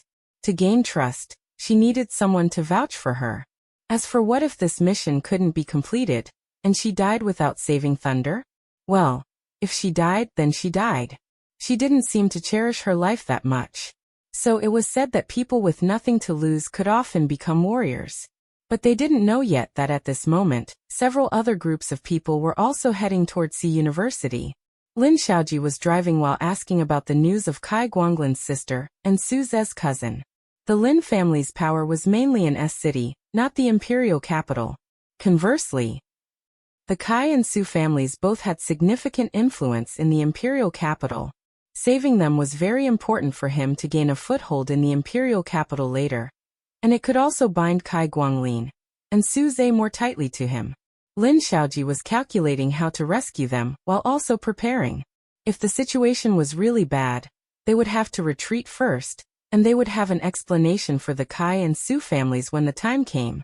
Qinro was unwilling, but she also knew that without Lin Xiaoji and the others, she couldn't survive to the imperial capital on her own, so she had to swallow her anger and follow. Wang Yanyan was worried. She always had a bad premonition. Brother, C University has already fallen. Could they have already? She didn't finish her sentence, but everyone understood. Lin Xiaoji glanced at Su Ze and replied, no matter what, we have to go and see. After all, they are the relatives of A's and Guanglin. As expected. He received grateful looks from the two, and Lin Xiaoji curled his lips imperceptibly. Damn it. These people are truly like ghosts. Duan Rufeng fired a shot outward, swearing angrily. That they can still chase us relentlessly at a time like this proves that the temptation Tang Yi gave them is big enough. Tang Xihan Sana. Wow boss, this uncle of yours is really not a good thing. Duan roughing cursed. Ji asked. What should we do next? They had already dealt with some small fry, and some others had given up the mission because survival was a problem after the apocalypse arrived. Only this mercenary team had bitten onto them from S-City all the way here. Tang Sahan said calmly. Since they are chasing so closely, then let's gather them all together and deal with them. Sheng Wei asked. The things grandfather ordered us to retrieve are said to have been transferred to C-City 2 days before the apocalypse. Brother, should we deal with them first or go get the things first? Tang Sahan took out 2 more assassins and said. Then handle them together. Ji Yes eyes lit up. You mean? Chapter 26. Miss Jian has been killed. Lei Ting, wearing protective gear, looked heavily at the university town in front of him, which was like a living hell. They had originally been ordered to rescue several elderly professors. But even having seen life and death many times, seeing such a scene still made his heart run cold. The campus, which not long ago was full of youthful and vibrant college students, was now everywhere filled with unrecognizable walking corpses. A soldier who went to scout the path returned. The laboratory building is in the northwest corner. The main road is completely blocked. We have to take a detour through the cafeteria. Lei Ting nodded. Then we'll go this way. He also instructed. Besides being careful of zombies, also pay attention to those century-old trees on campus. There might be mutant plants. The near-total annihilation of S-City left him heartbroken, and he became even more vigilant. Yes, advancing while killing zombies along the way. When they reached the vicinity of the cafeteria, someone said in surprise, There are survivors inside the cafeteria. Lei Ting immediately gave the order. Enter the cafeteria first. The people inside the cafeteria also discovered them and shouted excitedly, Someone has come to save us. Su Xiuqing and Kai Wenqi also ran to the window. Sure enough, it was a team of soldiers approaching them. Since the apocalypse began, this group of students had been holed up in the cafeteria.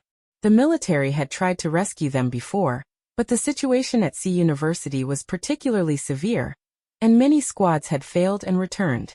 One of Lei Ting's missions this time was also to see if there were any surviving students and do his best to bring them out. Counting the number of people, there were about 100 left inside, surviving on the cafeteria's food reserves. He thought for a moment and split off a small squad. You come with me to continue to the laboratory. The others will first escort the students out. Who would have thought that group of students would be unhappy about it? The squad Lei Ting split off was clearly an elite unit, and they were worried about the capabilities of the others. After all, it wasn't as if there hadn't been attempts to lead them out before that failed, only resulting in more casualties. Su Xiuqing, with his dyed yellow hair, his large muscles as a sports student bulging, looked on with unfriendly eyes. Aren't you ordered to save us? Why won't you escort us out? Lei Ting frowned. I have other missions. Su Xiuqing exploded. What could be more important than our lives? I don't care. You must send us out first today, otherwise, I will definitely make you regret it. Kai Wenqi, whose long, straight bangs covered her eyes, said weakly, Big brother, we are really scared.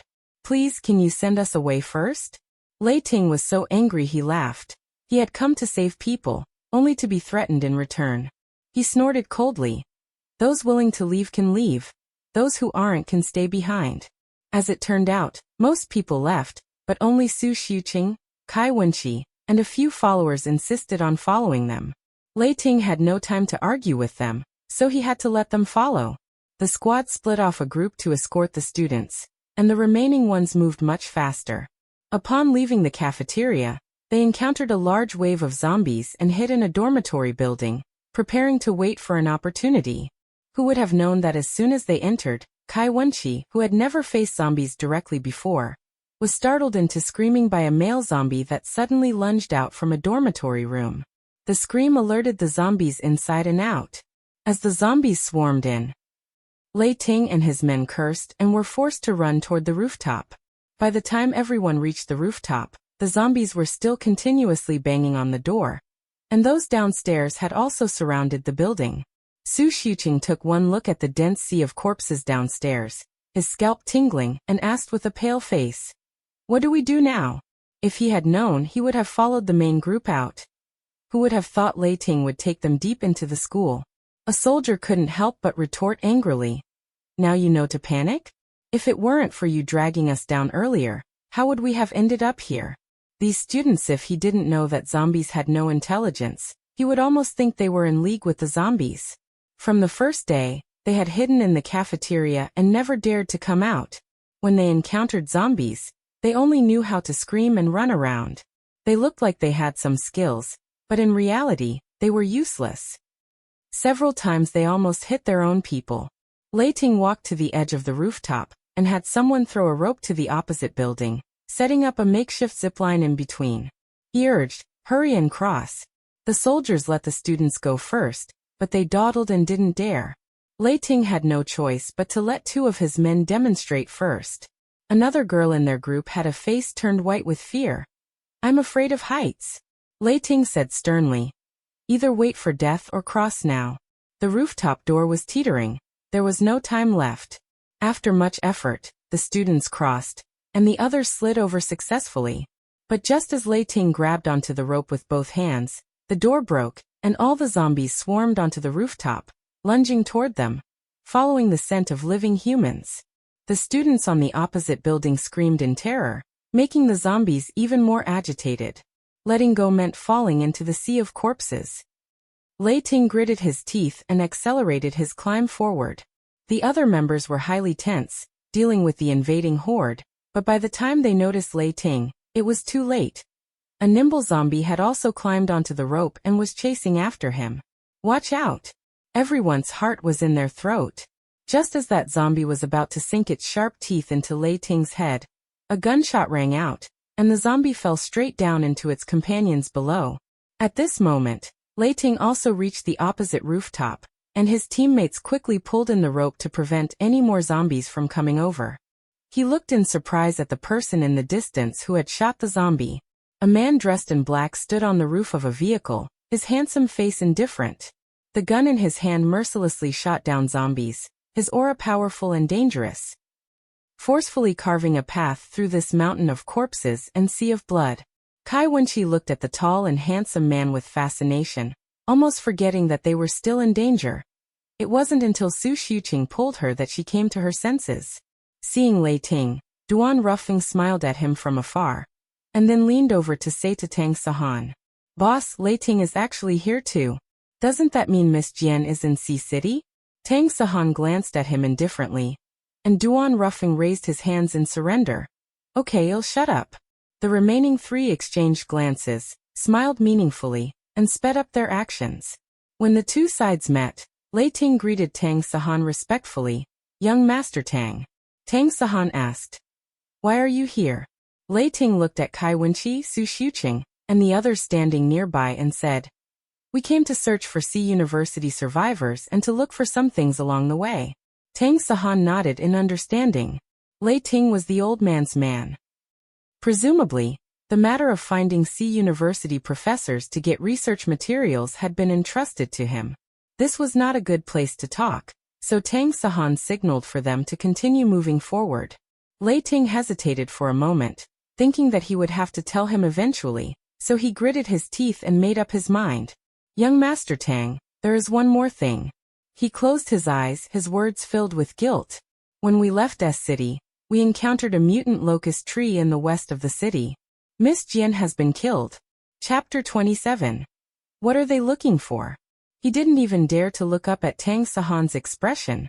When young Master Tang had entrusted the person to him, he could tell that young Master Tang felt something special for Miss Jian.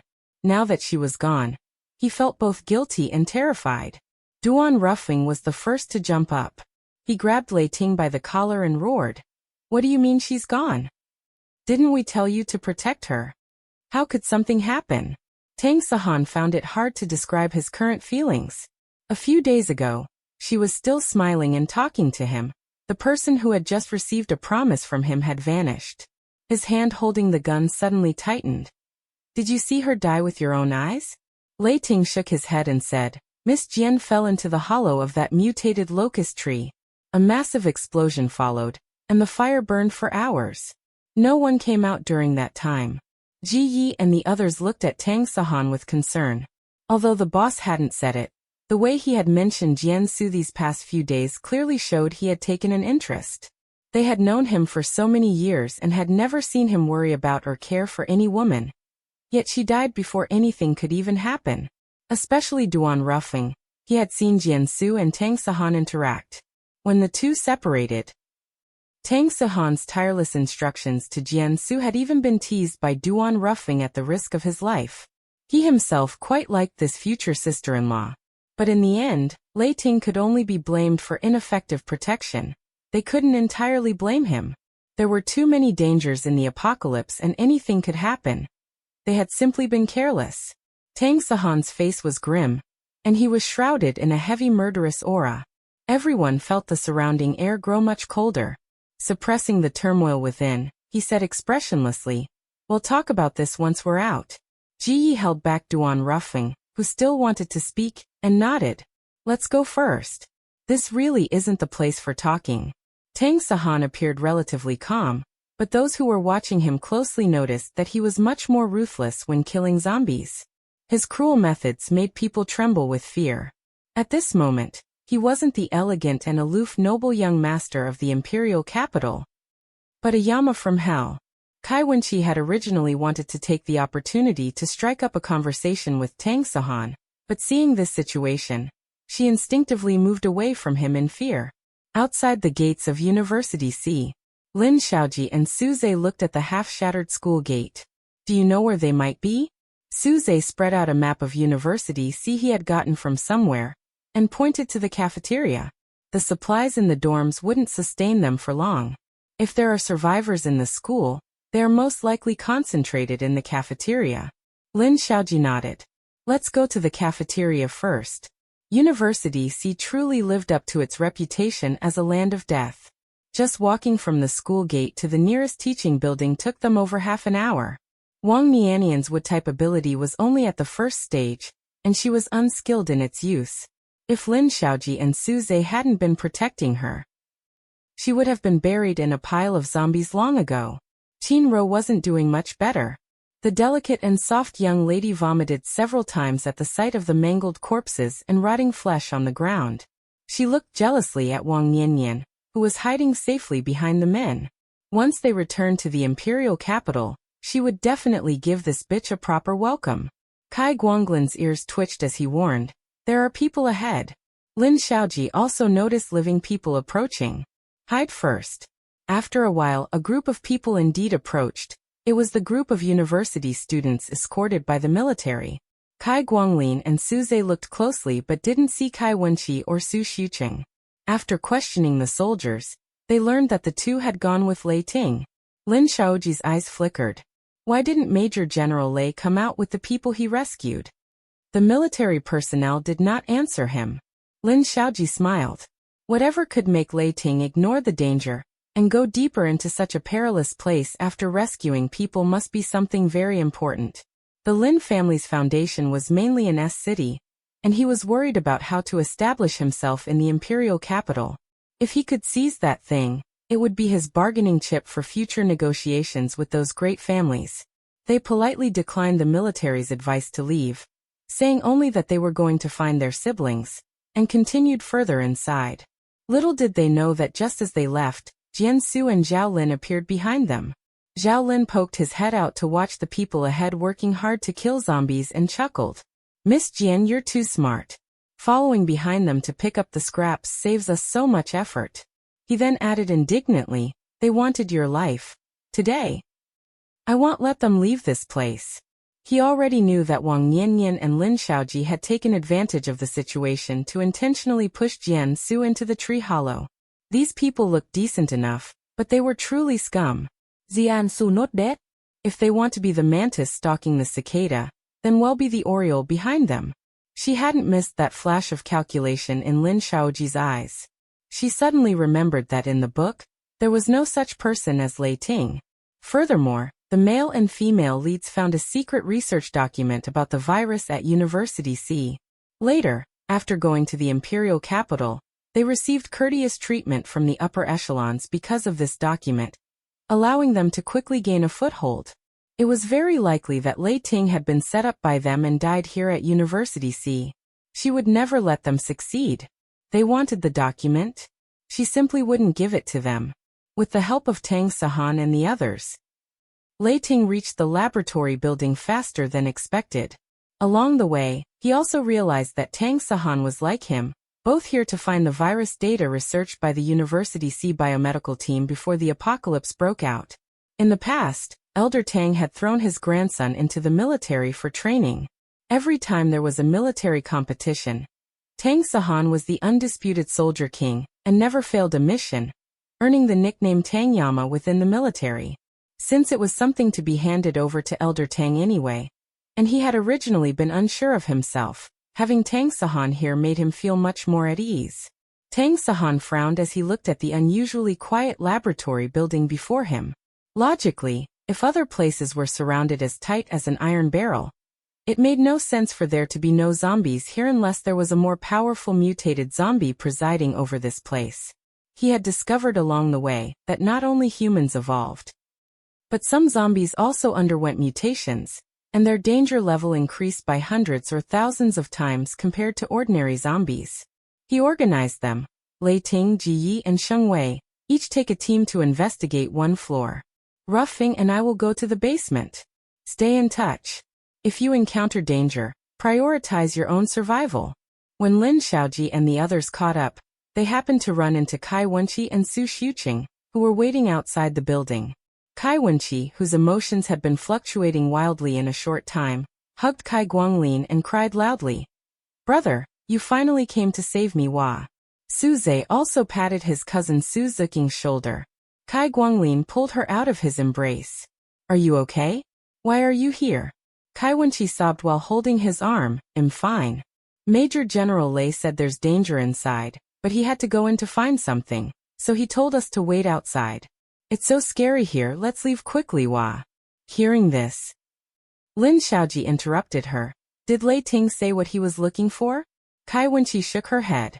Su Xiuqing added, "A very powerful man went in with them as well." Lin Xiaoji frowned. "Do you know who that man is?" Su Xiuqing said, "I only heard them call him Young Master Tang." Young Master Tang. Lin Xiaoji and Su Zhe thought of the same person simultaneously. Then, thinking of Jian Su who had died under the old locust tree, Lin Xiaoji's heart skipped a beat. Chapter 28 Laboratory Female Corpse. But since even Tang Sahan has come, it further proves the value of the things inside. He had long wanted to kill Tang Sahan, and perhaps this was the perfect opportunity. He stared at the laboratory building with a gloomy gaze. "We are going in." Qin Ro was not very willing. Since they have already found the people, why not just leave? It must be very dangerous inside. Lin Xiaoji said coldly, "If you don't want to go, you don't have to." Qin Ro shrieked. "Can I get out of the school gate by myself? If it weren't for saving Su Zhe and Kai Guanglin's family, do you think I would be willing to come in?" "I don't care, you must accompany me." Having endured it for the whole way, Qin Rao's spoiled mistemper could finally no longer be hidden. Come to think of it, the status of her Qin family in the capital was much stronger than the Lin family, so why did she have to endure this indignity? Lin Xiaoji frowned in disgust. If it weren't for the fact that the Qin family still had some influence in the imperial capital, he wouldn't have chosen to bring this trouble, Qin Ro along. Wang Nianyan softly persuaded. "Sister Qin Ro, please don't lose your temper. We are a team, so we should advance and retreat together. If you are afraid, you can wait for us outside." Qin Ro glared at her viciously. "Get lost. Don't act so hypocritical in front of me. If anything happens to me, my parents won't let your Lin family off." Su Zhe looked at Qin Ro disapprovingly. "Nianyan is just kindly trying to persuade you. There's no need to lose your temper at her. Since you don't want to go in but don't want to leave, then just stay outside with Wenqi and Xiuqing."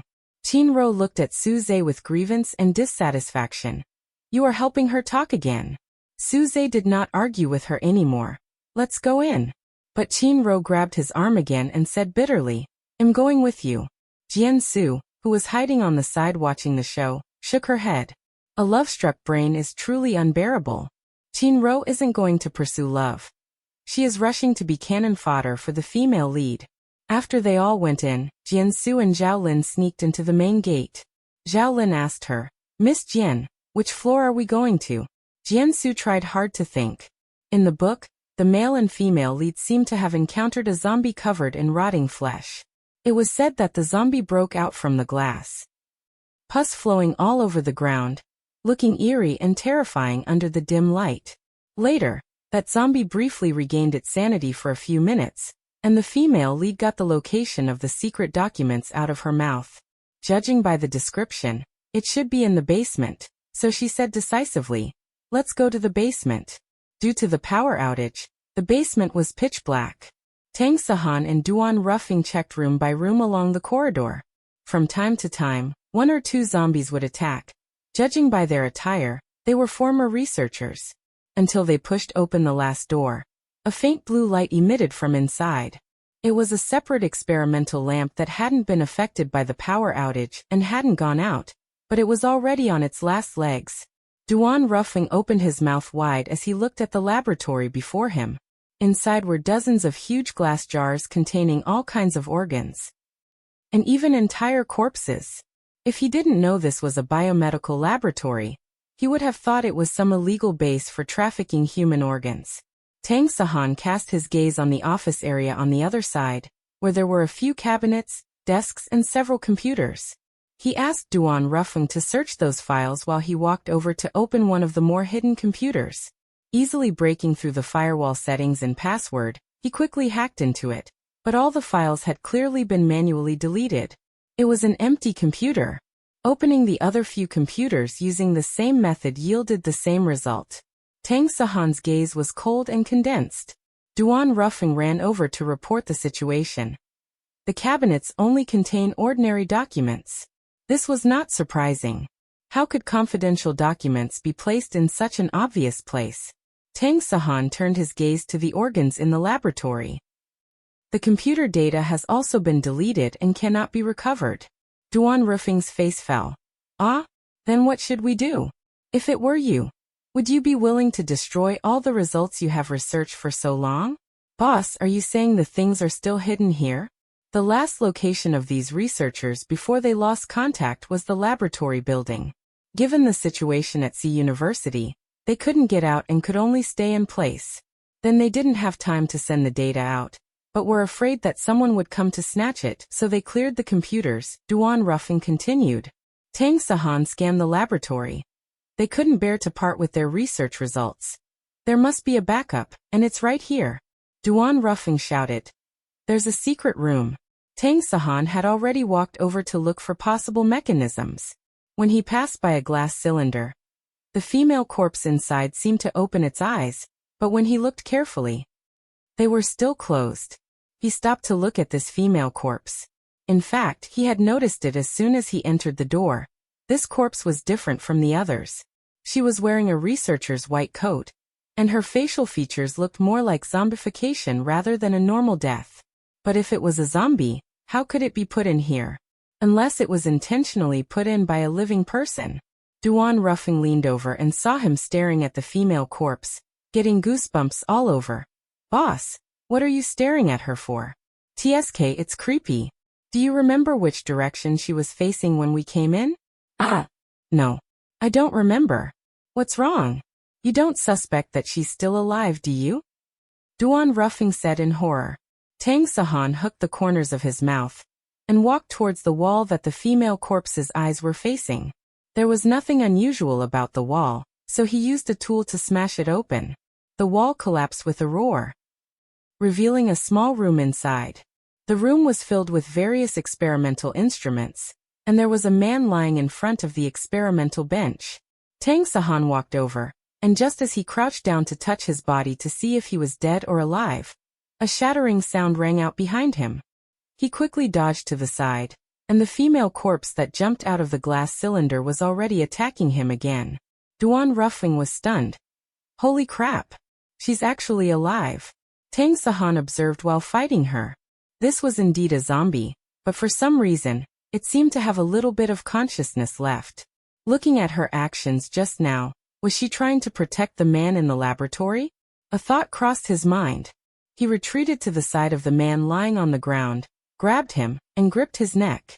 The female zombie's attack stopped as expected, and she seemed to look at him with fear. Both sides were in a standoff.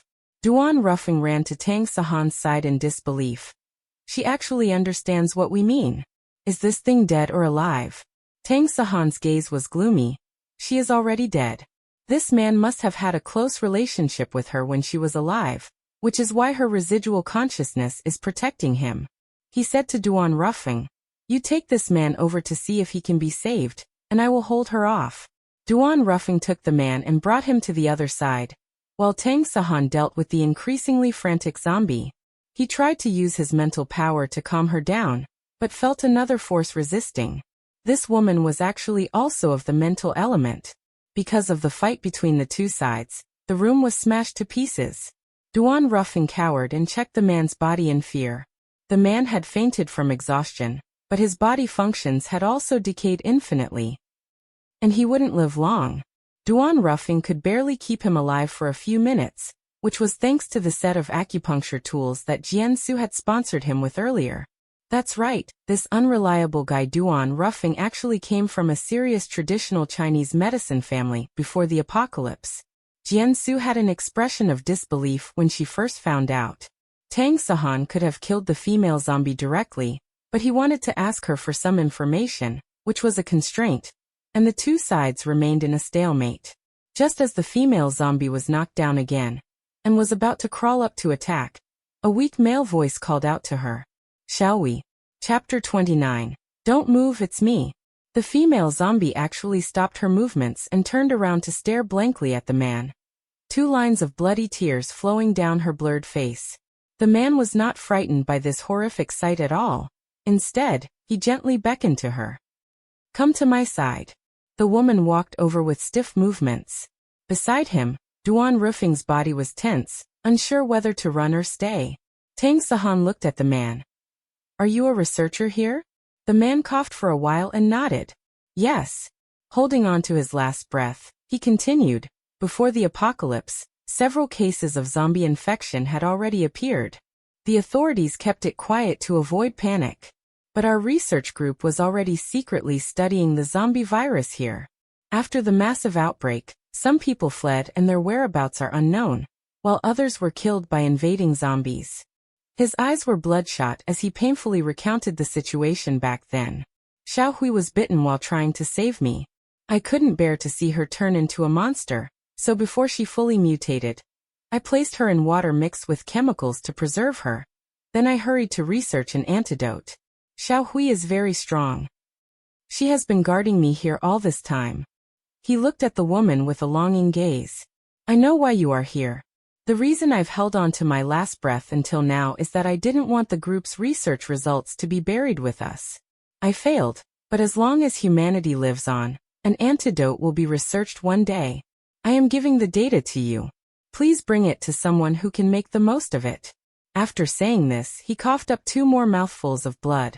He couldn't hold on much longer, and just wanted to finish saying everything he had to say in one go. After Tang Sahan finished listening to his story, he asked him, Do you have any other wishes? The man smiled and took the swollen, rotting hand of the female zombie named Xiao Hui. After I die, please give Xiao Hui a quick end as well. It was my obsession that harmed her. Let her go with me. Xiao Hui made woo-woo sounds and actually called out. Yuan. It seemed she had regained a bit of her consciousness.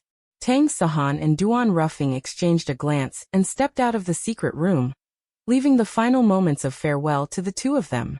They only went back inside once the woman's mournful, intermittent sobbing reached them.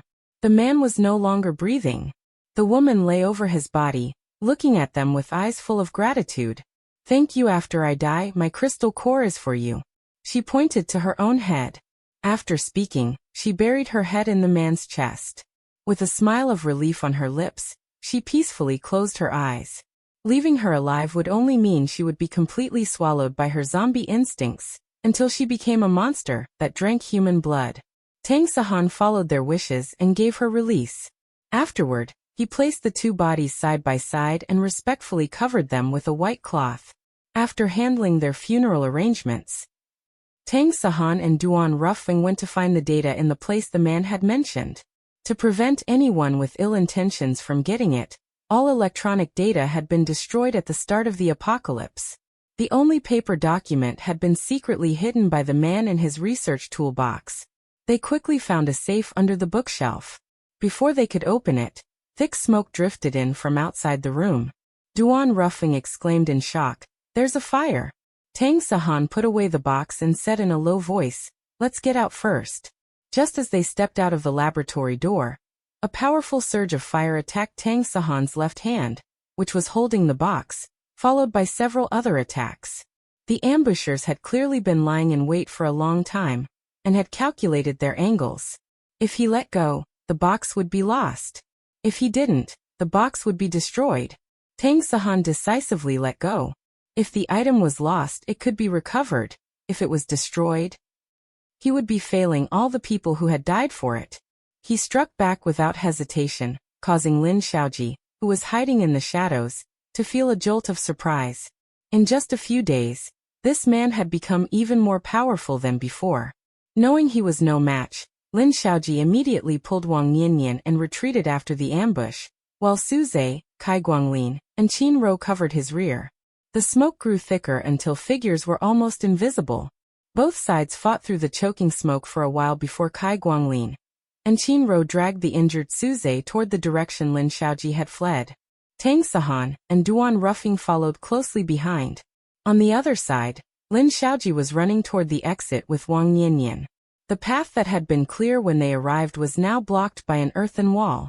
By the time he realized something was wrong, he was struck heavily on the head and immediately passed out. Before Wang Yanyan's panicked scream could escape her lips, another blow landed on her head. Jiansu and Zhao Lin clapped their hands, smiling triumphantly at the two people lying on the ground. For someone as cautious as Lin Xiaoji, it wouldn't have been so easy for them to succeed if he hadn't been in the middle of fleeing for his life. She slapped Lin Xiaoji's face hard. The mantis stalks the cicada, unaware of the oriole behind. Since you wanted to be the mantis, don't blame others for being the oriole. She wanted to kill them right then and there, but as soon as the thought arose, she saw zombies lunging toward them. Jiansu pulled Zhao Lin and quickly retreated. Glancing at the people on the ground, Jiansu unwillingly picked up the code box. Zhao Lin used his special ability to tear down the earthen wall, and the two of them hurried outside. After just a few steps, another zombie pounced from a room in the corridor, blocking their way. Good grief, there was a hunter behind the oriole too. Zhao Lin shielded Jiansu. "Miss Jian, go quickly."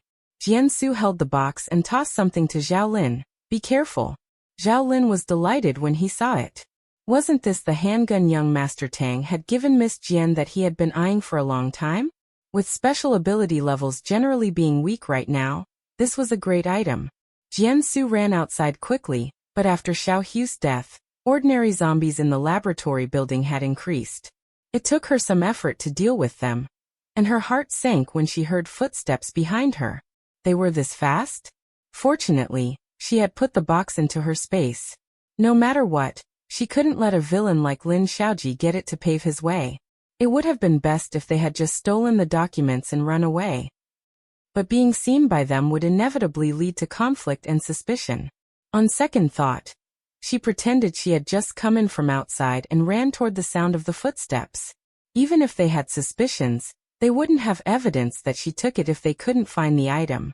Before she could take more than a few steps, a powerful force pulled her as she passed a corner. Before she could resist, her mouth was covered, and she was dragged into a room. A dagger appeared in her hand, and she raised it to stab the man fiercely. A large hand grabbed her wrist, and a low, familiar voice sounded in her ear. "Don't move, it's me." She looked up in astonishment. Standing before her was Tang Sahan, whom she hadn't seen for days. She had only seen Lin Xiaoji's group ambushing outside the laboratory earlier, and combining that with the plot, realized they likely wanted to steal the virus research data. So she and Zhao Lin had retreated to ambush them on their inevitable escape route. She hadn't expected the person in the room to be Tang Sahan. The man's tall frame was almost pressing against her. They were so close that she could smell the faint scent of blood from his embrace along with his own pleasant scent. She uncomfortably tilted her head, but he happened to turn his head to look at her as well. Their foreheads and noses touched. One step closer and their lips would have met. Chapter 30. The male and female leads take the blame. Jian-su wanted to step back, but the man pressed his hand against her lower back, pulling her body closer. She heard him whisper in her ear, "Someone is coming." As the air flowed into her ear, Jian-su shuddered imperceptibly. The voice was too sexy, especially when he deliberately lowered it. Jian-su was stiffly held in his arms, not daring to move a muscle. Outside, Su-zhe and the others were chasing them. Surprisingly, he was the one who followed the commotion, and found Wang Niannian and Lin Xiaoji first. The male and female leads really had 9 lives. On the other side, the zombie that Zhao Lin encountered was quite formidable. During the fight, he deviated from the original path, and was pleasantly surprised to run into an acquaintance. Seeing the empty corridor, Kai Guanglin's expression was ugly. "We let them get away." They saw the situation in the laboratory building, and combined with the vague rumors from various major families, they guessed that human experiments were likely being conducted here. He knew the significance of that data to them. While the Kai family was doing okay in the imperial capital, who knew what the situation would be like with the apocalypse here? With this research data as a bargaining chip, their path forward would be completely different. So when Lin Xiaoji proposed snatching the documents, he did not object. Mainly because he also wanted a share of the spoils. Su-zhe had the same petty thoughts. As for the people who originally possessed the data, it was naturally best to deal with them. Who knew the other party's combat power was so strong? They didn't gain any advantage at all. It was hard enough for Lin Xiaoji to run away with the items, only to be robbed halfway by others. Everyone's mood was not very pleasant. Qin Ro glared at Wang Niannian, who was being held in Su-zhe's arms. "Are you not going to leave, or are you waiting for the zombies behind us to catch up?" More importantly, she didn't want this cheap woman to continue snuggling in brother Su-zhe's arms. Su-zhe looked at Wang Niannian, who was in his arms with her eyes tightly shut and a painful expression on her face. He hesitated for a moment and said, "Let's get out first." Kai Guanglin also carried Lin Xiaoji on his back and followed with Qin Ro. The people finally left. Jian-su pressed her hands against Tang Sahan's chest, wanting to push him away. But the man remained motionless, only staring at her with bright eyes. "Are you all right?" Jian-su looked at him bewildered. "Huh." Seeing her confused black eyes, Tang Sahan suddenly laughed. He curled his lips, touched Jianzu's head, stood up straight, and reminded her, "Put the knife away properly." He clearly saw that she didn't have a knife in her hand when he saw her earlier, but he had some guesses about her secrets.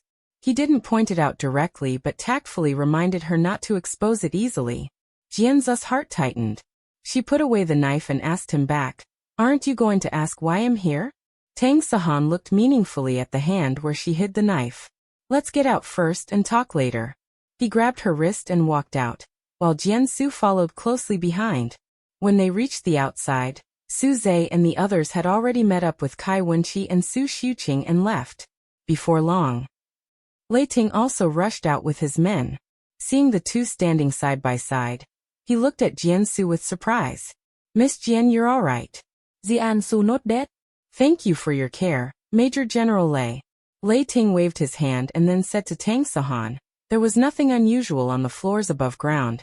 But about half an hour ago, the zombies suddenly increased. We came out first after checking. Young Master Ji and Miss Sheng should be fast too." Speaking of which, he asked them both, "Where are Zhao Lin and young Master Duan?" "They should be with them, right?" "We're here." Before they could answer, Duan Rufing's weak voice sounded from behind. Lei Ting turned his head and said happily, "Young Master Duan." "Zhao Lin." Zhao Lin returned a military salute with a smile, while Duan Rufing slumped directly onto the ground. "I'm exhausted to death." He followed Tang Sahan out, but lost him after a few steps. Instead he ran into Zhao Lin, who was fighting zombies. The two joined forces and quickly dealt with the zombies, but maybe it was their bad luck, as they encountered several more one after another. However, such high-intensity combat was not without its benefits. When they came out, they vaguely felt that their special ability was about to level up. Duan Ruffing was both pleasantly surprised and exhausted. Tang Sahan noticed something was wrong with him, and asked Lei Ting to take them back to the motorcade first, while he and Jiansu stayed behind to wait for Sheng Wei, Ji Yi, and Jiang Shirwei. When Sheng Wei came out, she saw a dejected beauty squatting beside her cousin, who usually avoided women. Apparently, the other party was angry and looked up to complain to him about something with dissatisfaction. Her cousin, who was always expressionless, had a smile on his lips, bending over and reaching out to try to pull the beauty up. There was no sign of his usual germophobia toward women. Jiansu was indeed very dissatisfied. If he wanted to stay and wait for people, why did he have to make her accompany him? It was hard enough to make the male and female leads suffer a big loss. She was very tired now and just wanted to lie in the car to rest. Tang Sahan couldn't say that he felt more at ease with her by his side now. So he could only let her throw a tantrum, push his hand away, and mutter for him to stay away from her. He stepped back half a step, amused and helpless, his eyes still fixed on her. Ji Yi raised his eyebrows at this scene, quietly sizing up the squatting woman. She looked very young and very beautiful. There was a hint of impatience between her brows, but it made her face even more vivid. So this is the kind of woman who can make the boss have emotional fluctuations. It looks like the boss can't control the little girl. He walked over with a smile. Boss. Sheng Wei also called out cousin and looked at Jiansu. Who is this? Jiansu had already stood up when they came over and greeted her generously. Hello, I am Jiansu. Sheng Wei's eyes lit up. She intuitively felt that this girl was very much to her liking. Her brother's taste was indeed good. Sheng Wei's name was like a flower, and she was bright and imposing. In reality, she had a straightforward temper. Her outfit was dashing and cool.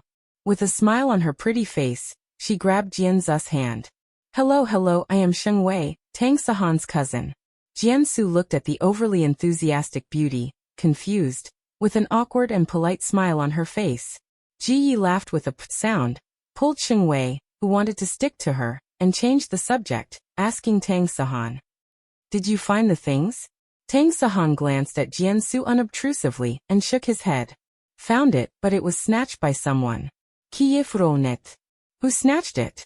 Could someone snatch things from Tang Sahan's hands?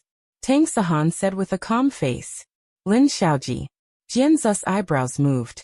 She stood there, meek and submissive, without expressing any opinion. Very good. Tang Sahan's intention to frame the male and female leads is very consistent with hers. Letting them always play dirty, it's only right for them to take the blame occasionally. Ji Yi searched his mind and finally found Lin Xiaoji, the son of the Lin family in S City, who has been wandering outside for more than 20 years. Tang Shihan not dead at Persin.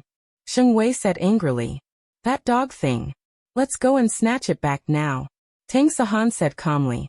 No rush. They will definitely return to the imperial capital. We will surely run into them on the way back. They didn't avoid people when they spoke. As expected. Those who knew about the existence of this data would soon know that it was now in the hands of Lin Xiaoji and his group. According to current road conditions, there are still many days of travel to the imperial capital, and accidents can happen at any time.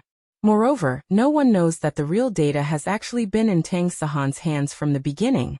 The documents Lin Xiaoji took away were just a set of fake files he brought out as a smokescreen. Since they have such great ambition, let them attract the firepower. That's just perfect.